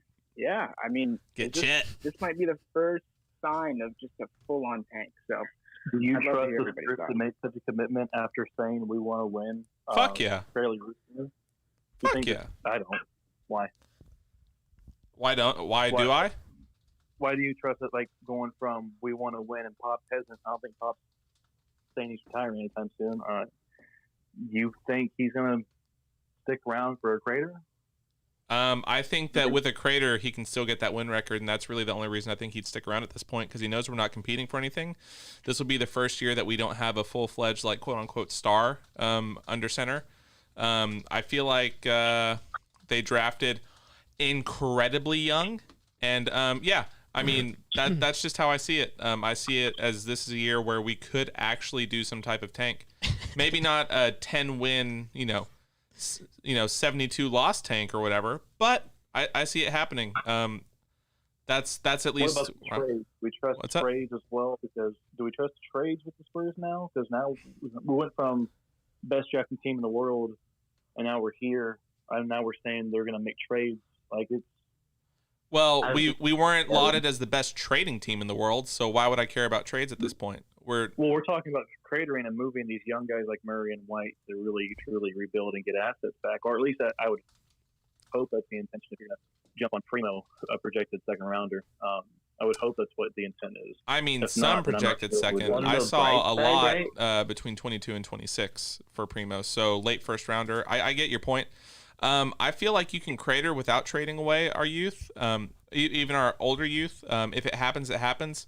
They value our guys pretty high from what I've seen. So if they trade them, you'll be getting some type of return back. You're not going to get Landry Shamet in like a 2032 first, Like, funny enough, because Landry Shamet just got traded, actually. If we trade our guys at the rate that Pop and them value them, you can guarantee it'll be some type of decent return. That's why they're not as eager, it seems, to trade as other teams, because they want to make sure that it's worth the trade and not just a Woj tweet, 7 points off the bench, and then gone in 2 seasons, What's a decent trade for Murray and White, though? Like, what are we getting back? And why didn't we make a decent trade for the Knicks at 19 and 21 and get Primo and either Kai or Jalen? See, but I just got to interject real quick. Like, I get the trade back argument, but it's like, you guys got to realize, teams have to want to trade with you. Trading back. The Knicks said the Knicks are literally confirmed to have wanted to trade into the lottery, and they were willing to part with 19 and 21. You were in the lottery at 12. Yeah, that's a confirmed thing. That's like they obviously, that was the intent, was to trade up, and they did trade up, by the way. Like, they ended up doing that. So, like, that was clearly the intent here. Like, I don't. I also think the Hornets really bailed out the Spurs by taking Book Knight. Can you imagine if they took Şengün and Book Knight was sitting there at 12 and we took Primo? That would have been an even bigger travesty. That's why I was like, oh my God, please let Book Knight be on the board. Please, please, please let them pass on him. And honestly, the Hornets have had a great draft. Not only did they get Book Knight, but they got Kai Jones later. So they were able to have like an upside swing at a pretty safe spot and get a guy who I had top 6 on my board and who a lot of people had like top 7, top 8 on their board at like 11. So yeah, fantastic draft from the Hornets. You were asking about what a trade would look like for someone like Murray or something like that. I think it's simply heavy draft compensation and a salary dump to get extra draft compensation out of it. Take on some bad contracts that we could get maybe a decent young player and then at least a decent draft pick, because Murray is a great cornerstone culturally for a team. I don't see him as anyone who can be like a superstar or anything at this point. But he could help a lot of teams that may have draft compensation that are also in win now mode. I think that's the type of stuff you look for. Man, or young players out of it. This is kind of disappointing. I think disheartening is Jeff G. Spurs just tweeted we'd out. Have to wake up. I think we'd have to wake up Brian Wright to make a trade, though. Is he making the decisions? Was it the one where Primo says his workout? workout? Yeah. Are we sure Didn't think he would go at number 12. He didn't even think he would go at number 12. He didn't get invited to the. Also, not to continue piling on, but I just wanted to throw this out there. So the NBA gathers intel on like teams and who they think they like, and then from that they compile a list of players that they invite to the green room, and those are the players who walk on the stage, shake the hand of the commissioner, and Primo wasn't one of those guys. And there was 20 guys invited. He was probably watching on Twitter like all of us. To the green room. Exactly. Yeah, and as Max said, Jeff G. Spurs Zone tweeted that Primo says his workout with the Spurs went great, feels it's a good fit in San Antonio, but he didn't think he would go at 12. So that's also pretty telling of what he thought of his own draft stock of himself. Comparing this pick That's to hilarious. The pick of Giannis. He's literally like Jeff's really comparing. Oh, who went around this range in 2013? Was it Giannis? Jeff's out there saying that Jeff is on something right now. All right, this is a pretty good quote from him. Honestly, I told my agent to shut up when he told me. I had to see it on the screen first. From Primo about going 12th overall. Primo, damn Primo. it. And to be fair, that could be somewhat imposter syndrome. That happens a lot in other professions where you're performing at a higher level than you think you are actually at. He went in probably thinking that, at least Noah said that he may take another year and go back into college, but apparently his combine was good enough to at least eke into the top 25 or like the 20 to 26 range of some big boards. So, of course, he didn't think he'd go 12, but maybe, a little bit of humility also comes from that. But yeah, no one's expecting him to think that he's going to go 12. Well, I also don't really think that like a guy has imposter syndrome because he doesn't think he goes 12. You can be realistic and look at it like nobody thought he was going 12. So I don't think he had imposter syndrome. I think players kind of know where they're going in the draft for the most part. They have an idea of where they might go. There's some surprises here and there, but this was a massive surprise. If the Kings took him, we would all be dunking on them like crazy. We wouldn't be saying, "Oh, he had a great." Yeah, we combine. said that. Would we? That's kind of like a Kings pick. Fuck yeah, we would. That's kind of Kings is to do that. I'm not necessarily sure I would be if I heard this much about him. I would be more worried about the kid because he has to deal with the Kings development staff. That's a pretty horrific staff. Pretty horrific division to be in, pretty horrific roster to be a part of, pretty horrific coaching situation, pretty horrific front office situation. That's where players go to die as soon as they're drafted, basically, outside of like De'Aaron Fox. Yeah, exactly. I think the Kings have a worse pickup than us. Yep, for sure. Was anyone on the Keith Smith broadcast when he was on here? So they were talking about Josh Primo, and he brought me on for a little bit, and I was like, man, talk me through this because the Spurs fans ain't handling it good right now. I said, Keith, come on, man, help us out. And he's like, Keith was Keith, but he's like, I don't know what to tell you, man. I have no clue. And I like Keith a lot, very reputable guy. He was kind of just like he's a good kid. There's that potential there, but I don't know why the Spurs didn't trade back. I honestly don't know. Like these guys are just flabbergasted as we are and blown away by this. And that's why we're here. We're kind of trying to talk ourselves off the ledge. And I know other people have said it too. I think somebody had tweeted that KOC, Russillo, and all these other guys are kind of like they're flabbergasted, just like you used, like that the Spurs picked Primo, and it's I guess you could say it's vintage Spurs. Like they pick some random player that nobody freaking is going to ever figure out. Like so it's par for the course that the Spurs were going to do this. Like yes, the Spurs are going to pick somebody out from left field. So hold on. Yeah, I've never even fucking heard of that guy. Right there? Yeah. Santi? I was asking you, is that a draft and stash kind of guy? Yeah, that's a strange pick at that range as well. Sorry, and like I know people are dunking on it, and I think like for now, unless he proves us wrong down the line, it's sort of rightfully so. Like SB Nation has it graded as a D, which is the lowest grade so far in the draft. That's surprising. CBS Sports also has him at C-, which is the lowest grade in the draft so far. So we'll see. We'll have to see how it works out. But if anybody else wants to come on the stage, I don't think we'll be here too much longer. We're probably going to head back to the stream because it's hard to balance this and Green Room at the same time.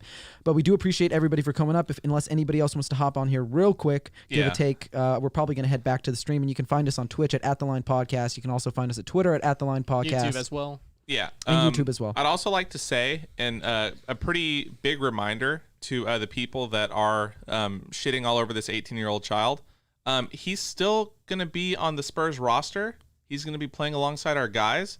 So you can question the pick, but don't fucking dare like attack this kid for being picked where he is. Yeah. We've had enough of that with our guys that have straight up just erased social media accounts, logged off for a while. These kids don't deserve the harassment that some of our fans are putting out there. And we have some really heathenous fans towards draft picks. And I just don't want to see anyone I know doing it because it's really pathetic, especially coming from adults. And I'm not saying that y'all on the stage are doing it. It's just kind of a word that like, message. Please don't fucking embarrass PSA. us. Yeah, he PSA. is going to be on this team for at least a rookie contract. And you need to give him the respect that you would any other Spurs player, honestly. Yeah, sweet orange Yeah, Jesus. exactly. It's not his fault that the Spurs picked him at 12. Like, it's nothing on him. Yeah, exactly. And just so you know, I know somebody asked who's talking. So basically, we're running this through, I guess, a soundboard or something like that. Yes, we are. Through a studio. So it's me, Noah. You know me. Mac. You know Mac. Ty Yeager. You know Ty Yeager and Nick Yarbrough. So it's the four of us, but we're all coming through one channel here in the app. So it looks like I'm talking constantly, but it's all of us. So just letting you know. By the way, again, if you want to join our live stream, you can find the links on our Twitter at The Lion Pod to either Twitch or YouTube. Honestly, YouTube is probably the easiest for some, but if you have Twitch, go ahead and go on Twitch. Either or, it works out. But you can join us over there. Because we're now in the second round, so we're going to be watching this and see what happens here. Brian Wright, more like Brian Wrong.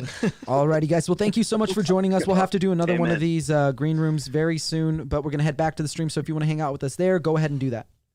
Sweet. Take care, everybody. Apparently, Primo was on the Zoom call saying all the right things and sounds great. I kind of want to find a recording of that later. Well, that'd be nice. Jeff was like live tweeting the. Oh, so he'll tweet out some clips later. I don't think that would actually work out. That would probably not be okay with the Spurs. Yeah, no. I was gonna say I have a link to it. No, because I can go, but I wouldn't be like if I went and they saw me here and then with everybody else, I would definitely get that. Yeah, that's what I'm saying. Like piss them off. Like Jeff G. Spurs owner or whatever is he tweeted but Jeff Garcia he tweeted a bunch of quotes. I mean everybody is Tom Petrini and Bruno Passos and stuff. So yeah, because I knew I was going to be here, and I also knew that they were going to send Bruno, even though I had permission to go tonight. Yeah. So I figured there's no reason for Bruno to go and me to go. Yeah. So I'm glad I'm here because I don't get to see y'all that often. So I'm super excited to be here with y'all, even if the pick was a little bit of a bummer. But hey, let's try to keep the energy going up. Well, that's why I said that's why I tweeted out hey, if you guys want somewhere to come and vent, to come and talk yourself off the ledge, to feel a little bit better about the pick, join us, spread the love, let everybody know that we have differing opinions here, but we're all working through it together because that's ultimately what we're all here for. We're all here for the Spurs. We're all here to support them. So it's like, the night may seem really bleak, but that's what we're going to keep it at. We're just going to say, okay, it looks pretty sad, but you know what? We're gonna be good in the long run. Samrod, just want to let you know, yes, I am okay. I just tend to kind of take a back seat whenever everyone else is talking. This is how I do it.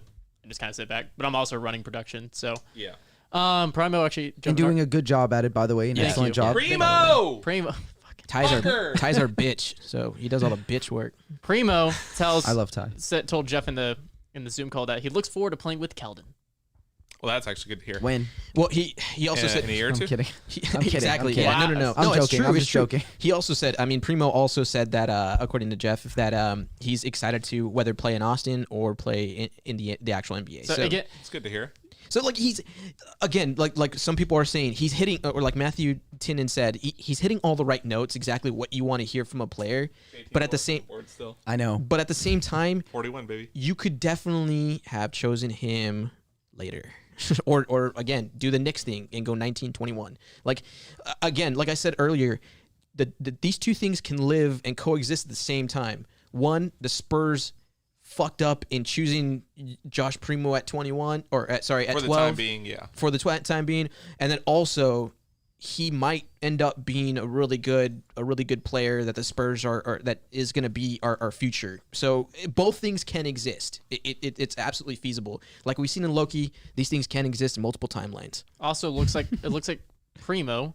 There you nice, go. Let's go. There you go. It looks like Primo has other connections with Keldon, where they both played at Huntington Prep in West Virginia. Well, then that makes sense why he was following him. So I honestly don't think Devin is going to play in the Summer League.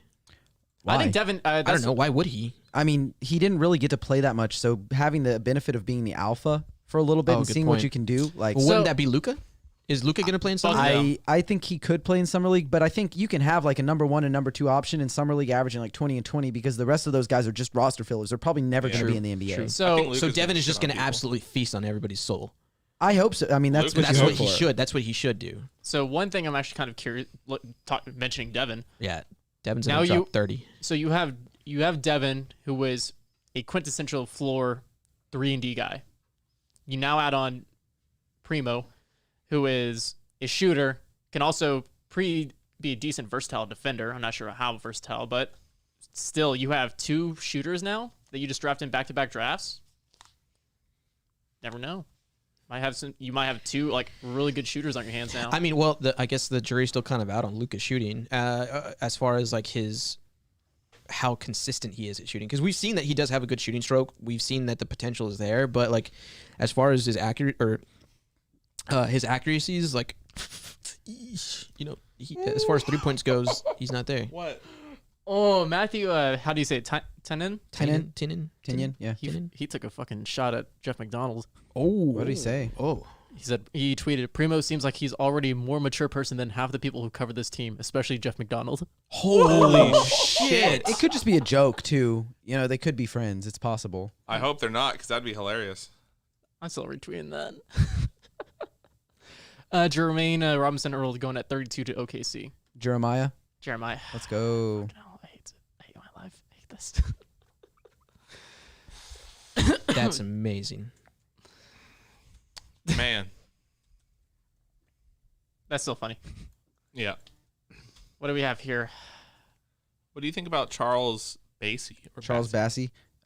See, you can't say names right either. either. I wouldn't take Charles Bassey at 41. Ty, it's because sometimes 2 S's forces the A to be an A or an A. It's varied, you dumbass. At least I can say Primo after saying Primo for the past hour, you fucking idiot. But I'm glad of the Spurs. Say Primo again. Primo. Motherfucker. Huh? Like, I might say Primo at first, but like once I get into that's all you're gonna say. Well, once I get into a rhythm, then I can say it. It's the same thing with Garuba. You know what? It's funny that everybody, right, though. that we were all like, everybody was like, oh my God, imagine if the Spurs draft another guard. And here they go, drafting another guard. I'm going to be honest. I do have to kind of stop myself to say Garuba. Well, there I didn't have to, but it's like my mind speaks faster than my mouth, and I think that's where I fuck up half the time. Primo is already our best shooter. Yeah. In terms of shooting percentage, maybe. I mean, that's college though. In a very small I don't really sample. believe it. It is a small sample size. So I think college, like again, he did shoot 44% on standstill, like just catch and shoot. Yeah, catch and shoot. But who do you think would be number 1? Patty Devin? Patty Lonnie. I think Devin is a similar. He shot a better percentage in college on harder level attempts. Excellent give into your hatred.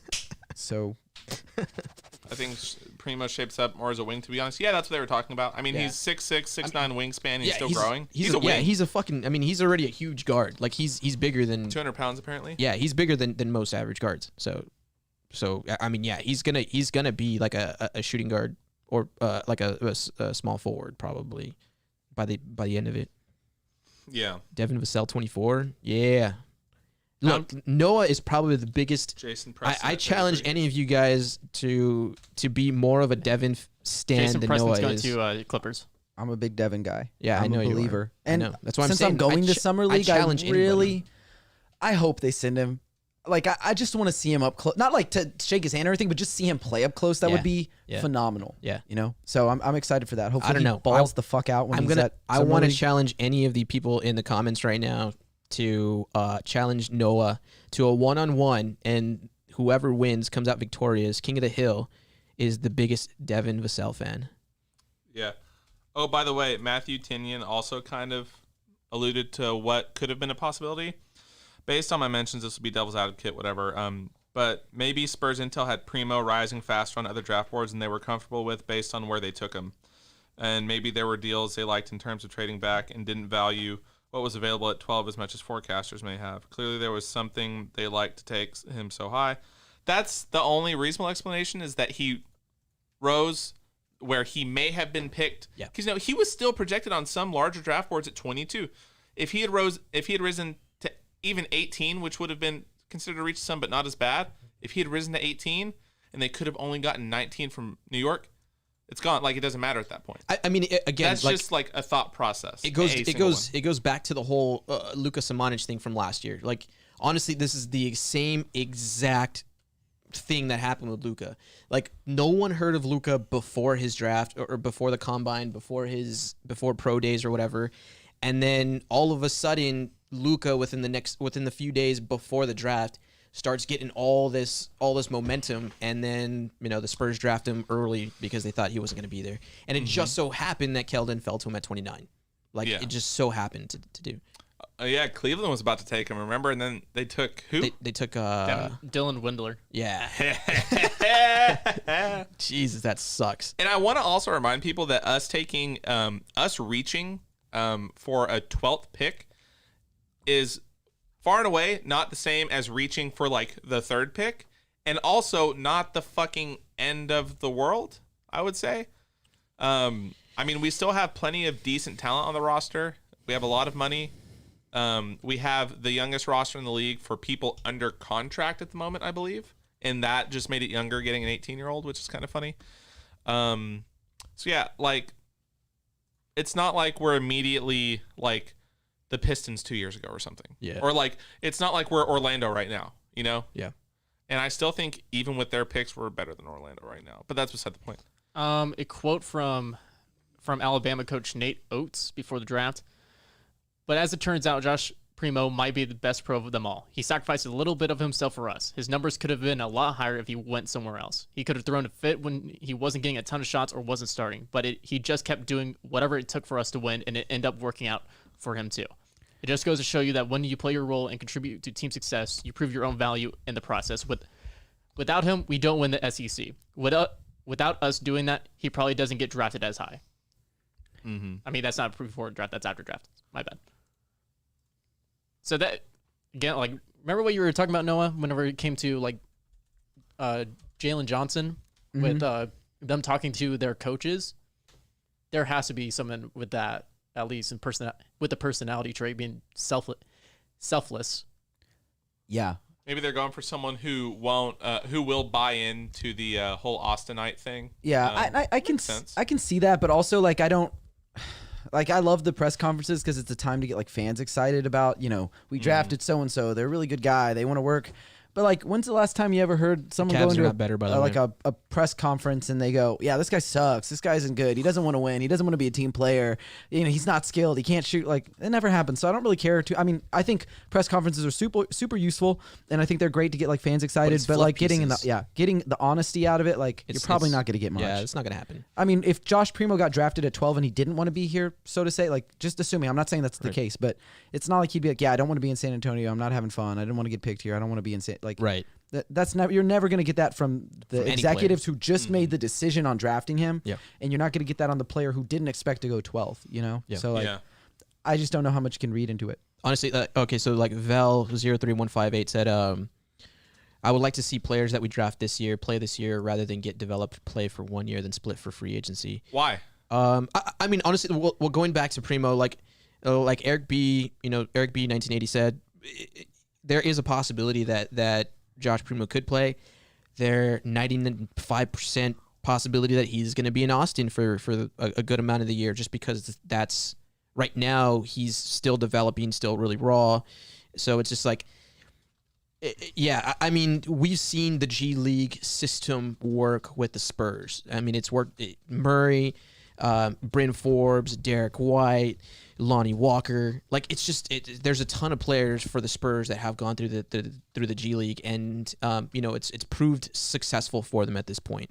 So, could we say? I mean, is your money placed better in saying that he's going to go to the G League? Absolutely.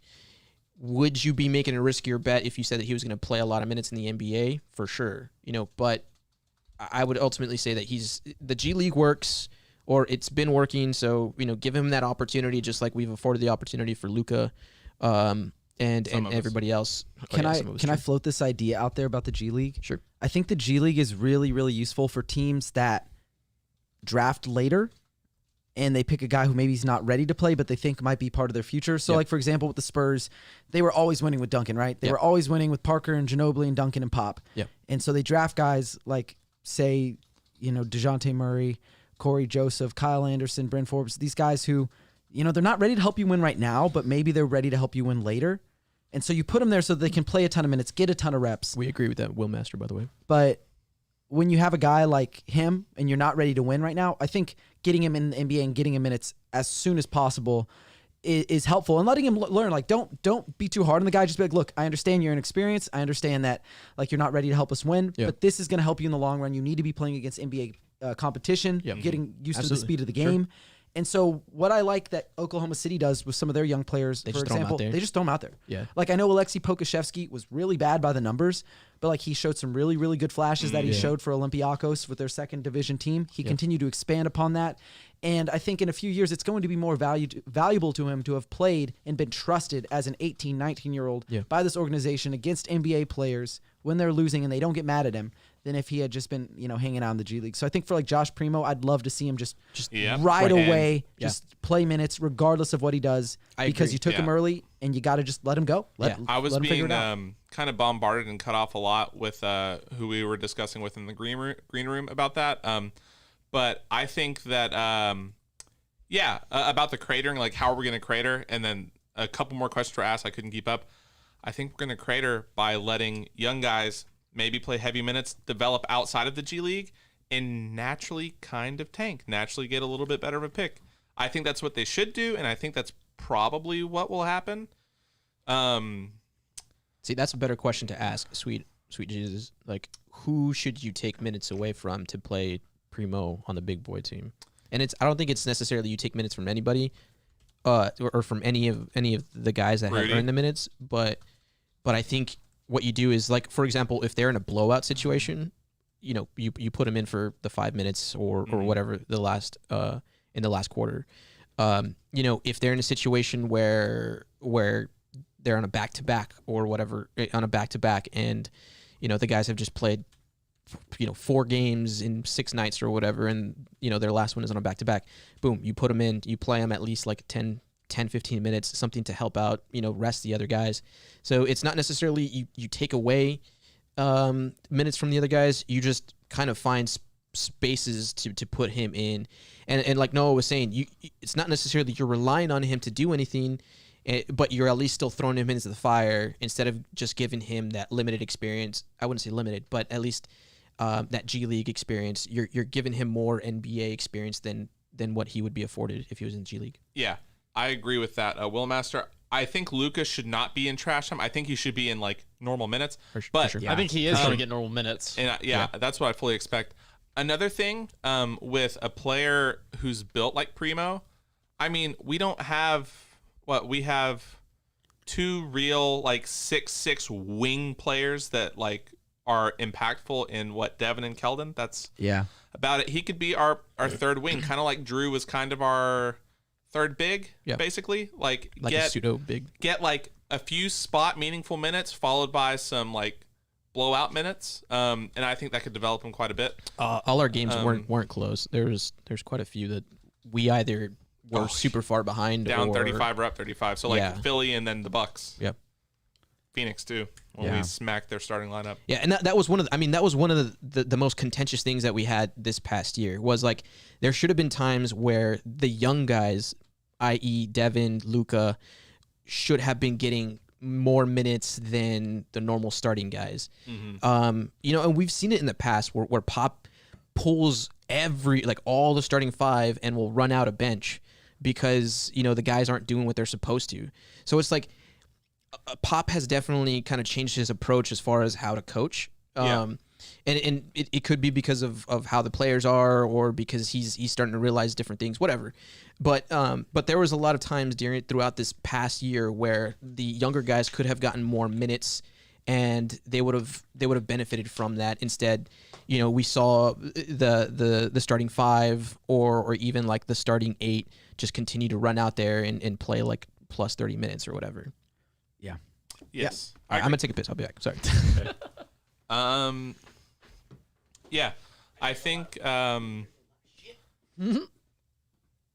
think now that everyone has been able to calm down a tiny bit, we'll get more people to sway over a little bit into the camp that Primo isn't like a trash tier, like bottom of the barrel player.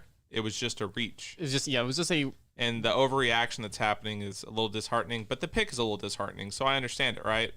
And also there's, not to be rude, but a large portion of the Spurs fan base are pretty casual NBA watchers. So even I would say I'm well above a casual NBA watcher. I didn't know much about Primo at all. I had heard his name once, but I didn't know anything about him. So while we've been going through this, I've been watching highlights. We asked Noah. Noah gave us a scoop about a lot of them. Oh, wait. What pick is up? Fuck! Okay, so you got Thor. Oh, really? Yeah, at 37. I mean, Sims is still up Charlotte. there. I'm seeing Charlotte. Charlotte. Not I don't know. Charlotte. I don't know why. Oh, my God. We've been talking for over 4 hours. You barely talked.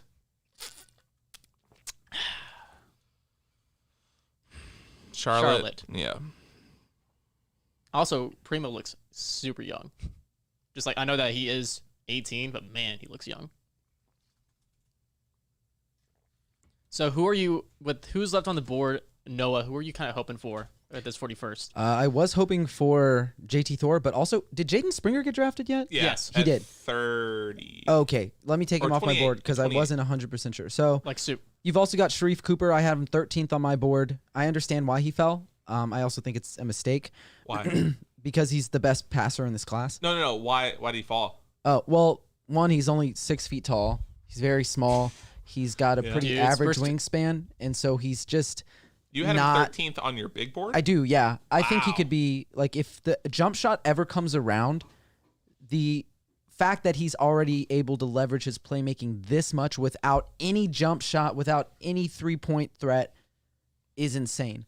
If he does that, the passes that he made at Auburn as a freshman, they were Trae Young-esque. He was hitting people cross-court. He was hitting people, hit heads on the break. He was making incredible bounce passes in the pocket out of the pick and roll. He has some of the best, most accurate lob passes I've seen for a guy like his age. So the fact that, and he also has incredible burst. Like, he's not an above-the-rim athlete, but he can blow by anyone. He has the best first step in this class. So for me, if he can add the shot, you don't care about the defense because that's a special player. Wait, who are we talking about? Are we talking about the new Spurs JT Thor? I would have been fine with that because he was 13th on my board. If we get him at 41, it can be like another Keldon Lucas situation, except more extreme, which would be hilarious. But I don't expect them to do it because they just have so many guards. I was talking about Sharif Cooper. Oh, Sharif. It was a guard. Oh, yeah. I'm sorry. I'm sorry. Greg Brown would be great. Huh? I'm sorry. Who? Greg Brown. Oh, I hate Greg Brown as Jordan Spurs. I would take his teammate. Jericho Sims. Yeah, Jericho Sims. Every day of the week over him. Boston? Oh, yeah, Brandon Boston for sure. Yeah, Brandon Boston would be a phenomenal pick. I would like Blindberg. Verns Blindberg. The one name I can say right. Yeah, Verns Blindberg is pretty good for that pick as well. I just want to put this out Charlotte there. Thornets. All of y'all are bitches, the exception of Nick, because he actually has a drink. But, dude, you're not drinking. Dude, if I start drinking, I'm going to be going to the bathroom like every 5 minutes. That's okay. Ayo Dosonmu just got picked at 38. Nice. He's a good, solid pick. He would have been a good pick for them, and that too. also leaves everyone we mentioned up on the board for us. Wait, where are we at? Oh, 38. Just JT Thor got Hold picked? on, don't before. before you announce the pick, just let me know that the pick is in, and I will do a sound. Yeah, I guess we. Okay, so how are we feeling? Like, chat, how are we feeling about? Are we coming off from that ledge a little bit? We're pulling ourselves away from that, from everything that I feel like I am. I feel a little bit more cathartic about it, but I'm not happy. But I'm okay. The thing with this, I think the thing with this pick, and I think we've already said this before, that we got to be patient with it. I know that we can be pissed off about it right now. Yeah, but we gotta do the long game. We gotta be patient. I know. I mean, that's what the whole thing of live reaction is. You know, you get the live reaction to it. And I know it's start working. I know it's such a hard ask for Spurs Twitter and Spurs fans to be patient with a draft pick, but you guys got to be patient on this one. That's just all I'm saying. We got to see what this guy does. Hell, we might not even know. We might not even see him in G League because he might be playing on the NBA floor. We don't even know what's going to happen. Yeah. So. You just gotta be patient. I know it's gonna be a long ass offseason after this, but the intel I was told from someone else, free agency may be fun. According to Val, she I don't know if it's a guy or a girl, but if you play the ESPN chime when the pick is in, I swear to baby Jesus. Well, now I gotta do it. Was that the sound no, that you were gonna gonna be play? Some different. Can you legally do that? I don't know if you can. That's a Can good you point. legally do that? I was just joking, but like I don't think you can. I feel like do you it. can. Hashtag you're gonna get DAC'd, bro. I always hear it on radio. You're gonna fucking get DAC'd. No, you know what you should play? You should play the NBC basketball theme. The basketball game is Yeah. Have you seen that SNL skit before? No. You've never seen that SNL skit? I don't watch SNL. Jordan. Oh my god! So it's like For one sure of my it's been fun, favorite buddy. SNL skits. It's from like 5 years ago or something, where they come in and the like da na na na na na na. You know that song, right? They come in and he's like, man, "Let this me is pitch good you this too. song." So they do it, but it's with the keyboard, but also a guy who's going ba ba ba ba ba basket. Like it's funnier when you watch it live. Here, But try this. what is this? It's exotic pineapple. It's so good. I guess too. I'll try it too. There's not real pineapple in this, right? I'm allergic to I don't. pineapple. Oh, Oh, fuck! no. Holy I'm kidding, I'm shit, kidding. dude. No, Oh my I'm totally- fucking All right, let me god! see No, I'm it. just Let messing me with you. I'm taste it. good. Let me taste Oh, it. It was actually pretty good. I like that. Nemus Quarta? Oh fuck! What? You sounded like you asked me a question in another language. What are you talking about, Ty? Someone got picked for. Oh, at 39. Oh, Nima Kita. So is JT? I was like, I didn't know. Nima Kita. It smells good. How did you say Nima Sequerta? I don't know. I tried something. Nimias. Quarta. Nimias Kita. I said Nimias Quarta. Kita. I said That's Quarta. interesting. In somebody's camp review. I'm so sorry. So that means that we're gonna have. This one's Pretty not that good bad, but I don't pickings care. at I don't really 41. care for seltzers, but that one's not that bad. No, they're good, dude. Like I think I could drink that. Like I said, like the reason why I'm drinking them is because one, like beer just makes me super. Interesting.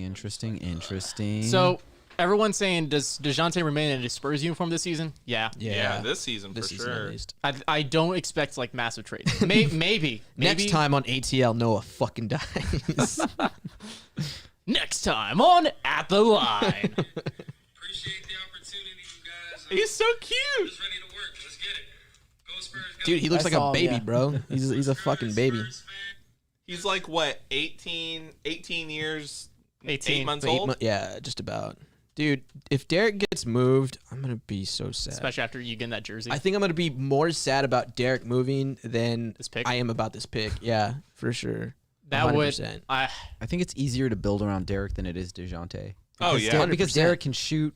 Yeah. And Derek's, in my opinion, a different sort of defender, but just as good. Right. So I don't know. It'd be tough to lose DeJounte because I do like him quite a Sharif bit. But he Cooper's also living. blocked me. So like, if he left, I wouldn't have to think about that at least once a day. Like, try to figure out where I went wrong. I just want to know, DeJounte, if you're watching this, down like, bad. I like you a lot, man. Yeah, like, you DeJounte, should unblock our me boy. and we can Unblock our talk. boy. I'll see what I can do.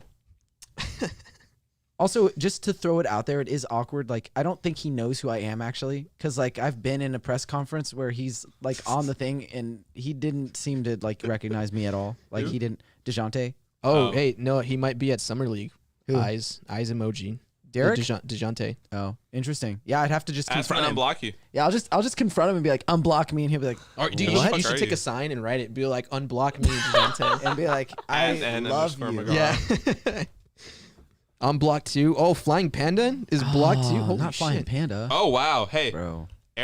Eric Salinas tweeted, Uh-oh. I know for a fact that Spurs got wind that teams inside 20 were high on Primo. Wow. And he's not someone who throws around the word fact often, and he has legitimate connections. So it's, and again, the intel that I got was that, again, Spurs, he also said not good value at 12. This is a swing for the fence pick. I mean, both could be true. Again. Yeah.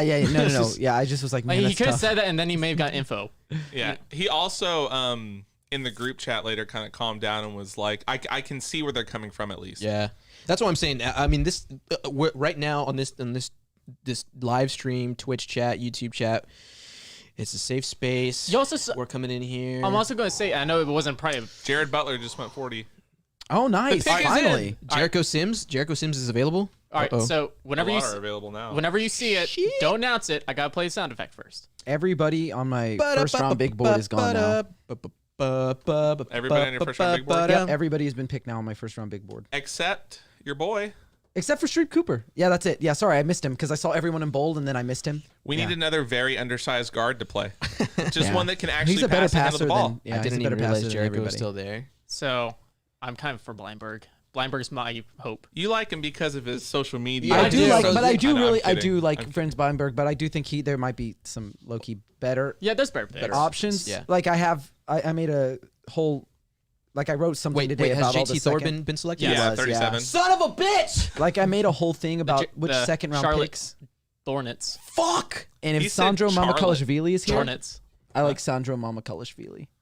All right. Wait. Have Ty say that. Have Ty say that name. Say Sandro Mamakalashvili. Sandro. Say the last name one more time. Mamakalashvili. Mamakalashvili? They mostly that was perfect. Yeah, that was good. Hey! Most people just call him Mamu. Mamu, let's go. Hey, Sweet RNG Jesus says, I don't know who upper right guy is, but I like him. Am I in the upper right? So, you are upper right guy. Okay. Upper left, Ty. Upper right, Mac. Bottom left, Nick. It's Mac. It's Mac Pena, dude. Bottom right, dude. Noah. Mac Pen Media. No, it's just Mac Pena now. Oh, I know. Somehow he was able to get it, but I can't get fucking Ty Yeager. Okay, let's see how this goes. It's a damn dead account too. I hate it. I like Sandro. All right. Didn't Also, know who it is. Nah, I don't think I can play the sound, but I will. But we can. I mean, we can always like mime it, dude. We're gonna sing it ourselves. I got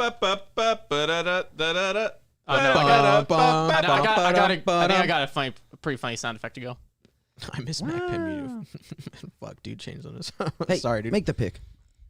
Announce it already. I just feel like low key they should fine like Woj and Shams and whoever else reports a pick. Like you should just like fine them like $10,000 each time they do that, because then they wouldn't do it anymore, and then I could actually just watch the draft and have a real. Because and obviously this is my fault. Yep. I'm addicted to my phone and my computer. Oh, like yeah. if I'm not patient. If it's gonna be here, I want to look at it. I don't think you can legally fine them for that, can you? No. I would want to. I mean, Maybe. Can you? You might be able to like work it into the like a loophole into like the. I'm down for that. Like I just don't want to see it to the CBA. But I mean, it makes him so much money to be able to break those. Oh, we got Weiskamp. Nice. Let's go. What the fuck? Okay, it's God damn it, Let's Sean. go. God damn it, Let's chat. Wow. God damn it, chat. Let me. Like I'm about to message him. Congrats, bro. So give us a rundown on Weiskamp for people who don't know. Hold on, I gotta give you music for this. God damn it, chat. Okay, so Hold up. pretty much all you need to know. We don't Jordan need to do Spurs is like a a fucking too legend. in-depth breakdown on Joe Wieskamp, but Joe Wieskamp was one of the best three-point shooters in college Fuck basketball. yeah. He shot 46.2% from three on 5 attempts per game. Damn. He's also a plus athlete. He has a 42-inch Yep. vertical, which would automatically be the best on San Antonio's roster. Yep. He's got pretty good feet. He can move pretty well on defense. He's going to have to improve his awareness a little bit, I think, to be effective. But man-to-man, I think he's going to be fine. He's got good length. And because of his athleticism and motor, he's a very Damian good rebounder. Bartnick is fucking- 7.2 goated. rebounds per game. So you should be excited if you're San Antonio Spurs. I know it's another guard, but they need shooting. This is a guy He's a who I larger said guard, if too. you don't get a He's more of Kispert. I call him more of a wing. Yeah, guard, wing, whatever, Yeah. 6'7", but he's a good guy. I really like him. Yeah, he's definitely like a I wouldn't say poor man's Kispert, but he's This is for why getting him at 41 is actually really, really good. This is why That's we pretty good. don't draft shooting in the first round. No, you predicted this. You can get someone like Man, Weiskamp. motherfucker, they drafted fucking Primo in the first round because he can shoot. Funny enough, Not just for that. Well, not just for that too, but that was one of the reasons why I'm sure. Defend, shot creation, 18 years old. God Ball long, higher God upside. damn. funny Yeah, enough, shut both of these guys worked out with the Spurs too. I mean, that's why they picked him. Well, we also saw that DeJounte didn't work out with San Antonio. I'm not sure Keldon did it or not. I mean, I think DeJounte was one of those that like, holy shit, he fell to 29. Kind of like Keldon too. Like, holy shit, he fell to 29. Oh. Boom, boom, boom. Good pick. Good pick. Yeah, they have him listed as a forward. Yeah, Wieskamp can shoot it. He's got size. He's a catch and shoot guy. Puts it on the deck. Moves really well without the People ball. that want Kispert and are upset about this pick are hilarious. Like people that want from the beginning Kispert. That's what I'm saying. You can't be upset about this. That's what I'm saying. He's like a poor man's Kispert. Like it drafted him at 41. It reminds me of Duncan Robinson the way he looks. Yeah, exactly. No, he's definitely like a good consolidation prize for not having for not getting Kispert. He looks like Duncan Robinson, kind of. He does. He does look like Duncan Robinson. He's gonna be better than Duncan Robinson. How old is he? 19, I think. Let me see. He's 21, I think. Yes, he is 21. He just started drinking, ladies and gentlemen. If the Celtics get Sharif, that's going to be big for them. I mean, they do need another guard for sure. Oh, fuck, it's Rachel Nichols. Holy shit, this is the first time we've seen her. Well, 41 wasn't wasted, so it's not a bad night. So what do you think? Do you think Wieskamp might make the rotation? I think or- so. I think he could. Absolutely. I think he's a guy who can plug and play. I don't know that he's going to play heavy minutes, but he should be a guy who's in your second unit. Yeah. I would play him right away. I mean, there's a chance he doesn't. Yeah. But I think if you need shooting, then you go ahead and let him go out there and you play him. And like I said, I don't think he's going to be a liability on the defensive end. We don't really know how much upside he has, but like, hey, this guy is one of the best shooters. You needed shooting. Yep. Someone said we learned one thing tonight: Luka and Jakob aren't going anywhere. Yeah. Very true. My man Pirtle. Woo! My man Luka. Whatever. Just kidding. Wow. You're going to love Primo. Yeah, Damien, we already know you're a Primo stan. We got it. Is he in the is Dame in the He's in the chat. What's up, Dame? My Is that man. Dame Bartnick? Yes, sir. Yo, My man. brother, what's Dame going on? Bartnick. Yo, one of my favorite dudes. Yeah, for sure. But yeah. Oh damn! I should play Even this. Gabe is high on the pick, Wieskamp. You know that's good if Gabe is high on it. Oh, Because Gabe- he's hard Gabe to did say please. Damn! I should have played this earlier. But why? Not in a bad way. Why would you do that? Why would you do any of that? I should have played that earlier. I agree. Yeah, the guy's probably more NBA ready than Primo for sure. You could play. Yeah, you could play Weisenkamp like instead of Primo. Let Primo again. The same fucking Blazers thing with select Luka Greg and Brown. Keldon. Oh, That's oof. That's a bad for big them. oof. And that brother. was a pick that they traded for. Yeah, that's a big oof. But Think about this. We have so many pieces to surround a future star with. I mean, a lot of pieces. So yeah. since I got Joe Wieskamp, would you give him a decent low B? I would for this pick. Well, no, overall A on the draft. minus? Oh, for the whole draft. Well, I would give that first pick a C minus and this one a B plus. So probably just a B. Just a B. Yeah. Probably just a B. Yeah. If you want to weigh the first round pick a little more than the second round pick, which is fair, then It a could be C B- plus. yeah, it could be or B a minus. or a Yeah, C B plus. minus. Dude, Joe Wieskamp shot almost 50% from three in the Big Ten conference games. Yeah, dude, he's fucking crazy, dude. That's Damn, what I'm Wieskamp saying. with Like that he's stab of the night, baby. The only thing that I will say with him that it like may have a little bit of trouble translating is he has sort of a slower release. So I'm not sure he's going to be able to be like utilized in like screening actions like he was a little bit at Iowa, but he's like a strictly catch and shoot type guy. Catch and shoot, probably like relocating off movement, but like coming off of screens, that release is going to have to get a little bit quicker because what is going on? I'm not sure he's going to be able to get that I shot love off that against GIF. better defenders. Hey, do you guys say GIF or do you say GIF? GIF. I say GIF. I'm kidding. I say GIF. I kind of go back and forth. I don't fucking know. Maxi Kleba is a one NBA comparison for him. For Joe Wieskamp? That's So weird. that I was think that's a- that was NBA draft.net. Oof. Yeah, I don't trust them. Dude, imagine Wieskamp with an off season of chipping. Fucking Also, he's still young. He's only 21. Yeah, he's that's what I'm still saying. relatively young. Yeah. Yeah. That's crazy that he's like 3 years older than the guy. Then fucking It's pretty funny Yeah, on, first pick, on yeah. Tankathon. He was 39th in the mock and 40th on the big board, and he went 41st. Wow, it's crazy how much more positive my tweet was about Joe Wieskamp. Like how much more positive reception there was than the one about Josh Primo. That's like honestly a little bit messed up. I'm trying to be positive about Primo. Like I want to believe in this kid. I want to back him. Like if I get a chance to see him at Summer League, I'm gonna tell him I'm rooting for him. I Yeah. probably won't, but Yeah. like I will be rooting for him. If he Again, sees make this, another I'm poster rooting for him. I'm rooting for you, Primo. I tell you what, we did one thing for sure. With both picks, honestly, we addressed shooting. Primo is projected to be a pretty decent shooter, and Wieskamp, I mean, is apparently the best shooter of all time. I'm kidding, but like his numbers are like extremely impressive just on paper at least. And his form looked good, but yeah, I saw the highlights that they were showing, and you're right, that kind of like that release is a little slow. Like it looks like a good defender could block it, but you know, that's why Chip is paid the big bucks, I guess, right? Yeah. And I know, like, as Spurs fans, it probably gets annoying here. People are like, oh, Chip. There's a reason that we talk about Chip so much is because he's just that good, especially with people who are already naturally inclined to be decent shooters. So, I already see one issue I'm going to have. I'm not going to have issues saying his name. I'm going to have issues spelling his name. Wieskmp. I'm going to want to spell it. I'm going to want to switch that E and that I constantly. Don't you dare. No, the SE. He worked this hard to get to the NBA. You got to do his name. I know. Right. That's gonna be a name I'm going to work on in terms of spelling. Yeah, that's. But true. honestly, I do like that. I do like the Wieskamp. I like Joe's pick. Wieskamp. Yeah, it's Wieskamp. Like Wieskamp. Like it's been adding Cooper seems to be heat. I mean, I don't expect him to. What's up? When he hits that 3, he's Joe 3's camp. Let's go. Joe 3's camp. I love it. There you go. We got the name for So him. do we want to give jersey prediction numbers for these guys? Joe yeah, 3's camp. So what? All right, hold on. I need to see what number both of them were in college. God, that stroke was poop. Joe Wieskamp was 10 in college. Oh, Ooh. well, since DeMar's gone. And what was Josh Primo? He was 11. I think was 11. So damn, we're gonna get 10 and 11. Let's Both go. open, I guess. Wait, what? 10 and 11? What do you mean? For jersey numbers.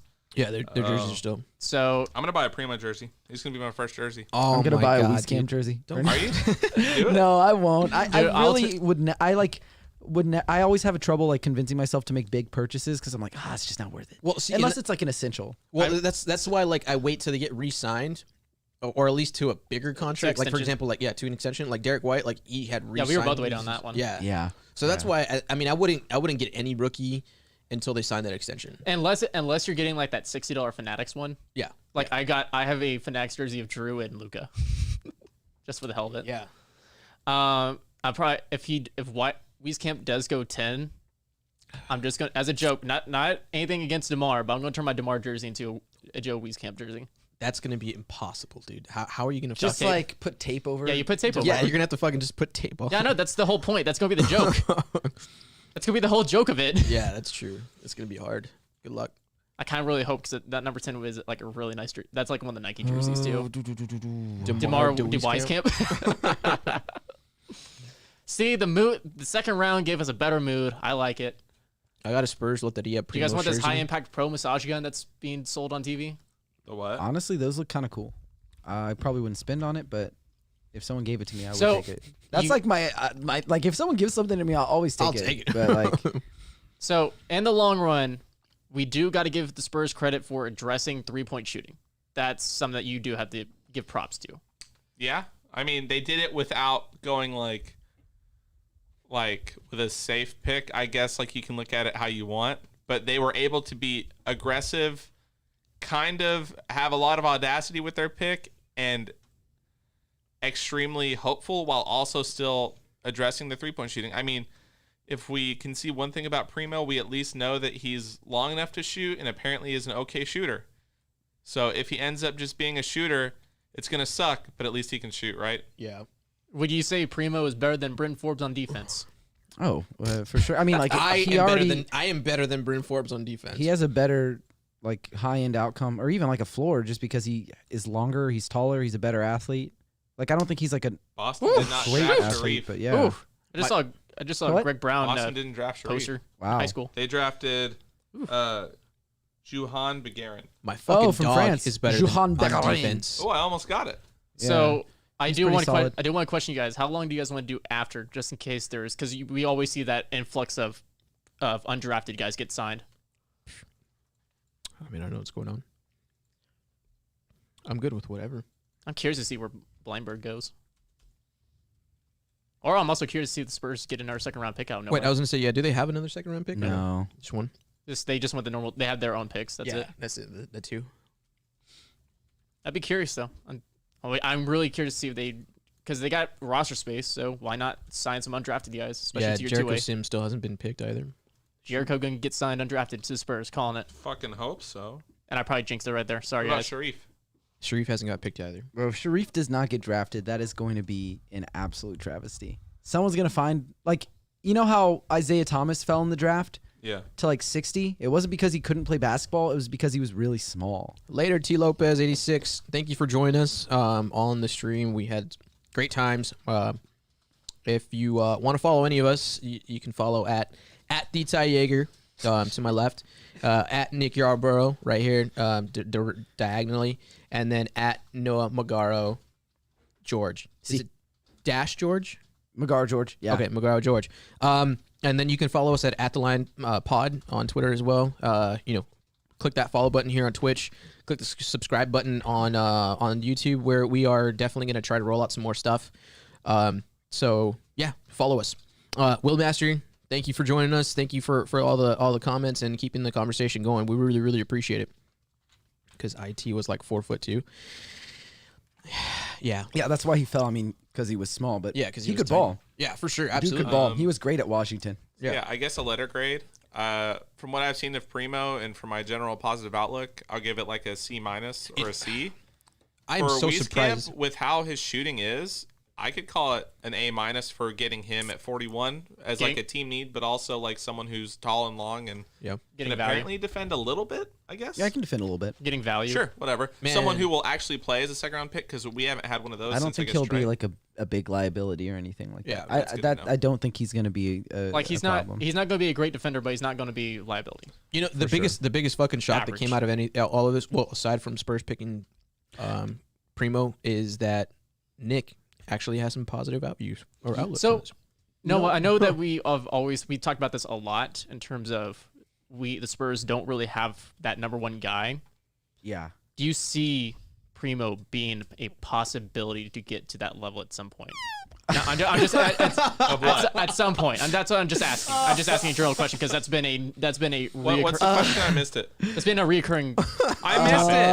What's the question? The question was, is Primo gonna be that number one go-to Like guy? has a potential. And then Noah's like, sound. Yeah, but you can never admit that about anyone because you're an extreme realist. Like we need to let imagination reign a little bit. If everything hits like perfectly, which I'm assuming the Spurs think so because they took him at 12, right? So let's think about it with the Spurs mindset. If everything hits perfectly, if he ends up being able to make shots off the dribble more consistently, if he's able to do so in a larger role, and I think the answer is probably not, but you can't necessarily rule it out because he is barely 18. He's not like he's not like old. He's the youngest guy in this class. He's shown some flashes of it. Yep. But my thing is, like, when you look at a guy in college, you kind of got to look at like the scalability. Like, does what he does well or what he projects to do well, is that going to scale to the NBA in their role? Mm-hmm. So if you're looking at Josh Primo, who was not really creating a shot at a high level, and he was defending like adequately, does that scale to the next level? Sure. But if you want him to be your go-to scorer and a lockdown defender, I think that's asking a lot. But there are certainly players who have been able to overcome their initial projections, including pretty much every single one of DeJounte, Derek, Keldon, Kawhi Leonard, George Hill, DeJuan Blair. I mean, all those guys did better than anybody thought. So, according to Tinjar, he's saying that Primo can have a Devin Booker career. That's all. Remember, Donovan Mitchell came from nowhere his draft year, and he was like 22. Oh, okay. Who's Tinjar? It's just some person in the comments. Oh, I'm not too sure. Oh, I don't know their actual name, but they're saying can have a Devin Booker career. Yeah, they're saying that. Hey, I mean, like, I hope not, because that means that we would go to the finals and get our shit blown out and him shoot pretty poorly. So, and be a disappointing first option on a team that should have won the ring. But I'm kidding. I'm fucking kidding. No. Yeah, I mean, that's what you always hope and pray that these players pan out the way that the front offices and GMs think that they are going to pan out. And at least, I mean, that's everybody as a supporter of the team and the organization. That should be your ultimate goal, and that should be your ultimate, I guess, final thought is like, I really hope that this person achieves the highest potential that they can with the organization. Unfortunately, the realistic outcome of it is sometimes it doesn't, and that's a lot more of the time, more of the cases that happen. Is some of these draft picks are not these superstars. They're just role players, and unfortunately, there's not always going to be a Devin Booker, or you're not always going to draft a Donovan Mitchell at 22. Like you don't have Manu Ginobili happening at 56 like all the time. Like it's just not going to happen, and that's the problem with drafting. Period. It's regardless, it is still a risk and it is still a gamble. You don't know what you're ever going to get, and you only hope that your development in the organization is going to get them to that point. And in the Spurs have one of the best developmental programs, so we can only hope that he's going to aspire to be that good. I will say I'm reading Primo's breakdown from Kevin O'Connor, and he had him at 27, which is not bad, even though it's still a mega reach. He seems to be decently high on him, shades of Anthony Simons, right? Anthony but Simons, also Caris LeVert. So who knows? So I was pulling out a poll to do a letter grade for both draft picks. Yeah, and exactly. I knew a guy named Wiggins draft first. Yeah, instead of Joe Wieskamp, I did Jose Wieskamp on accident. I don't know if that guy exists. I don't know if Jose Wieskamp. Ty is rewriting the timeline. I will say, like, Booker also, like, the situation around Booker was a lot different from Primo because Booker played with a stacked Kentucky team where he didn't really get to show exactly what he could do, and he was pretty much comfortable filling in whatever role they asked of him, whereas Primo was just really, really, really young. I don't even necessarily know that he was really ready to play college basketball, like a super high level where he's like the guy, right? So I think he was fine taking a little bit of a backseat, like they said in the press conference. And in terms of Donovan Mitchell, like Donovan Mitchell had a really pretty solid sophomore season. Like he averaged 15.6 points per game. The self-creation upside was like pretty evident. And one of the things that I think hurt him was on that Louisville team, they had really terrible spacing. There weren't like a lot of other options for him to get the ball to. So I don't really think he got to show everything that he could.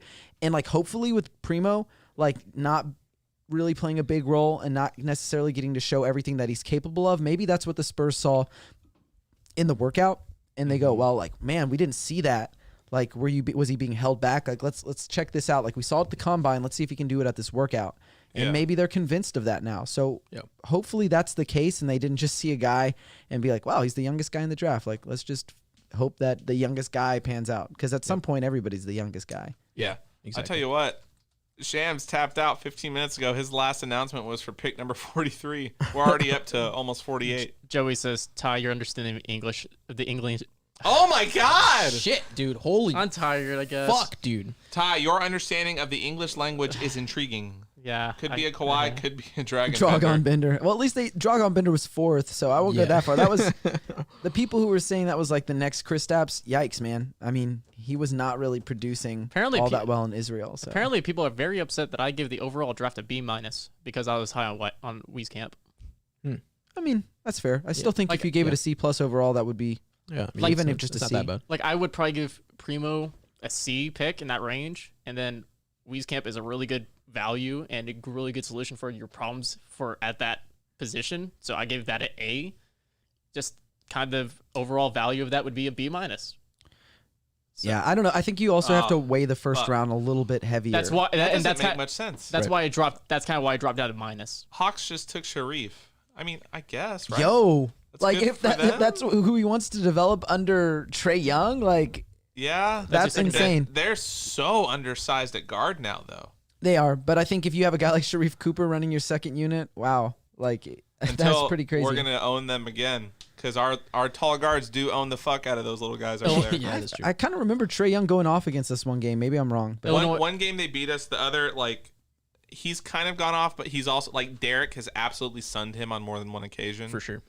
And that was when DeJounte was out that season. Like, Derek was just smacking around. He did, yeah. That was great. Illinois head coach Brad Underwood on Wieskamp. Can't believe the Hawks have 2 chairs on defense Holy at PG. crap. I went out in pregame warmups just to watch him, and I never go out in pregame warmups. His balls don't hit the rim. I'm fascinated with guys who can make baskets. I sat out there and watched Wieskamp, at the free throw line hit about 19 jump shots in a row, and I don't think any of them hit the rim. Fuck yeah. That's crazy. Okay, so you know what's really wild to think about is like months and months and months ago, I was like first trying to figure out like how can I get in contact with people who like represent these players, and how can I see like when they're working out, because I kind of had an idea when they were starting workouts and stuff with the Spurs, not the Spurs but teams in general. Yeah. Like they start bringing in guys who like second round targets, undrafted free agents like a few months before this starts, and so I was like, I'm just gonna like DM as many people as I can and figure out like if they can help me get in contact, and luckily someone helped me get in contact with Joe. Oh shit! And like so Joe directly with Wieskamp was my first like thing I broke that he worked out with the Spurs. Yeah, I remember that. And that's insane that it tied into it like this much later that the Spurs ended up drafting Joe Wieskamp. Nice. That's awesome. That's dude. badass, dude. And like another thing that's really cool is my mom went to see you. I'm sure people have heard that. My mom went to see you. She's like a a big Buffs fan. That's I why was you're- growing up, yeah. and like when they picked Derek, I was also like, oh Derek crap! White! So Yeah. I'm like, I love having picks that like Yeah. somehow intertwine with your life. Yeah. So that's one of the reasons I've always loved Derek. Even if he hadn't become good, I would have been like, Derek. Yeah. I remember you sharing that Wieskamp drop with me, because I think you told me before you sent it out. It was, I think I did. Yeah, I might have told you because I was like kind of nervous to send it out. and I told you someone about like the two. I want to say it was Reeves and Maceo Teague. yeah, who I got intel on that worked out. Yeah, you did. Yeah, you let me know about those. Like ones it was like honestly both Noah and I were really working together on just kind of helping each other out in terms of intel. I'm telling you and guys, seeing what we saw. we're Is Sharif- diversified. Yeah, is Sharif Cooper like leaps and bounds a better prospect than like Trey Jones was? Then Trey Jones. No. Yeah, Like leaps and bounds better? Because Yeah. you had Trey Jones graded as a first, right? I had him graded as a first. He was 28th on my big board. So Okay. So I had 12 spots for better? me, Oh, from 15 28 spots to 13. For so some yeah, reason, like I was thinking 15 you said spots Trey better. Young. I don't know why. Yeah, so like with Trey Jones, I think for me he's more of just like a floor general. He's not really like passing guys open. He's making like pretty basic reads. He doesn't turn the ball over. He's really, really solid like point of attack defender, and he can guard like man to man against smaller players. But that's where you sort of lose him. Is like if he switched on to bigger guys, that's going to be a challenge. He can't shoot the ball, so that's a challenge. He kind of struggles to finish at the rim, or at least he did at Duke. And like Sharif Cooper did not. And like Sharif Cooper's also like, to me, equally good at passing with either hand. So he's ambidextrous and he has better vision. He's a more audacious passer. That's a word that Ty has liked recently. Use more, yeah. So Gravitated Audacious. towards. I was saying that was it that Wednesday I was using that a lot. I believe so. Audacious. Audacious. Ty was really on that audacious flow. It's audacious, Hearing it from a especially Heartbreak with Cowboys. Oh yeah. Especially is my keyword in like text conversations. Yeah, Marcus Zagorowski at 49. Nice. He was for out of the Creighton. Nets. Solid player.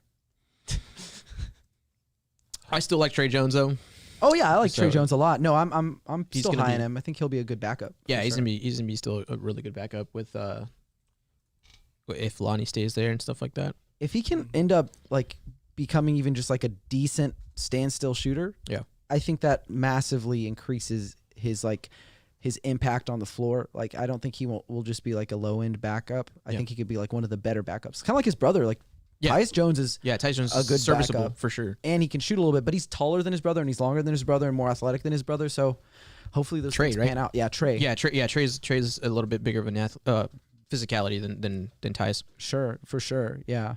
And I like Tyus Jones, so hopefully Trey ends up becoming better than his I brother. wasn't listening, and I just heard my name because he said Ty. I'm like, Oh, sorry. I was Oh like, my what about God. my athleticism? You're what? so full of yourself. Ty's athleticism on the I'm like, basketball what? court, I'm like, unmatched. what? Since when have we been talking about my You're athleticism? so good, Ty. Jesus. I would say I'm not that talented. Yeah, we've said multiple times. Houston definitely had, as much as we hate to admit it, Houston definitely had a really good Fuck draft. Houston They for taking knocked it out of the park. Yeah. Fuck Houston for taking the two guys I like really liked. Didn't they take all the guys that you liked? At least because they had Garuba, They took Green. Shingun and Garuba, who were like my Yeah, and two of my Şengün. top three. Yeah, they had a really good draft. Charlotte had a really good draft too. I hope they exciting. fucking trade him somewhere so I can cheer for them. Hey, remember how And yeah, Jordan, I was we, saying we that, wish we had that draft. that Daryl Morey's like super overrated and people are like, oh no, and it's like, oh well, he fucking leaves Houston and they have the best draft of like I think ahead above everyone else at least. Yeah, I mean And it's they've like, had one of the better one, one of the best ones for sure. And it's especially like, with the picks that they've had. Yeah. At least from what we see now, hindsight could bite them in the ass. You know, Jalen Green could somehow be a bust. Right. Şengün could be fucking Ass, Cantor, dude. whatever. Luka's going to attack him on defense. I just know it. Gabara could be Gabara. fucking nothing. Like Fucking but Draymond at Green this with point- no motor. So Draymond Green, I'm kidding. He has a super high motor. Danny's is looking really low at Wieskamp. Charlotte, Detroit, and Houston had the best. He says that he's going to be a two-way guy. Who's I don't think Danny? that's Sanders. Who cares what Danny? Sorry, love you, Danny, but I don't care. I don't know if he's on the stream, so that's why I said, I love you, but I don't care. Daryl Morey can eat a bowl of dicks. You're right. He can. 26 points and 10 rebounds from Iowa's Wieskamp in his final game of the NBA Combine. Showed he can killed shoot a it. variety of ways and also found ways to contribute in other areas. Good week for him in Chicago. Yep. All right. See, the Warriors hat looks good too. Damn. Why Yeah, they missed the Spurs one. Was it really bad? The Warriors It's not great. You can find it on on Fanatics. 76ers got Jaden Springer, huh? What do you mean? The pretty good for Spurs them. what? The Spurs draft cap that we were talking about. Oh no, it's actually shit. It's not. It's just not super plain. Like compared to the It's rest. a Spurs hat. It's all right. Compared to it's just a Spurs hat. Compared to the rest, it's not that great. Yeah. Like if you gotta look at Denver's is really cool, and it sucks that no one from Denver is gonna be wearing that. Oh, they don't have a first round pick this year. They don't have a pick at all. But they don't have a pick at all. Wow. Or at least they haven't had a pick yet. They may trade for one. I don't know.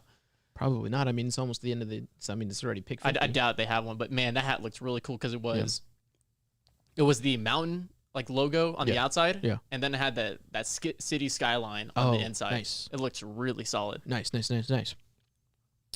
Yeah, the draft hat was pretty lame. Because it wasn't like an SA with the Spurs logo in it. Yeah. Like I wish they did it. I think it would have been better with the Spurs logo and done like the Fiesta colors on the inside. Primo mentioned he thinks his defense is a big point of his game. He got to show at the combine. I don't know. Philippe They Petrovic. mentioned that at least that Yeah. at the combine his defense looked quite a bit better. Brent Forbes mentions his defense isn't as bad as people say it is.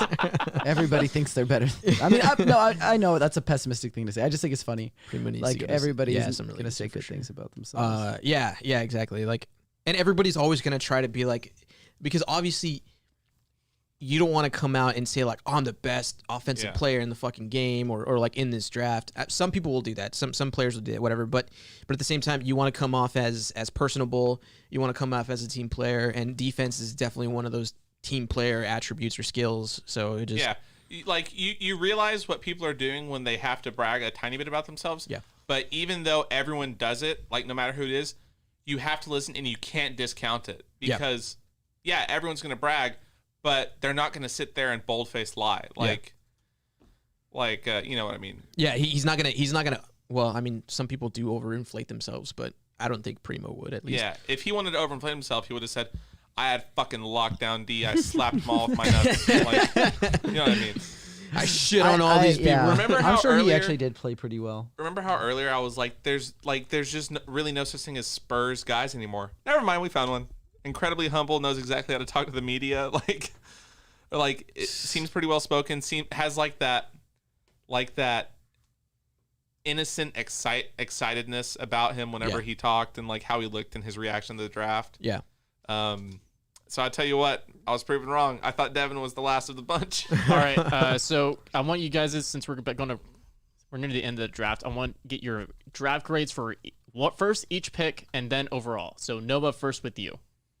Wait, what? So draft pick for Primo, then draft grade. Wieskamp, and then overall. Yes. Okay, so Primo, I'll give a C-. I'll give Wieskamp an A- because I did have a few other players higher on the board. But overall, I guess just a C. Like, I think a C is fine. All right, Mac? So are we doing initial reaction or it's just initial reaction at this moment. So, so initial reaction or now how we feel after talking about right. it? Just now. Okay, so I think for Josh Primo, I would say it's probably a B-, like a C+, just because of what he can project to do. C+ it is. C+ it is. You said B- and C+. I'm going with the last one. Oh, okay. And then for Joe Wieskamp, I definitely think that's probably I would say for where he is at, I would say it's pretty much a borderline A. Like it's still a really good pick, a really good value, and they address what they needed in a longer guy, in a bigger guy. And then overall, I mean, I would probably have to say B-. I think honestly, they really hurt themselves with their first round draft pick, but hopefully based on projection, hopefully he can make that a B Brandon Boston going to the Clippers at 51. Wow, that could be really good for them. Yeah, that is really good for them. Especially if Kawhi's not there. leaves. Like he could end up having a much better rookie season than he did. He won't be there for 6 months anyways. That's true because of his injury. Nick? I'm going to be the optimist again. Also, like, talking about it a lot and seeing the initial reaction from other people. I'm going to give him the benefit of the doubt and go just straight up B- for Primo. I'm usually generally pretty optimistic about young players anyways. So I'm going to go B- for him. I mean, I'm going to say for Wieskamp that's an A+ for us just because I don't know enough about, like, Sharif and them to, like, say... Okay, Samron. To form an opinion, and I looked up enough about Wieskamp because Gabe talked about him so much, and I wanted him really bad. The only reason I switched off of him to JT Thor is because Noah was hyping me up over here, and I got super excited, and I get excited really easily. So for the draft, I'll just go a B- and an A+. It sounds weird to give it just a B, but I'm going to give it a B because I weigh the first round pick much heavier than a second round pick. So B. I'll just say a B, and that's me being optimistic. You know. So mine has to be C+ for Primo, just because I think the upside's there. It's a really weird position, and the optics of it don't look the best, but you never know what this guy can be. A right off the bat for Wieskamp, just because you get the value where you get picks, where you got picked, and just that he addresses shooting issues that you definitely need, and it can be, like Noah said, a plug and play guy, and then overall a B for the draft for me. What'd you give Primo? A C+. Okay, so we're all there, like C-, C+, B-. No B+s, no A's, thankfully, because there's no way we can even remotely even like do mental gymnastics to even give him that. But the third Luka in the league is going to Detroit. Garza? Yep. My man. Wow. Yeah, I mean they got a pretty Detroit has a pretty good draft. I mean they got Cade, right? So according to Sam Rod, by the way, while he reads this, chat, give us your grades for both players and then your overall grade in chat. So Sam Rod said Hollinger's team fit. Primo was seen as a possibility in the late 20s, but certainly not here. The Alabama guard was a very low usage player in his lone season there. While he has decent size and some shooting ability, his one game at the draft combine was hardly scintillating. Primo is the youngest collegian in the draft, so there's some upside potential here in that sense, but he's not a high-wire athlete or a tremendous on-ball creator. So it seems like everybody all the experts, quote-unquote, experts are shitting on the Spurs as far as their takes go. So I put out a poll, by the way, if you guys want to also contribute to the poll, I tweeted out. Yeah, B-, A-, final grade B. Yeah, so for Primo, I only did ranges because I only had 4 options instead of 5. It looks like 34% of people said D to F. It's evened out. Which is that's too hard. Rough. It's rough. Is that overall or is that Primo? That's Primo. That's 36% overall. Oh, overall. No, for Primo. For Primo. Sorry, 36% of the I don't voters. know overall. So we're gonna and then B and C and C and D range are both tied at 26, and then A and B was a 12%. Compared to Wieskamp, 8% D to F, C to D 10%, B to C 30%, 50% A to B. Okay. So people seem high on the like we said, high on the Wieskamp, low one on Primo, and if you kind of balance that out, that's kind of some people are going to give a much lower grade for the overall draft, just from what I've seen in my mentions, because people are not exactly happy that I said that this draft was a B, but it's a B. I mean, they didn't. Like you can't give this draft a D like overall, Yeah. and you can't give it an A. Yeah. C or B are really the only acceptable answers to that, in my opinion. Yeah, like it's not a this draft. It had the potential, especially with the people that were falling, it had the potential to be like a home run, grand slam type of fucking draft. Mm-hmm. But it's not also like the Spurs completely whiffed. Like, and we know that they got a single. Like that's it. Like it's our front office. They got on base. Our front office isn't one for instant gratification. So, and they like to rake us over the coals a little bit with good draft picks too that seem bad at the beginning or seem not the best. Yeah. So like we shouldn't have expected instant gratification to begin with, even if we had gotten Kai or someone like that. Yeah.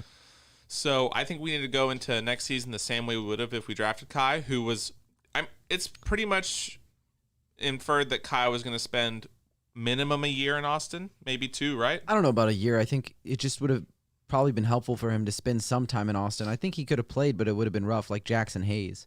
You know, we're like, yeah, and look where he's at, right? Like I know, but like, I'm fucking with you, dude. like he's rough. Like I'm not sure that he's ever going to be like worth that 10th pick. Mm-hmm. And I think if you took Kai at 12, like the same thing could have happened. Well, no, Jackson definitely isn't worth the 10 pick now. He's going to prison, so. Oh yeah, I forgot what happened to him. He beat the shit out of some cops. Yeah, I forgot that happened. That was literally like yesterday, right? Yeah, a day or two ago. Charles Bassey going at 53rd. Vel said, I want to challenge that thought, that instant gratification. Okay. Well, about what? Let's hear that. You that. think that they do want instant gratification? Yeah, shoot it out there, Vel. Bring it I on. mean, the Spurs have Throw it out never there. been one for instant gratification. Not at all. Ever. Rick, where'd you get a hand grenade? Spurs got an A in I know that she's probably gonna she's gonna want to like collectively like respond to this like long form by typing. But I think if you think of it in this way, and I'm just playing devil's advocate for her, but instant gratification moves could be considered like trying to win right now. Yeah. And so the Spurs, you know, they brought back Rudy on a 2-year extension. They signed Powell to a 3-year, $48 million contract. They brought DeMar in for 3 years and I believe $24 million. Yeah. I mean drafting. I mean in the draft. Yeah, no, I think that she was just talking about in general. I hope because like in the draft, I don't think they ever really did go instant gratification. Luka was a long play. Keldon was you got him because he's BPA. Yeah. And like Keldon was 17th on my big board that year. So the fact that he did not get drafted, I'm like still confused about that. Do you remember how sad he looked when he was sitting in the green room? Because he was the last player invited to the green room who got picked. Dude, okay, so I listened to that the courtroom mom, or sorry, the courtside moms podcast. Yeah. And it was with Keldon's mom, and she talked about that night. Oh, you okay? Yeah, no, sorry. I saw Sandro Mamakilishvili got drafted. Let's go by the Bucks. Let's go. So she talked about draft night and like how upset he was because he felt like, because people had, or some of the teams had told him that they were going to draft him, and then she had mentioned, she's like, I am so blessed, or we are so blessed that the Spurs are the one that took him. Like for him to be in that organization, like you're super honored to play in the NBA. But it's even more of a blessing for him to be with the coach that he's with the organization he's with, because they've completely embraced him. By the way, that podcast was really good. Courtside Moms. I'll have to check that out. Because I did tell them I would check it out today, but I told them I'm going to be busy, that it would have to be later. Right, yeah. I mean, I had plenty of time driving over here, so that's why I listened to it. But it was fantastic. And so that's what I'm saying, like, for Keldon to drop that far when they thought he was going to go higher, I mean, it's still an anomaly at this point. Like, the Spurs even got him. Like, if it wasn't, shouldn't have. Exactly. If it wasn't for Keldon getting, or for the Spurs getting Keldon at 29, I would have considered that Luka and whatever they got at 29 a bust. Like that draft year just would have been bad. I do need Vel. Like, I don't get what you're going for when the majority of people went collectively, what the fuck? That doesn't play into anything about instant gratification. I'm talking about front offices like the Spurs don't like instant gratification would be like a sexy pick or a play now player like Wagner or someone like that, or Şengün or whoever, that high floor low ceiling type of dude. I mean, I'm in the camp that Şengün had a higher ceiling than some people, but I'm saying that the front office doesn't give a shit if the media likes their pick or not. They're long play. And I realized that where was it? Sweet RNGesus. There were long play. I'm not defending the Primo pick. I'm saying that the Spurs are long play types of guys, unless it's someone like Devin, who Devin is instant gratification just because he fell in our lap. Yeah. And like he, not only was he a 4-need player, he was also BPA, so he was like a little unicorn for us. Yeah.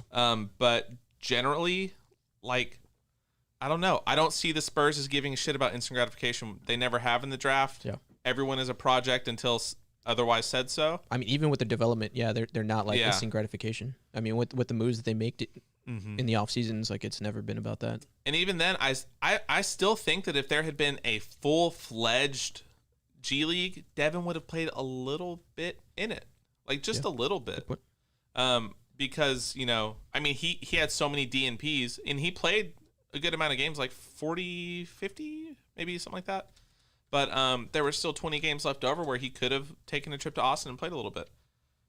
Wiggins at 55. But we drafted more guards. Who's the guy? We didn't draft bottom guards. left? We That's- drafted that's big Nick Yarbrough. A 6'6", 18-year-old who's still growing, and then a 6'6", 6'7" At Nick Yarbrough. Here, combo I'll type it guard in. forward that's a shooter. So at this point, we shouldn't give a shit about the position we're drafting at. I mean, we should give a shit about who we're drafting, but position doesn't really matter considering that no one in any of our positions are the guy. So everyone should be expendable at this point, maybe outside of Keldon and Devin, because we haven't seen enough of Devin, and Keldon is shaping up to be at least a somewhat special player. Could be a really, really good second option. I fucking love Keldon. But he's also like, if we were to trade someone like DeJounte, Keldon could easily take over as like that locker room light, that like bright spot, happy guy who seems to be like, and I think he'll come out of the Olympic camp as an even more vocal, maybe even leaning towards a little bit of a leader. Like he's getting good experience over there with Jason Tatum, who's taking him under his wing and all that. You know? I mean, if we're talking about like locker room leadership, I think Keldon's leadership style and DeJounte's leadership style are completely 180. different. Yeah, they're different, Like for opposite sure. spectrum, sides of the spectrum. Like DeJounte, you have that person that's gonna like fight for you. Not saying that Keldon won't, but like DeJounte's like much more aggressive about his leadership style and trying to like stand up for his teammates. Yeah. And Keldon, like just like you said, he's that, and just like his mom said on the podcast, like he is that type of, like, he has an infectious personality that he's just he's completely charismatic.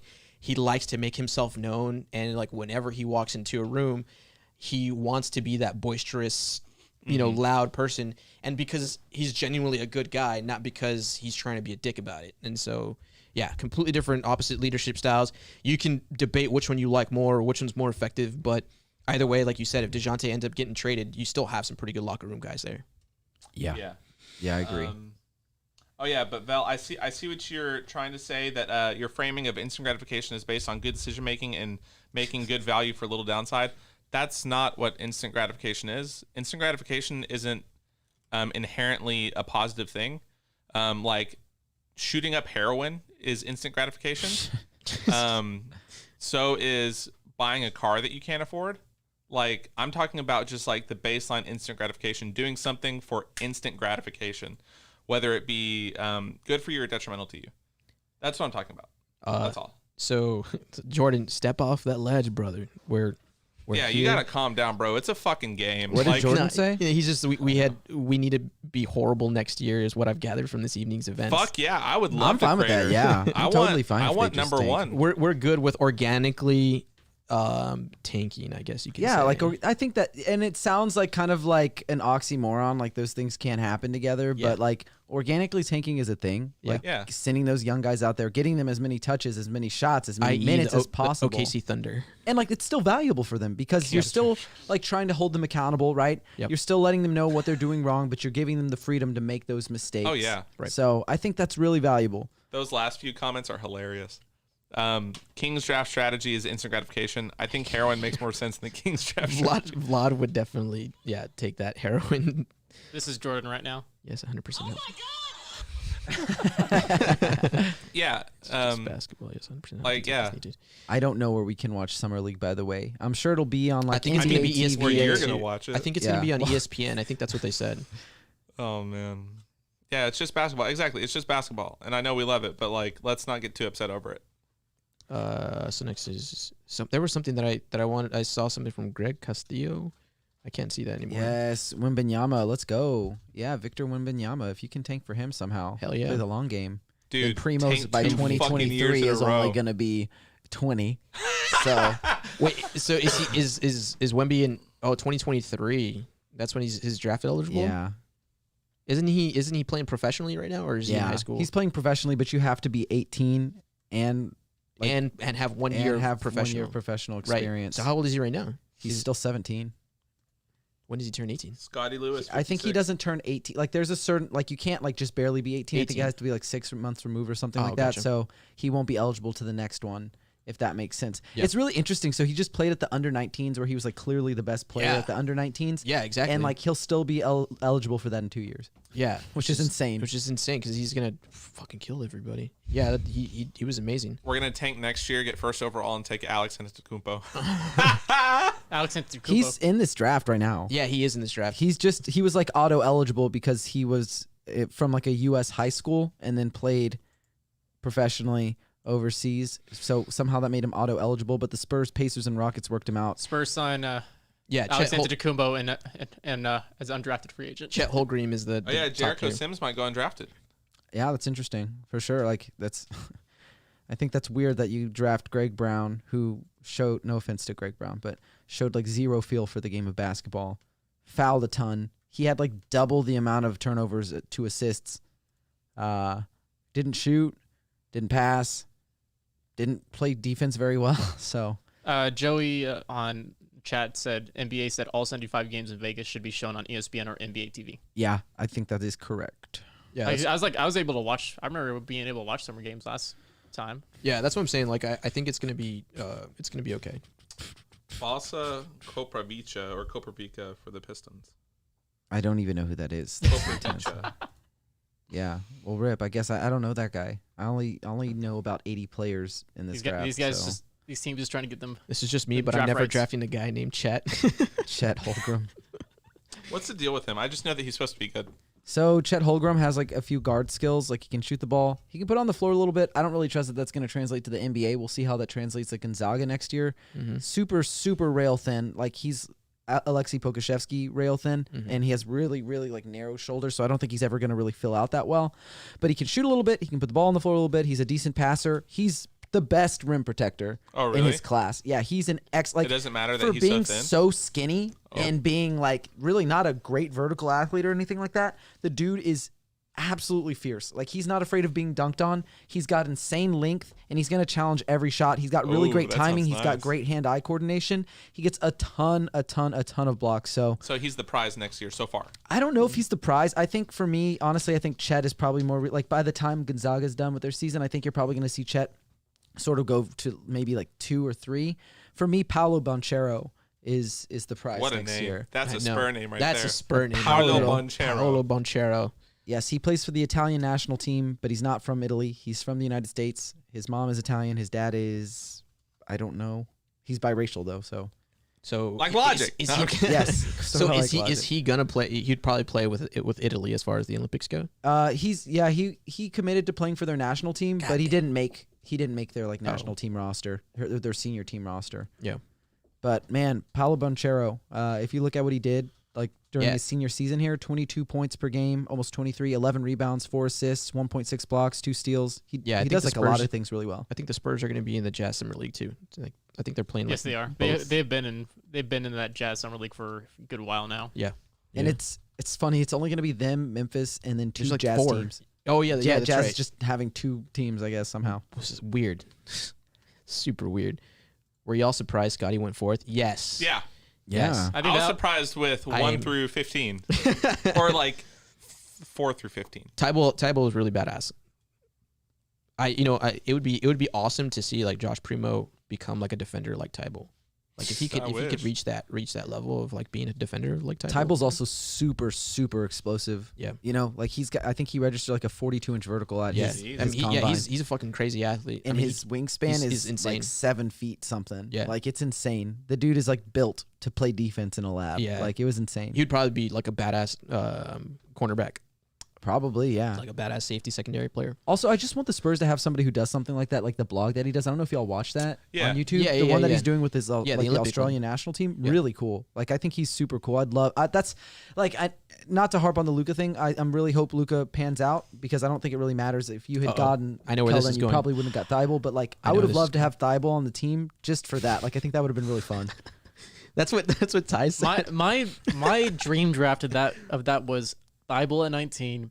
And Luka at 29. Really? Mine was Keldon at 19 and then Kevin Porter Jr. at 29. Oh, I was like, wait, didn't Kevin Porter Jr. go before 30th? He went 30th to the Nuggets. Yeah. That stinks. So I just felt like, man, you might have maybe been able to get them, but I also kind of think like there's a possibility that maybe like someone else was like, oh, you took Keldon or you took whoever, and it might have shook things up in a way that we don't know. But that was what I was hoping for. I really liked him a lot. I thought Kevin Porter was like pretty electric. Also, the thing that I didn't think he was going to do, even with his back injury. Yeah, like the one thing that I've been really surprised by. No, is he's saying Kevin Porter Jr. Not Kevin Love. Kevin Porter Jr. Yeah, he's thinking Michael Porter Jr. Oh, you're thinking of Michael. We're talking about Rockets boy. Yeah, Rockets boy. Yes. The one thing that he's shown in the NBA that he didn't really show in college was the high-end creation. Holy shit, he dominated the G League. He was one of the top assists per game guys. Doesn't he have attachments to DeJounte? Like him and DeJounte go way back. Yeah, they're both from Jericho Sims at 58 to the Knicks. They're both from Seattle. Good for them.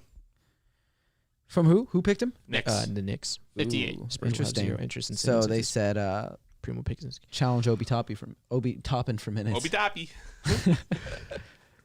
Hey, if the Knicks want to trade Obi Toppin to the Spurs, that'd be great. I don't want him. Yeah, I wouldn't want him either. I just want the dunks. Get him out of here. He fucking sucks. He's I was terrible watching defender. him play.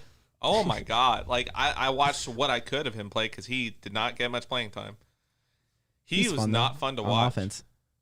On offense, he's fun. He can shoot a little bit. Yeah, exactly. Lob target, but he is old. Like he's gonna be 24 this year. Damn, A little bit younger than Derek. I would trade for him. Nugs are tight on contracts. What? I would trade for him. Oh, I was wrong. He's not 23 this. He's already 23. He's gonna be 24 this year. Yeah. Who? Obi Toppin. That's a little old. Oh, he's talking about or Val's talking about Michael Porter Jr. I would trade for him. Nick, Nugs move are a tight little on bit to your contracts. left. You know what I'm confused about? Your How is shoulder Obi wasn't a Toppin shot. 23 years old when he only played 2 seasons at Dayton? Like, did he get held back? No, I'm not obviously I'm not questioning his intelligence or anything, but did he get held back? I mean, he could have started basketball late. I'm really confused about Obi Toppin's situation. I got to look him up now because I thought he was like a 4-year senior. Someone, or something. You know what's funny? I didn't know much about him. I watched a little bit of gameplay of him, and then during that draft, I remember going like, "That's not a good pick." Yeah, it was like a little bit of a reach. So someone actually tweeted on one of my mentions. Interesting how Kai Jones, Jalen Johnson, and Garuba fell out of the lottery. The other rumored big SA was interested in Şengün that stayed in the lottery had glaring defensive issues. Seems like the consensus is those picks wouldn't have been worth the 12th either. Hopefully this curbs some outrage, ? I said no. Wait, who said that? I don't or know. A source? No, just a random guy that replied to my tweet. I thought it was interesting enough to say. Because it is interesting that the rest of those guys that they had interviewed or were looking at did fall out of the lottery out of Şengün. Okay, I figured out Obi Toppin's deal. So he didn't have very many D1 offers, so he went to a postgraduate school, like post-high school, like I guess, between NCAA, like not high school, not JUCO, not college, but like postgraduate school after high school, and played a year there. That's why he's 23. That makes sense. That makes more sense. And he was also old for his grade in general. So he was a year ahead of everybody else in his grade, plus the postgraduate year, plus 2 years at Dayton. So I guess that adds up. Jericho Sims fucking hit his face on the rim. That's so funny. Primo said he always wanted to be a Spur. Told his agent he wanted to go to the Spurs. Really? I mean, a lot of people. Where did you see that? Jeff. Nice. It was like an hour ago. It's an old tweet. Someone retweeted, and I just finally saw it. So many Porters. Raekwon Gray, the Nets at number 59. We got one more pick, and then we'll probably spend 15 more. We'll probably try to wrap this stream up to 6 hours total. We're at 5 hours and 42 minutes. San Antonio number 12 pick, Joshua Optimus Primo. I love NBA I Paint, love that. dude. Best Yeah. account. Best NBA Paint is fucking amazing. I love it. D for disaster is my letter grade. Of course. Who gives a shit what you think? Not you, but whoever said that. God, I was like, damn, you really let Ty have it. I was like, Didn't wow. even say anything. I said I didn't get the Primo tweet a D. Pick a D. You know what I'm craving right now that I haven't had like probably in years, but like, have you ever had a chipwich? No. What the fuck is chip? You've never had a chipwich? No. No, come on. Aw, damn. It's like a cookie. It's like an ice cream sandwich, but with 2 chocolate chip cookies, and that's like the name of the brand. It's called Chipwich. Oh, I feel bad for. You can get them at like the zoo and stuff. You ever had a Pizookie from BJ? Yes. Oh, The Pizookies are fucking great, Baby. dude. So Blindberg just tweeted a heartbreak emoji. This really hurts. Thanks everyone. Oh, because yeah. Yo, bro, that's good for him though. Like can that means he sign. can get that's motivation for him. He can get signed somewhere. By And, like, us? who knows? Maybe the Spurs brought him in for a workout, but then like so did like 15 Everybody or something. else. Like a yeah, lot of teams did. He was flying all over the place to get drafted or to talk to teams. I feel like that I feel like he's going to get signed like pretty soon. Yeah. Is Primo spending a year in the G League even if Patty walks? I hope not, but No. maybe Yeah. he could, but I don't think so. The bigger sign points to yes, but with kind of hopefully the youth movement in the Spurs, no. Hopefully he gets more minutes in the NBA and stays with the big boy team. Who was the last pick of the draft? Georgios. They're picking in right now. The Nets. Sakis. No. Yeah. No. What? Of Greece. Georgios. Georgi Bejankalashvili? No. Or a different guy? Highlight Zakis. Rocky Gray. He's a Greek. Oh, okay. Never mind. I was gonna say You got excited. He had already been drafted. Georgios. no, a different guy. Yeah, it's a different guy. It's Kaliakakis. a guy who's a very similar name. Zakis. His name is Georgi Bezanashvili. It's hard for me to say that one because I haven't heard it said out loud too much. But he's a guy who worked out for the Spurs, and I was like, please no, like not even for like an off-season flyer. Like, let me pull. No offense to him if he's not listening, so it doesn't matter. But you look at what he did in college; it's insane. His regression year to year. So he showed up at Illinois, was a first-year starter, right? 12.5 points per game, 5.2 rebounds per game, 26 minutes per game. His sophomore season, he was decreased to 23 minutes per game, 6 points per game, 4.8 rebounds per game. Then he came back again for a third season at Illinois, only 5 points per game, started 0 games, played 14 minutes per game. Here come the two-way deals. No, Renz did not get drafted. Michigan State's Aaron Henry has signed a two-way deal with the Sixers. Fucking hair, dude. So I'm curious if he's going to get a call soon. I'm just curious. I think I might message him. Just let him know I'm sorry. Renz? Yeah. Tell I'll him let to- friends know I'm sorry. Tell him to keep in contact with you, see what he gets. Yeah, that's what I'm hoping. Hoping he wants to talk. Maybe not. If he doesn't, I get it. Dude, does he want to jump on the podcast? We can do that. That would be fun, but I feel like he would be sad. He'd be really fucking sad. Yeah, I don't know if I would ask him that much.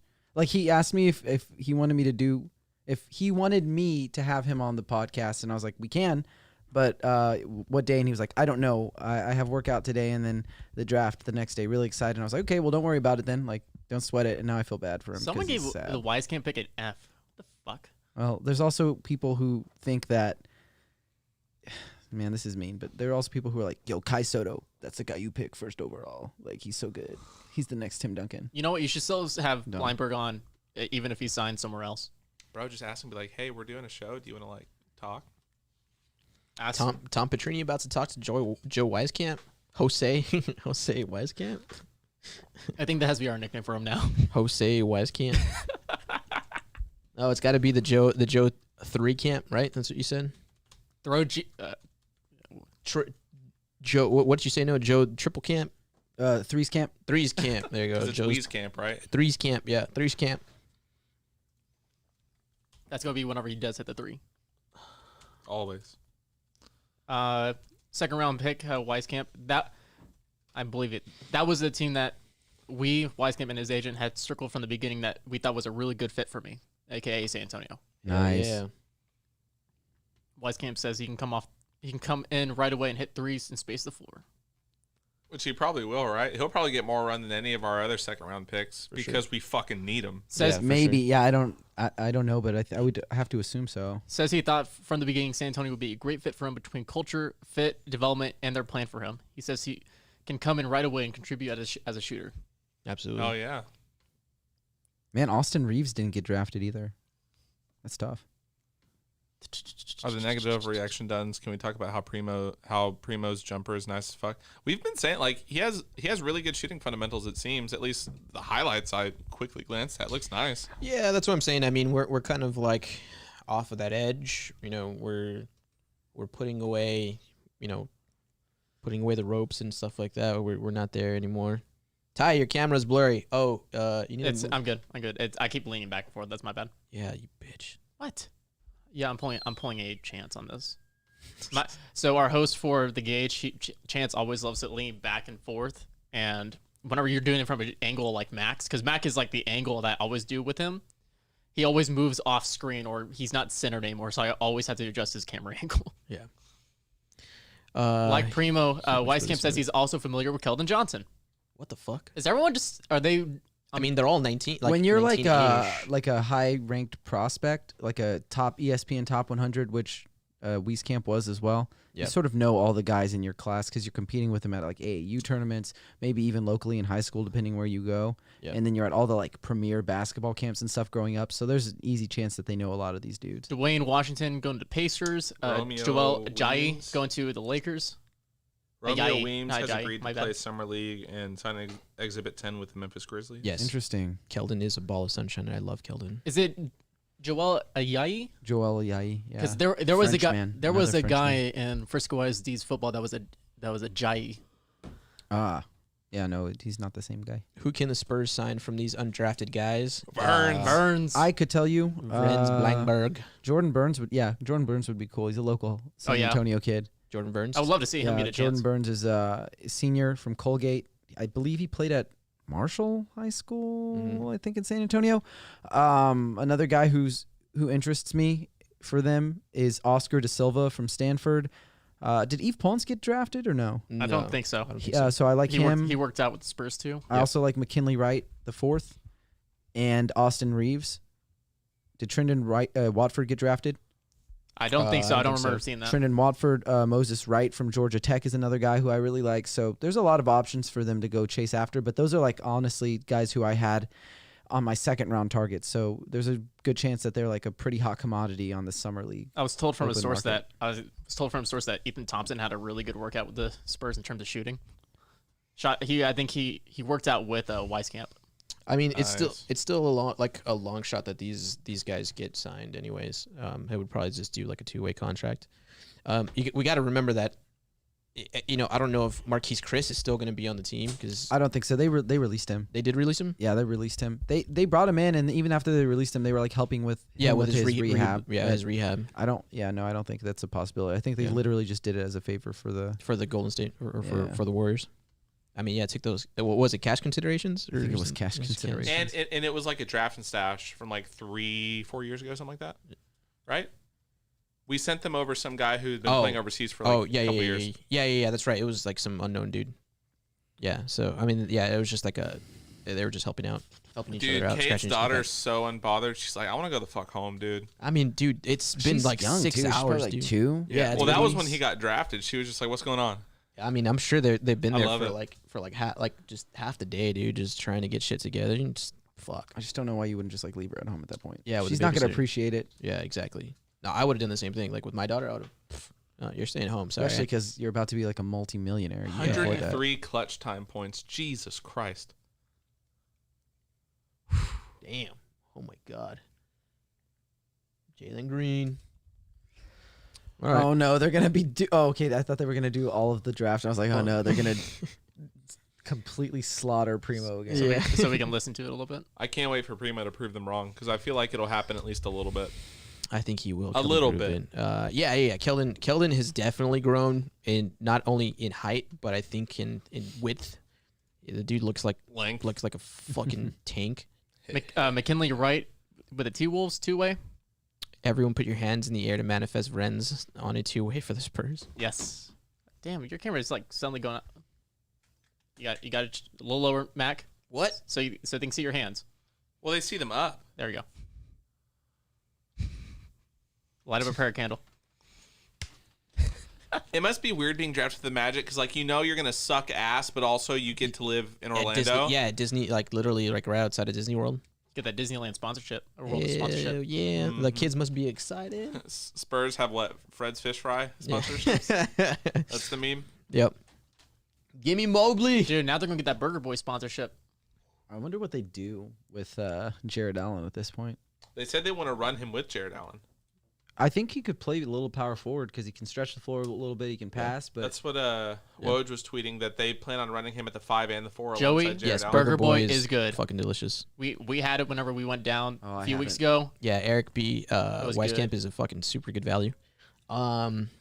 I know I have one close to me. Dude, you need to go. Dude, Just go. you got to get the pina colada shake before they end. I think they're ending like this upcoming week. So yeah, hopefully. Who? That Kenny Beecham YouTuber seems really excited about Primo getting drafted. What the fuck? Maybe he knows him or retweet it. something. Probably. Josh Primo just got drafted. Hey, that's low key crazy. Sounds like it's his boy. Either way, God. So if you guys want to, I'm not sure. We can hear I know I Wise have Camp. close to- Kenny is pretty smart in hoops. He is. He's like kind of like Rusty, like a Yeah, he's pretty a established basketball YouTuber. Yeah, wasn't his shit always been like 2K and shit? Yeah, but he's when he's talked and like had Twitter threads, he seems generally pretty knowledgeable. Like about him. way above like the average NBA fan, at least. Yeah. So How did this sort of just like happen? And I feel like not really that many people cared. Because it doesn't really matter. Like, Well, it's like a Lakers thing. I mean, I don't even feel like, I don't know. I haven't seen like any Lakers fans. Kenny knows kinda hoops like- 100%. No, Vrenz Bleisenberg did not get drafted. Poor Vrenz Bleinberg. Yeah. Well, Kenny got the co-sign from Richard Jefferson. I respect it. Who did? I would not. Joey said Kenny got the co-sign from Richard Jefferson. Who? Okay. Who's Kenny? That Kenny Beecham guy. Oh, the YouTuber. Man. Just drafting who you want to draft, and they thought that Josh Primo was their dude. Is he a Spursian type dude? I don't even know. Doesn't sound like. I mean, sounds like he's just kind of like. Well, blasé about specifically, it. is he like a Spur type of guy? Right. I guess that's hard to know from just watching someone play. I think it's tough to be in tune with all the teams too. Like I'm sure he's just doing this to also he's have a a Bulls string. fan. Yeah, he's a Bulls fan. That's right. Because he's been clamoring about DeJounte. He's like, come on, baby. I really would not give a shit I think if he's a Richard Bulls fan. Jefferson gave me a co-sign. I like Richard Jefferson. I think people like give him a hard time, but I don't think he's ever serious about anything he says. Exactly. He's a fucking troll. He's just and people get like mad at him. Why? It's like, Why do Spurs reporters always ask the new draft picks about Mexican food? so that they can relate to the people of San Antonio? So, I guess. yeah, Like, the Hispanic, the whole thing. I mean, like, what are they supposed to do? Only ask, like, what type of sock do you wear, and does it provide good grip for when you shoot free throws? Like, just like where they run out of questions about basketball, and it's just like, what's your favorite type of wood used on a hardwood court? No, ask them about the fucking culture they're going to, especially in a city so rich. Like, I would argue that San Antonio is a top 5 richest culture city in the NBA, easily, 100%. right? 100%, I think so. Los Angeles doesn't have a fucking culture, so It's like they're this. out. Yeah, it's not milk toast. Like, Yeah. What'd you say, Ty? Max Feldman, who is a reporter for Front Office Guru, he said, in short order, all the projections and buzz went down the toilet. One of his thoughts was, R.C. Buford and the Spurs must have saw what I saw with Primo. Who said that? Max Feldman, who does a lot of draft stuff for Front Office Guru and some other That's things. who I fucking talked about earlier, I think. Oh, you did? Oh. He just tweeted this like 11 minutes ago. what did he tweet? I just liked it. I'll share it in the group chat. This is the guy I said that saw him as a top 12 on his board. A guy I shared the that group chat. recruiting coverage for Illinois rivals, NBA draft, high school evaluation analysis, founder of Front Office Guru, dedicated to examining and projecting the progress of amateur athletes at the next level through a combination of statistical analysis and performance evaluation. Unlike Primo, Weiskamp said he wasn't surprised when the Spurs grabbed him at 41st. Would you mute for a second? Give me 1 second. Actually, let me get my music going real quick. Da-da-da-da.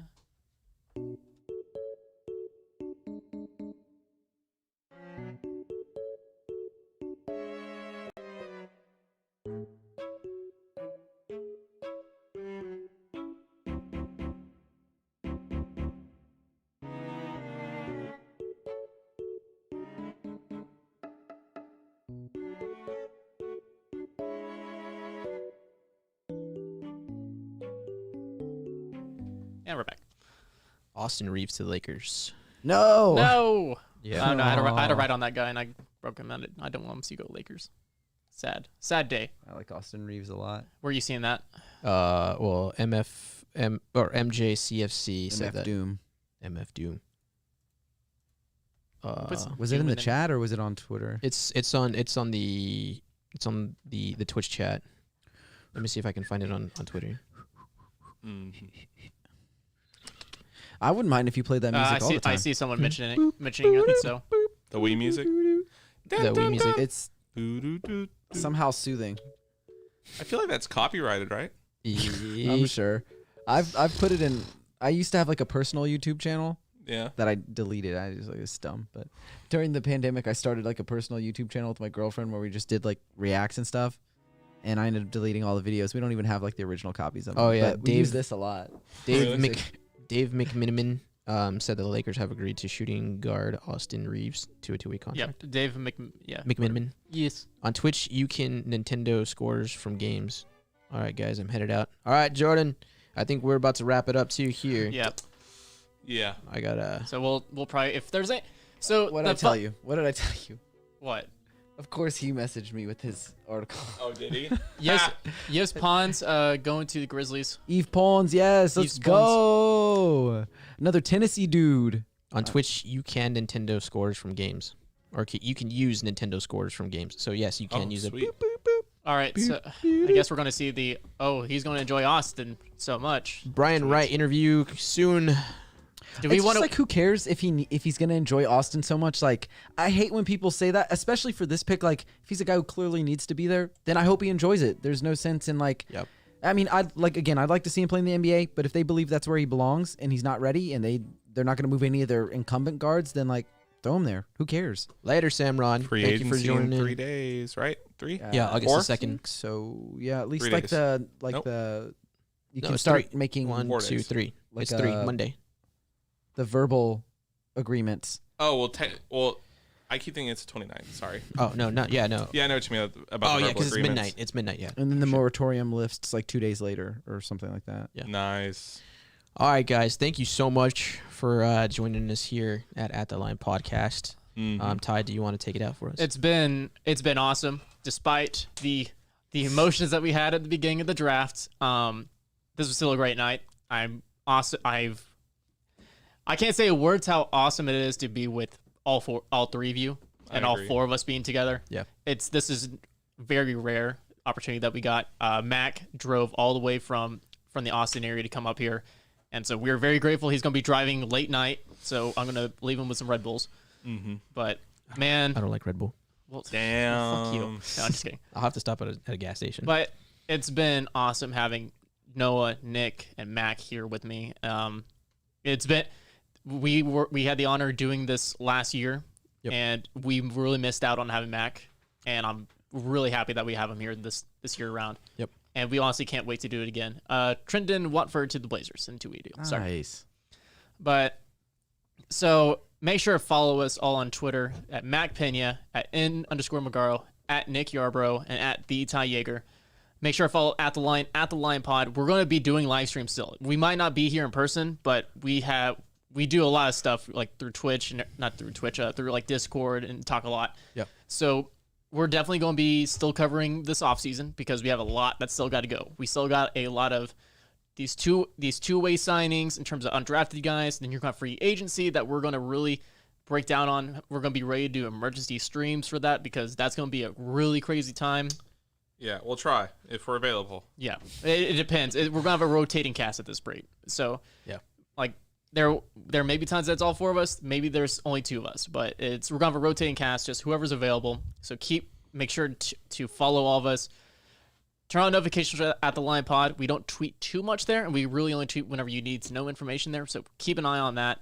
That's really going to be helpful if you really enjoyed this live stream. Yep. For everyone that followed and subscribed to us on YouTube and Twitch, thank you so much. We can't wait to give you guys some more content. I would love to keep doing those green rooms with Noah on live streams because that was a lot of fun. That was a great addition to this. Yeah, that was pretty fun. Y'all need to join his, turn on his notifications for green rooms anyways, because they're awesome. Yes. I have them on. Behind the screen. If Because they're always great, and they always breed good discussion. And if you, honestly, if you really have an opinion, or you have questions for Noah or anyone else that, he has on, that's the best way to go about He'll it. talk to anybody. You don't literally will. I'll bring anyone on stage. Literally anyone who wants to come on stage. You can know nothing about basketball. You can be an expert. It does not matter to me. I just want to talk to people. So, Yep. But so let's go ahead and go around the room. Just final thoughts on draft, on our whole ultimate draft watch party and everyone. So first, let's go with you, Noah. Wait, can you repeat that? Sorry, I was reading something about Brian Wright. Wait, hold on. You got to tell us now. Oh, no, they were just saying like the Brian Wright press conference is going to start soon, and they're expecting everyone to ask him about like reaching on Primo. But anyway, sorry, what did you say? So just give us your final thoughts on first the draft and then also on just tonight in general with this whole event. Well, it was a night of lows and highs. Yep. But overall, I had a lot of fun hanging out with Mac, Nick, Ty. It was a good time, and hopefully I can get to write about this a little bit tomorrow. But overall, I give the night a C, and you know, if it's average, that's better than below average. So I'll take it. At least we didn't use a first and trade up to get Kyer Şengün like some people were. That's true. That could have been really bad. All right. Because we wouldn't have needed it anyways. All right, Nick. What did I say? B for the night? I think you did. I think you did. I tweeted B. out. I'm more optimistic than most. But you know, I think that comes from being someone who was also immediately on board with Luka, and I'm a big simp for all of our players. So yeah, B. I hope everyone has a good time. Finger guns. Yeah. The finger guns make an appearance. All right, Mac. You know, I don't even give a shit about rating the night. I just want to really say thank you to everybody that joined in. You know, I've mentioned it earlier in the stream. We all have our own our other projects that we're working on, and we do enjoy coming on to or getting together to where we can have these conversations and just be kind of a lot more free with ourselves. But you know, I really just want to say thank you all for joining in. I don't know what we peaked at. I'm sure we almost hit 100, I think. But you guys have been wonderful. The chat was going on all night. We had a great conversation. We literally would not have sat here for 6 hours going over this stuff if it wasn't for you guys and you know, for everybody keeping engaging and keeping the conversation going, whether it was the green room, whether it was chat, whether it was through Twitter or whatever. We really appreciate you guys. We also appreciate the fact that you support us and you follow us, you know, on our respective sites. So once again, thank you so much for making this night excellent and for making it one of the best nights that, you know, we could have had this year, especially given the year. So we really appreciate it, guys. All right, final plugs going around. Noah. You can follow me on Twitter at @N_Magaro. You can find my YouTube channel, Noah Magaro George. You can check out my writing at Pounding the Rock, and you can listen to my podcast. It's part of Pounding the Rock in the SB Nation podcast network. It's called Alamo City Limits. So that's everything that I do. And also you can find me at the line. So yeah, check everything out. Nick? At Nick Yarbrough, NICYARBRO, and you'll find me here on At the Line, and that's it. All right, Mac? You guys can find me at Mac Pena. I am a part of Project Spurs. We got some really cool things coming up, so definitely follow Project Spurs to keep up to the content that we're pushing out. And yeah, at Mac Pena. All right, you can follow me at the Ty Yeager. Make sure to check out all my stuff at Spurs Zone, which is also a great sponsor for this live stream. So check out Spurs Zone News for San Antonio Fox 29. Follow Jeff at Jeff G Spurs Zone and check out Locked On Spurs wherever you get your podcast. Man, it's been a fun night. Can't wait to do more. We got a long off season in front of us, but wow, it was fun. But for Mac, for Noah, for Nick, I'm Ty. This has been At the Line, and we hope you guys have a good night. We'll see you guys later. See ya. Logging off. Wrong one. What? Let's go with this. No, wait. There we go.